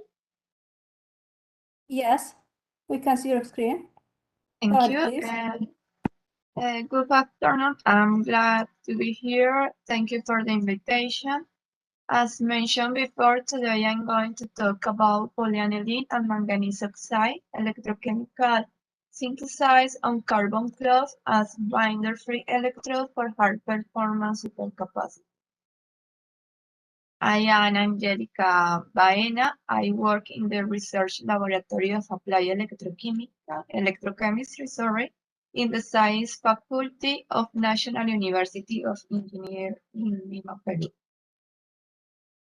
What is the problem we have around the world is that today we live with an environmental problem due to the use of fossil fuels. As we know, they are very polluting, they generate greenhouse gases, and the most important thing and the most important disadvantage is that they are not renewable.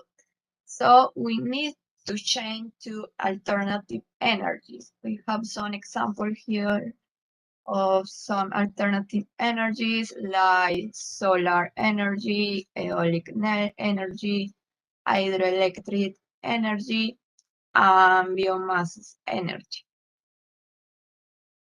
In addition to the environmental problem, here in Peru is concerned about energy inclusion because there are a lot of rural areas in highlands and jungle when people don't have electricity. They don't have access to the internet, they don't have light.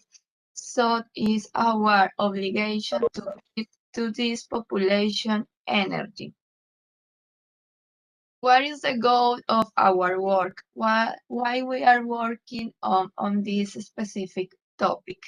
We want to use the energy from the sun, as you know, is the primary energy of the earth. Through solar panels, we want to store this energy in different devices. For example, supercapacitors or a mix of batteries and supercapacitors. And then use this energy to charge a computer, an electric vehicle like cars, scooters, motorcycles, and similar vehicles like that. And one of the most important things is to give access to this population. Internet has been declared as a human right, so it's very important to get access to the internet.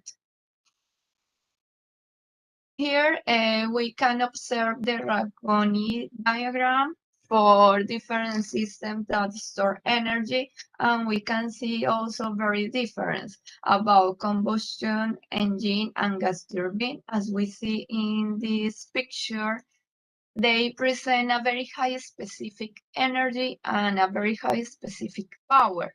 But the problem here is that they are very polluting. So we have another system, another device that can store energy.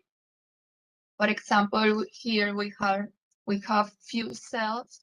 They have a very specific energy, but the problem with it is that they have a very low specific power. Similar devices in terms of specific energy are batteries. They also have a high specific energy, but the specific power is lower if we compare with fuel cells, combustion engines. On the other hand, we have capacitors. The advantage of these devices is they have a very high specific power, but their specific energy is very low. There is another devices.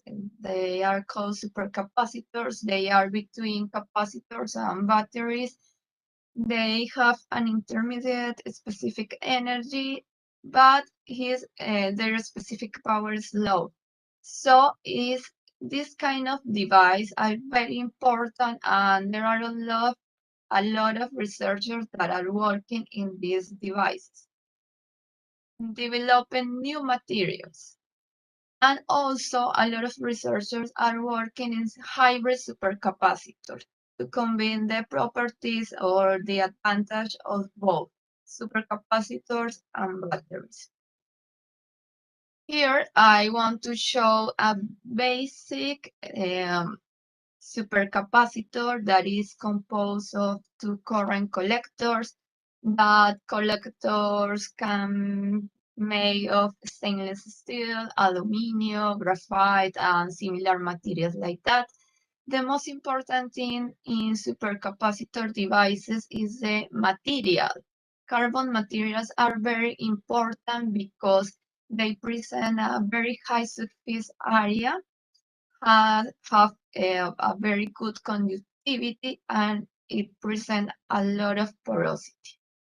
Also, we know carbon has a lot of allotropies, and these materials are very special and present different characteristics that depends on their structure.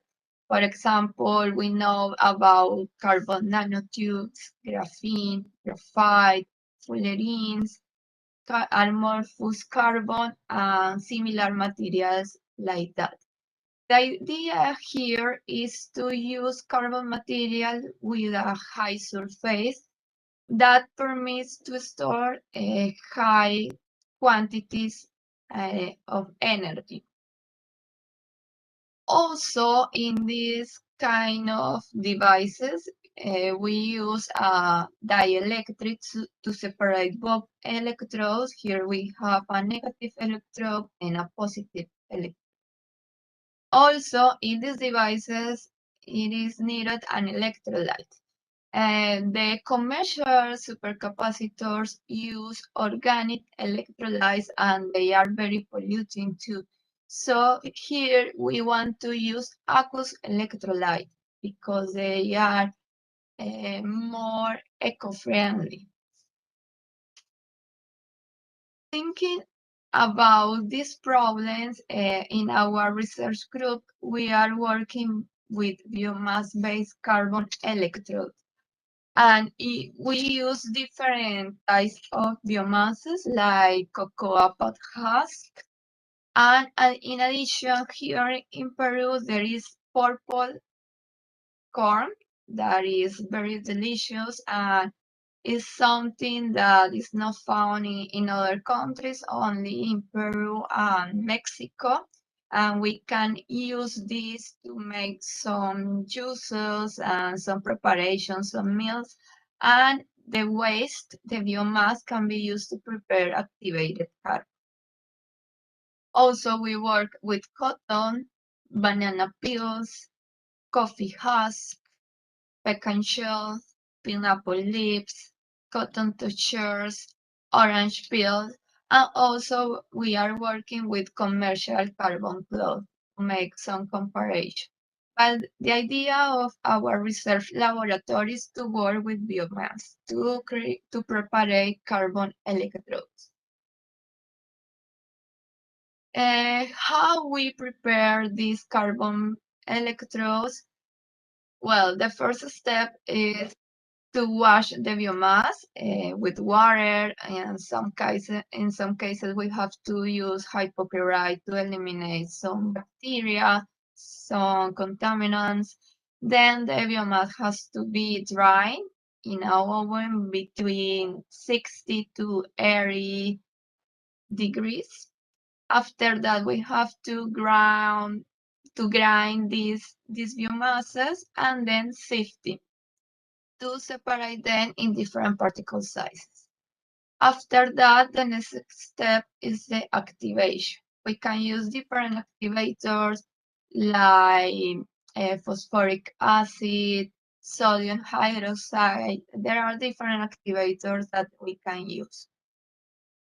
After the activation step, we have to make the pyrolysis. It performs in a tubular furnace under argon or nitrogen atmosphere in a temperature between 600 degrees to 1000 degrees. It depends on the characteristics of the carbon we want to achieve. At the end, we obtain a powder activated carbon. What is the supercapacitor setup? Here we are working with carbon materials that are in powder. So we have to make an ink. To prepare the ink, we need 2 milligrams of the carbon materials. Naphthalene is a binder that is used to adhere the film over an electrode and water. After that, an ultrasound is needed to give a dispersion of the ink, and then we can deposit the ink over a surface of the electrode. It can be a glassy carbon, it can be a stainless steel, it can be different materials, and then we have to dry the ink. After that, we use a homemade 2-electrode cell to test the supercapacitor materials. Here in this cell we use both electrodes are made of stainless steel, and we use as a dielectric, a glass-based membrane, and the electrolyte, it depends of the characteristic of the material. We can use sulfuric acid, or we can use potassium hydroxide. It depends of the characteristics of the material. The problem here when we are working with biomass supercapacitors materials is that we need a binder to adhere the material to the surface of the collector. So in this particular case, we are working with commercial carbon fibers to avoid the use of binder in the ink formation. But I want to show you before that we are working with different biomasses, and it's our goal to use this waste to create activated carbon and to give added value to these products. When we are working with carbon materials, they present a double layer capacitance that in some cases it can be very high, but it depends on the porosity and the surface of the material. And there are a lot of substances that can improve the capacitive properties of the carbon materials.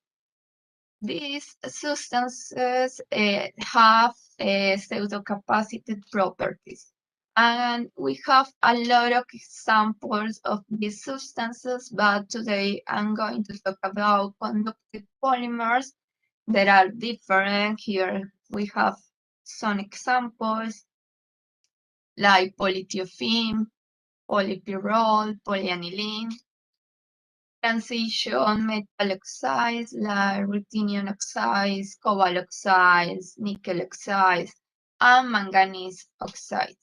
In our particular case, in this work, we are working with polyaniline and manganese oxide. How we prepare the electrodes, we use an electrochemical deposition of polyaniline, manganese oxide, and a mixture of both over commercial carbon fibers, commercial clothes that are composed of carbon fibers.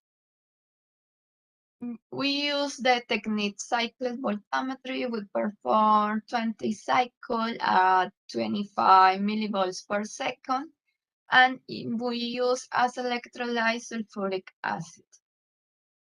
It depends of the kind of electrode we want to achieve. So if we want to modify the carbon fiber with aniline, we only use aniline. But if we want to modify the carbon fibers with manganese, we use a manganese salt. But we can make composite of both. We can electrodes deposited both at the same time or in stages, one by one. It depends of the we want in our electrode. As a working electrode, we use the carbon fibers, the commercial ones. As a reference electrode, we use silver chloride, and as a counter electrode, we use a graphite bar. In some cases, we use the same carbon fibers because we need a high surface electrode to make the electrode deposition. About the physicochemical characterization, we did several characterization, SEM-EDX, to determine the chemical composition, morphology of the synthesized materials, XRD to obtain the crystalline phases of the materials, XPS to know about the surface oxidation states and to determine the surface composition. And the last technique that we used was FTIRs to determine the functional groups detection. The electrochemical characterization was performed by cyclic voltammetry to measure the capacitive currents and the redox process detection.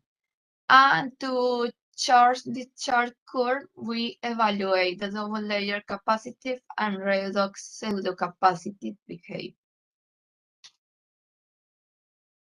The results. Here we can observe a picture, SIME images of the carbon fibers. Here we have the carbon fibers. As you can see, it's a clean fiber. Then when the carbon fiber is modified with manganese oxide, we can see like small leaf agglomerates over the surface of the carbon fiber. When the carbon fiber is modified with polyaniline, we can see that the polyaniline is deposited in the form of irregular particles over the surface of the carbon fibers. And here we have the composite of carbon fibers, polyaniline, and manganese oxide. Here we can observe that the composite is deposited in the form of rough structures. The EDS analysis is observed in this picture. We can see there is an homogeneous distribution of all elements like manganese, nitrogen that comes from the polyaniline, and oxygen, and of course carbon. This analysis showed to us that we successfully modified the surface of the carbon material with polyaniline and manganese oxide. The X-ray diffraction patterns of the prepared material is observed in this picture.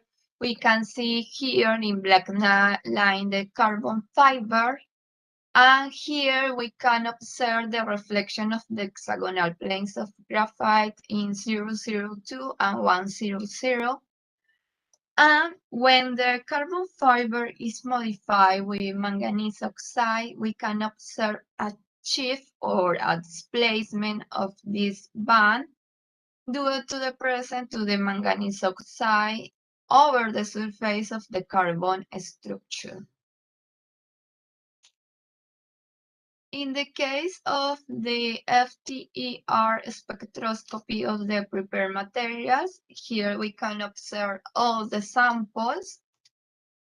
And this characterization was very important because here we can observe a peak, a small peak in the samples that contains manganese. These peaks correspond to manganese oxide, and also we can observe the modification of the carbon fiber with polyaniline because we can see some groups that contains nitrogen. And finally, one of the most important characterization of our work is the XPS analysis, because it was very difficult to determine the manganese oxide because here we have a low quantity of this oxide, so it was very difficult to find this. But with analysis, we discovered that we have manganese oxide.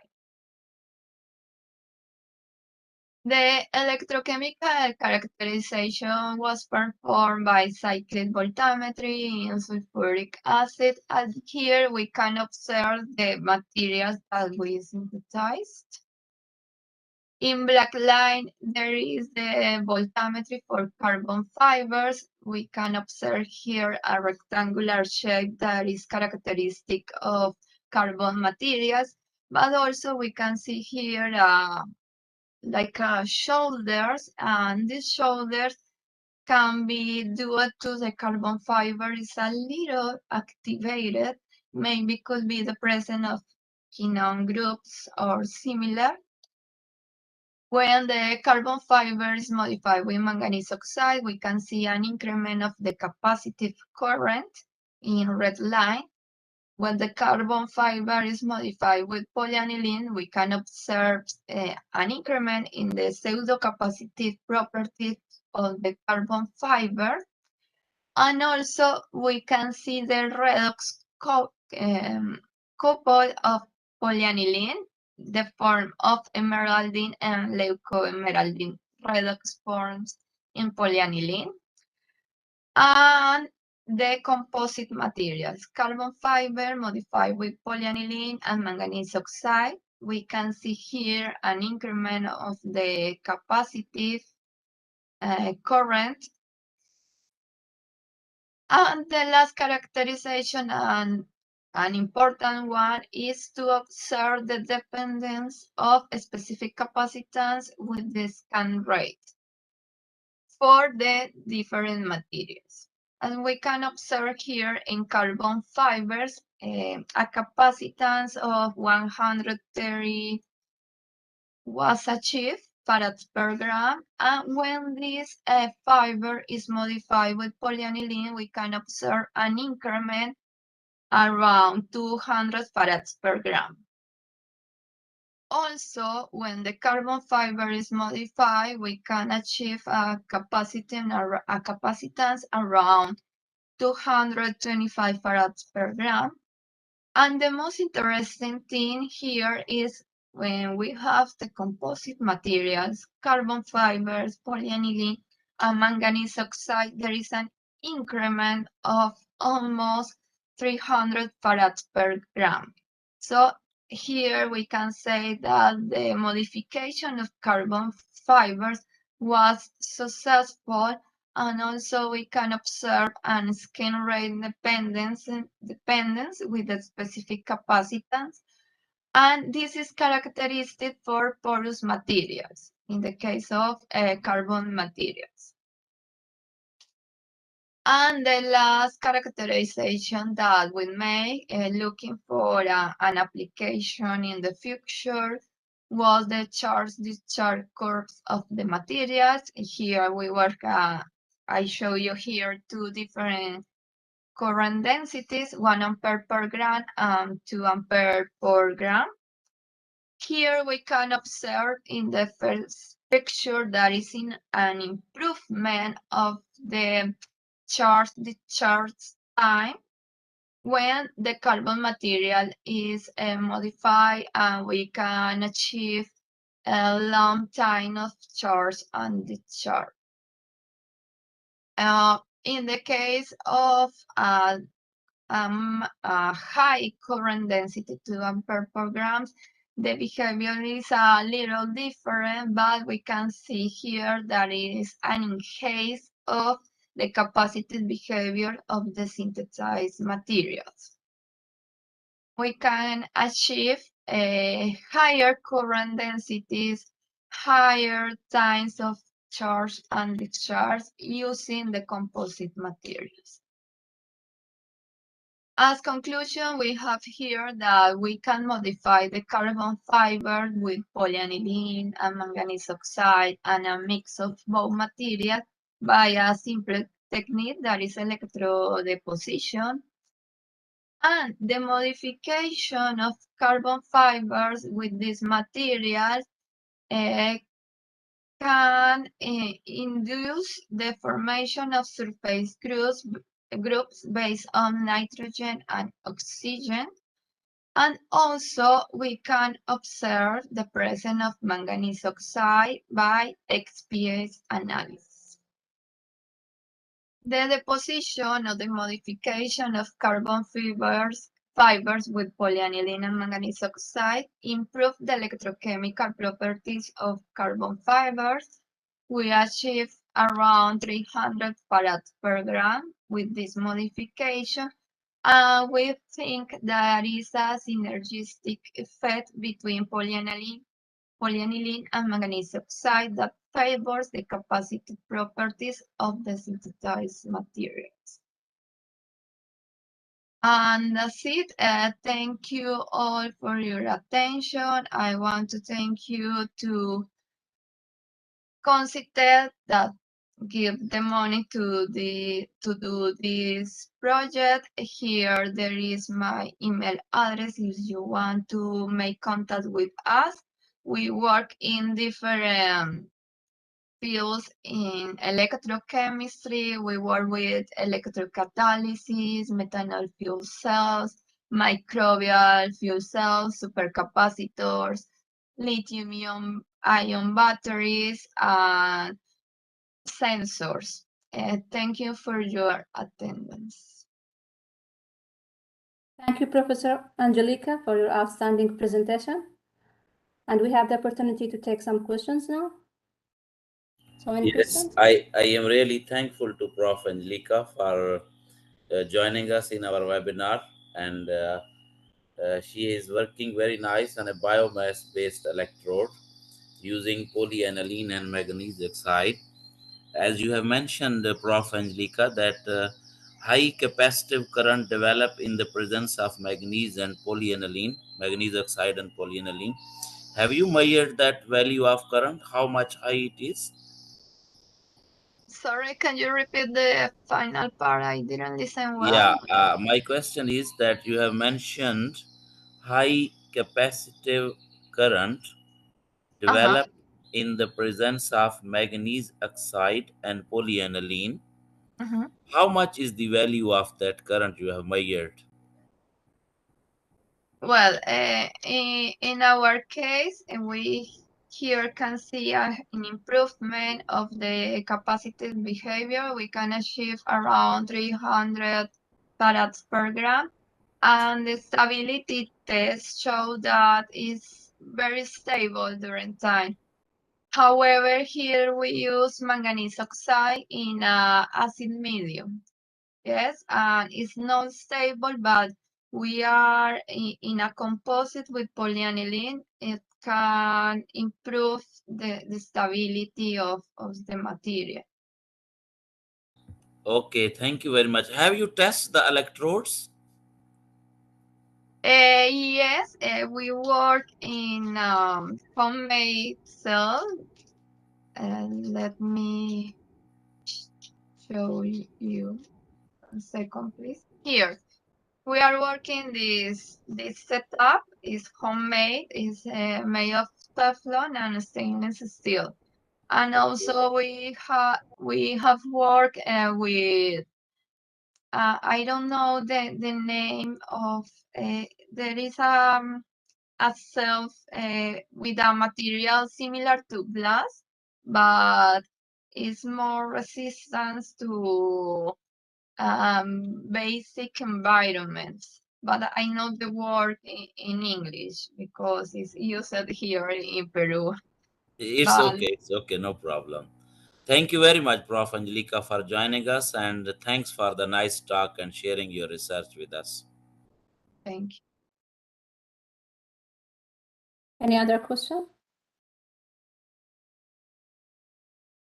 So thank you, Dr. Angelica, once again for being with us today. And we have reached the end of this session. And I would like to thank all the speakers for their contributions and the audience for their attendance. Thank you and goodbye.